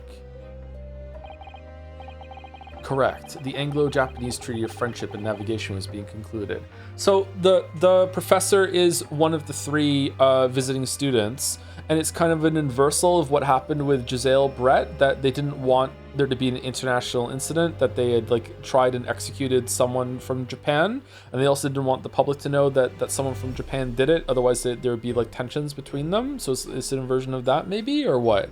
Correct. The Anglo-Japanese, because if not, then it's got to be like royalty. Like it's got to be. I can't think of how else why it could have to be a secret if it's not that. Even that doesn't really make a lot of sense. Maybe I have to hear the reasoning. It could make sense. I don't know.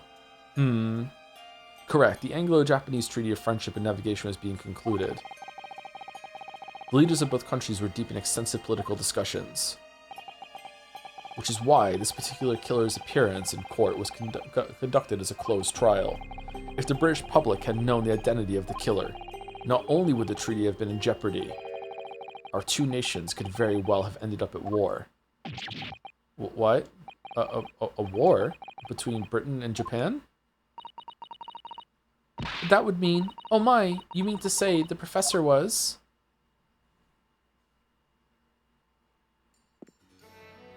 When the trial reached its conclusion earlier, I thought to myself, yes, it's time. Ben Starr?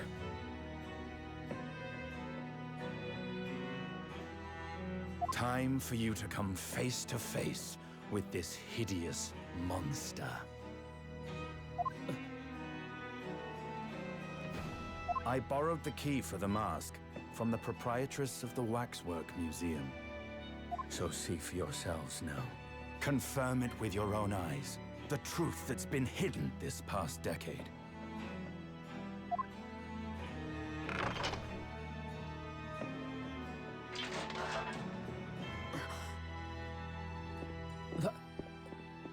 That's the professor?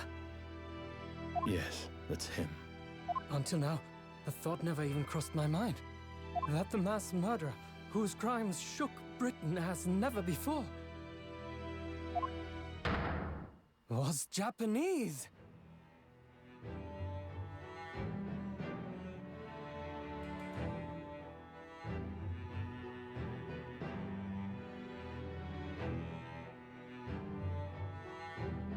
Looks kind of familiar. Looks kind of like a younger version of Susato's dad, but maybe I'm just being racist. Wait a minute. That face. I feel as though I've seen it somewhere. It's strangely familiar. Yeah, me too. Yeah. Where have we seen it?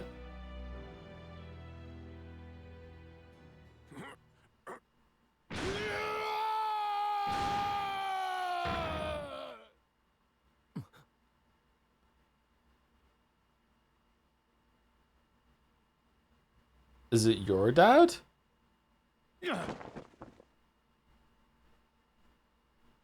Akechi? Father. What? Father?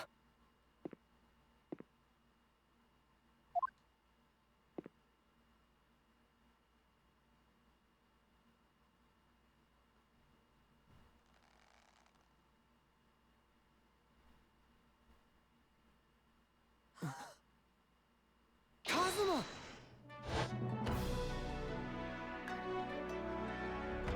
Wait, it's Kazuma? My best friend, Kazuma Asogi. After a whole year, finally his memories returned.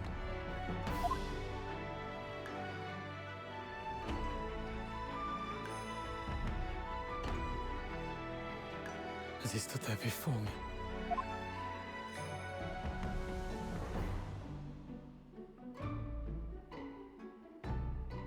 Ryunosuke.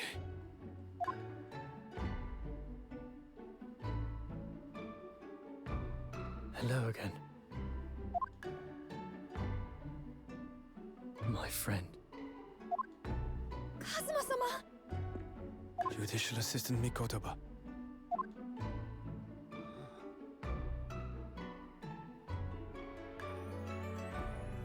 It's been a very long road.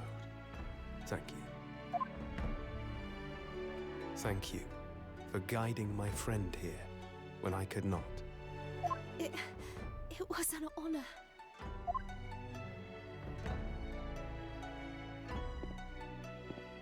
I knew you wouldn't die that easily. Kazuma. I owe you thanks, too, for taking good care of that in my absence. Oh. Karuma, the great blade of the Asogi clan, passed down through the generations. Oh. Did your dad kill people in the UK with a sword? Uh-oh. When we left Japan, this sword was at my friend's side. The Japanese man's katana is his soul, and he couldn't be parted from it. I'm not buying it. I think Kazuma's dad took the fall frames. I'm not buying it. But then, when the incident happened, it was Susato-san's wish that I inherit the sword, and I've kept it with me ever since, along with my memories of the friendship we shared.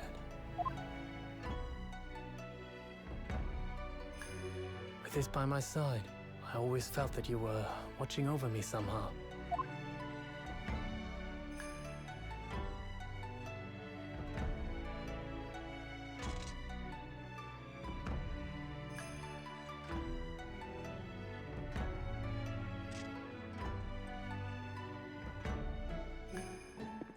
Do we get a British sword now? Because that would be nice. I would like that I've imagery. made it at last. Father. Are you saying... Surely not. You mean, you knew all this time? I'm looking at it, but I still can't believe it. This mass murderer is Kazuma's father.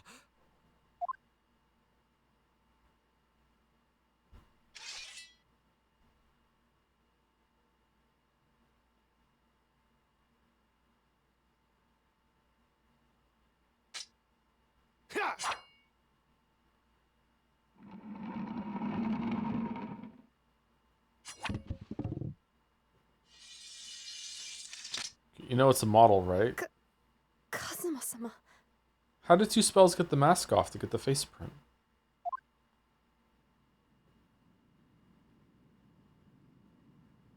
Ryunosuke, we have much to talk about, but now is not the time.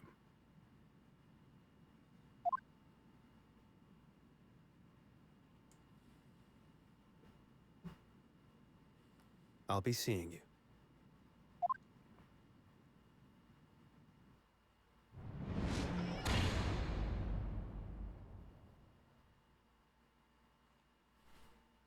That's all Kazuma said. Oh, we don't Before he get turned and left us there in the courtroom. we don't get a replacement sword. Okay.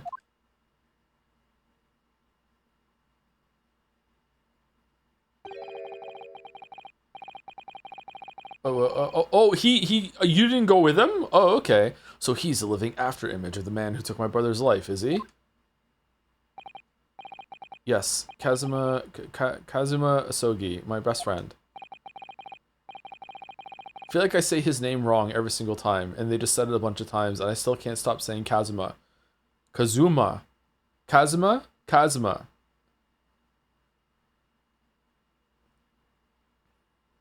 Kazuma is fine? I thought I was saying Kazuma before, and then chat told me it's Kazuma.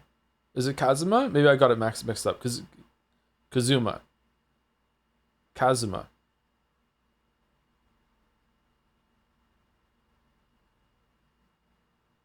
Kazuma. 3 months ago, when Lord Strongheart introduced us, I had an inkling there was something there, some connection. But why did Lord Strongheart do that? Why didn't he make Kazuma Lord Van Zeke's apprentice, and when he was suffering amnesia too? The man was apprehended, even executed.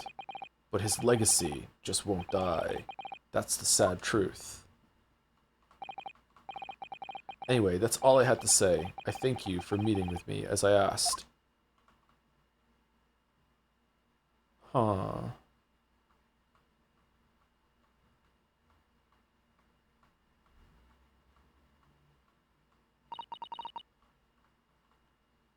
"10 years ago, my grandmother took me to the railway station. We were there to meet my father from the train. For me,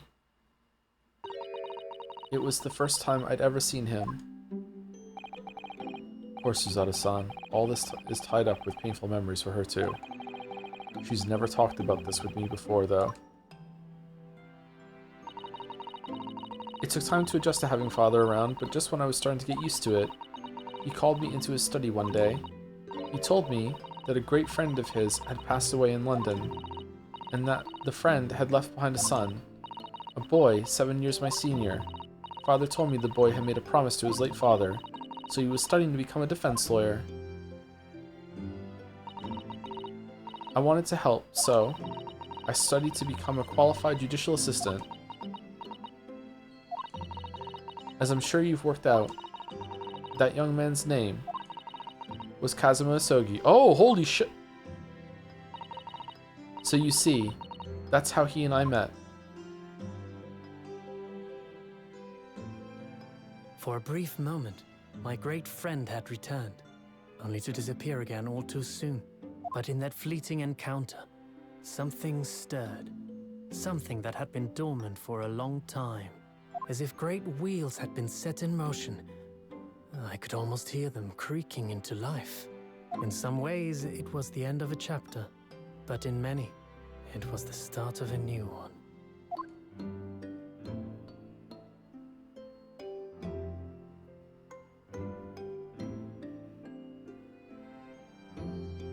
Finny?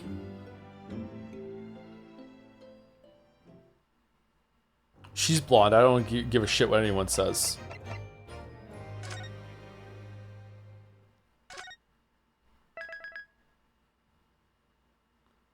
Twisted Karma and his last bow.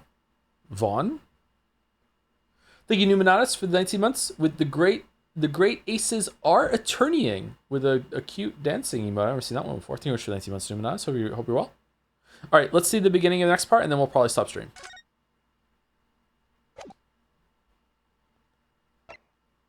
The Great Departed Soul. Before we get into that, let's make chat mad. I think that this episode was incredibly entertaining. It had probably the best investigation section of all of them. However, the mystery, I'm sorry, it's way too convoluted and unbelievable to me. So like I'm still gonna enjoy it and remember it fondly because it was very entertaining. It was a good time. Like going through the motions and everything was really, really fun. But I don't remember, like I think the best cases in the first 3 games, usually they also made enough sense to me. Like that was like I was happy with it. I did have some problems with it, don't get me wrong, but this was way too far in the wacky bullshit territory for me. Sorry. That doesn't mean you can't enjoy it and you can think it's a great mystery. Go for it. Like disagree with me all you want. But like for me, it was a bridge too far, and it has dampened my enjoyment of the case a bit. Like not like the whole that's trashing like that. I still really enjoyed it. I think it was great. But I think it could have been like absolutely fantastic standout writing in the medium if the mystery wasn't it's kind of stupid, okay? It's just too far. I don't know. I will say this, that there are parts of this I still don't really understand. I'm kind of murky on exactly when Scythe got in on it. I'm kind of murky exactly why she did what she did, but mostly it's to do with like the plan is insane. And I don't think the plan needed to be that insane, and the justification for it being insane seems to me to be like, oh, they just wanted something that's wacky and entertaining and outlandish, and that worked. It was really, really fun. But I think that the best stories can manage to do that would be to be outlandish and be crazy and also make sense and pass the smell test. And this did not pass the smell test for me. Sorry.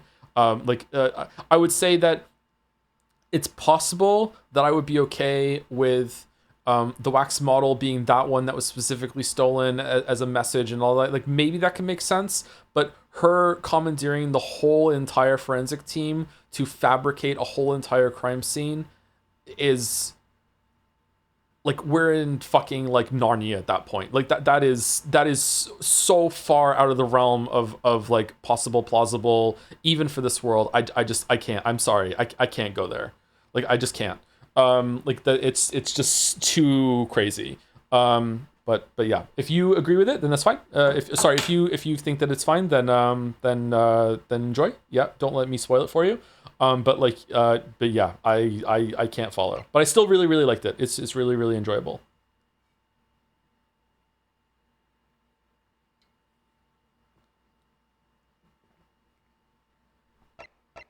Probably. Is it the best case of Grace Attorney 1 and 2 so far? Definitely in terms of entertaining and all the back and forth and everything like that. It wins a lot of points for making the investigation actually a good time. I really enjoyed the investigation part. That was good.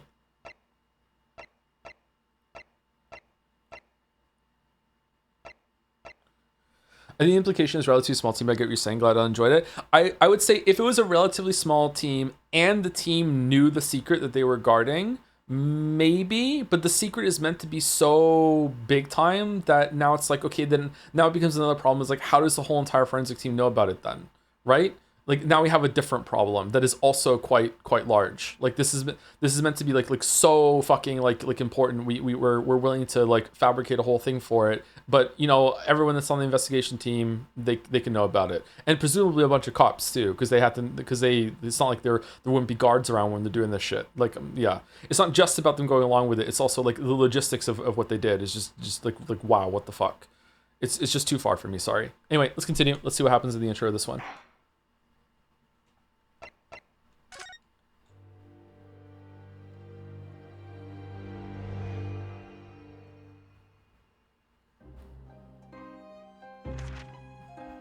Pipe in hand, Sholmes looked down at the thick, rolling fog outside our window. I wonder exactly how many mysteries are out there, hidden within this bed of fog, he said. Indeed, a most bizarre incident, born of a curious advertisement. It's a lot of red hair. A hellhound Sorry, blonde hair. galloped through the shadows of a serial murder. An executed man's graveyard resurrection in the dead of night. And a commonplace killing in a small, forgotten room at the edge of town. There is, naturally, always another side to every case, of which most remain ignorant. And it is that other side which compels me to the scene of the crime, Wilson. So quickly now, take your hat and let's be on our way, my dear fellow. For our adventure is not over yet. Come, the game is afoot. Oh, he said the line.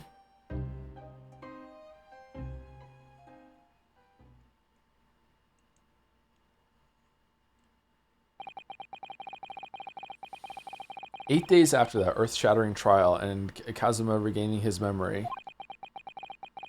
Kazuma. I can't keep track of which one's right. We were in the foyer of one of London's most luxurious hotels, the Great Waterloo Hotel. Oh. 1st of November at 10:24 a.m. Great Waterloo Hotel foyer. This looks nice. You said it right. Which time? Professor Utoma is due to arrive at any moment. Yay! Yes, I'm so glad we got here in time. Suzetta-san hasn't been the same since what happened. Not that I'm surprised. The truth about Kazuma-san, Miss Father.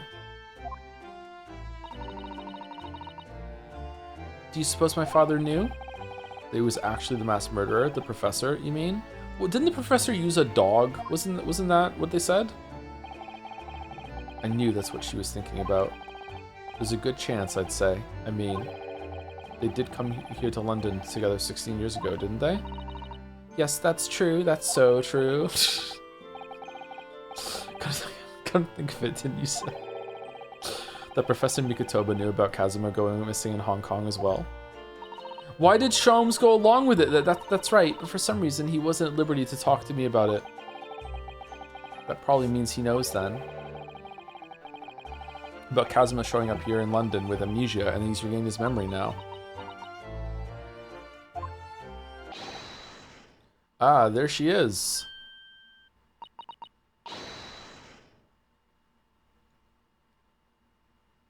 Okay, so the judge just knows how to dress. Damn. Holy shit. Oh, father. Hello, Susato. How are you? I'm very well, thank you. We're delighted you've arrived safe and sound.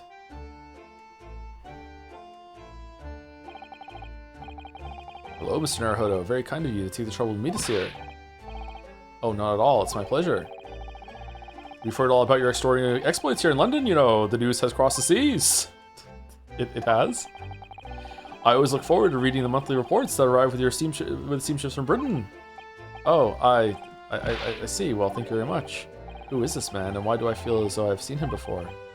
I take it from your expression that you can't quite place me. Also, excuse me, I'm off duty.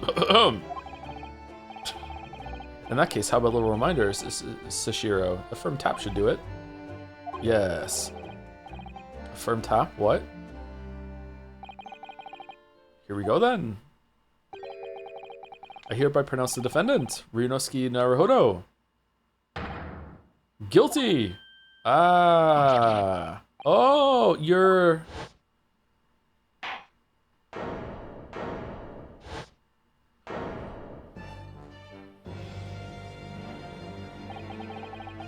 Court will now hear the trial of Ryunosuke Naruhodo.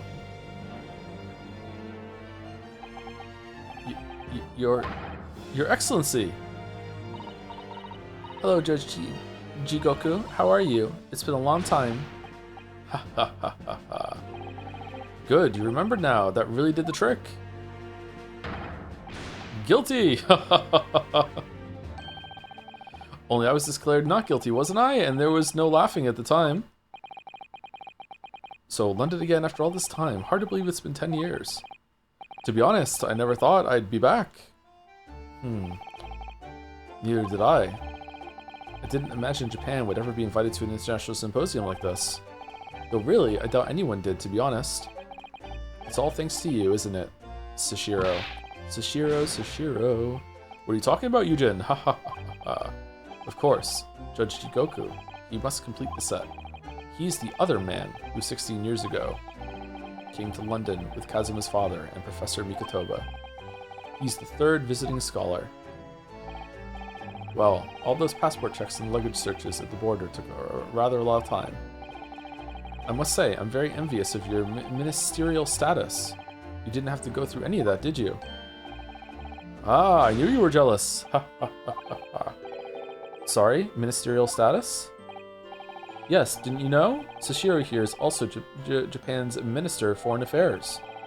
It was his personal insistence that allowed you to take Kazuma's place here in the study tour. Oh, was it really? Guilty as charged. Oh, well, thank you very much. He's really every bit as important as he looks. Yes now, Naruhodo. I would make the joke all the time if I was a judge. It's a good thing I'm not a judge. I received a telegram from Lord Strongheart yesterday. Oh, you did? It appears that some things came to light in a trial you were involved in with 8 days ago. What happened 10 years ago, that tragedy. Yes. Can you tell us any more about it? Okay, actually this is a pretty good place to stop. We have control of it, the conversation's gonna start, we can get into this tomorrow. So unless people tell me that there's a better stopping point 10 minutes from now, we're going to stop here.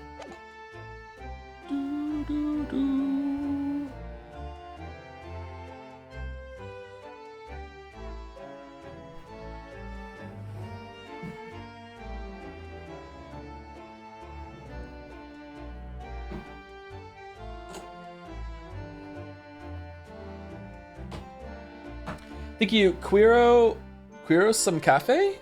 Quero Some Cafe? I'm not sure if I'm saying that right. Thank you very much for the 5-month resub. Thank you very much. Thank you, Mike93RFM for the 18 months. Hello, Joe. Thank you for the quality content so far. I would like to recommend you try Wu Chang Fallen Feathers as a solid and nice Souls-like combat with best exploration made by non-From devs. Don't worry about censored story in latest patches. Perhaps only Chinese players could explain why Dev Studio is closed. I've heard of that game. It's been brought up a couple times. I can't remember if Wee Bill's played that one. Yeah, we'll get to it eventually, I think. I'd like to play a bunch of Souls-likes. Got a hankering for it. And thank you to Zorgox for some bits as well. With since you don't drive, what's the last time you've been to a gas station bathroom? Oh, it's been years and years and years and years. So long.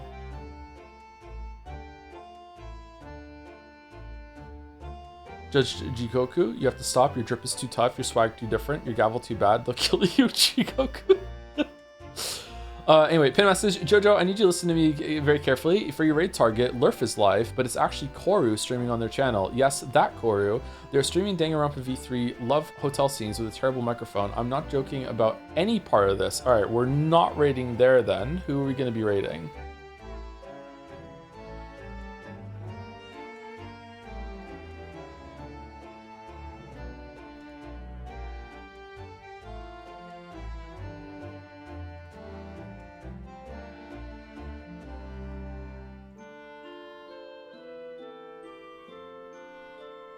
Damn, Joe's hatred for Koru is it's mutual is what it is.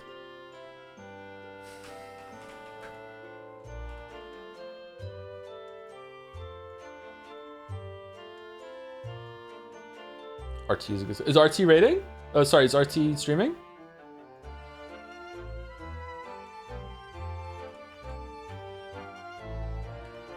Yeah? Alright, let's go RT.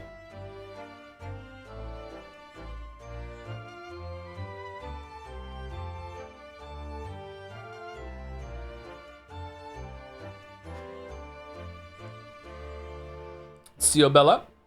Thank you for watching, everybody. Tomorrow is Friday, right? Yeah, tomorrow's Friday. I don't know if we have enough fan art for tomorrow, but if we do, we'll do fan art, and then we'll hopefully get to the trial at least in episode 4. I might do an extra stream next week, maybe on Monday, in order to get this done next week. I do not want it to roll over to next week, so without too many spoilers, I would like to know at some point, maybe next week or maybe tomorrow, how much extra time I'm gonna have to do, because I can't really do extra hours in these streams because I'm gonna die. So we'll see. If I do have to go to the week after, no matter what, then I guess that's it. That's all she wrote, but we'll see. We stream on Saturday? Yeah, I think Walrus and I are doing Over Tempest 2 on Saturday, and I'll stream before that, yeah.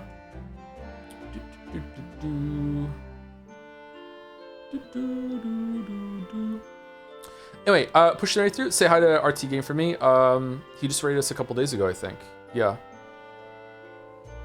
Wonder if we should play Grand Theft Auto before Grand Theft Auto 6. Seems like it's really coming out this year. Anyway, so chat. See you tomorrow. Thank you for watching. And thank you to anyone who stuck around or is watching on that. See you later.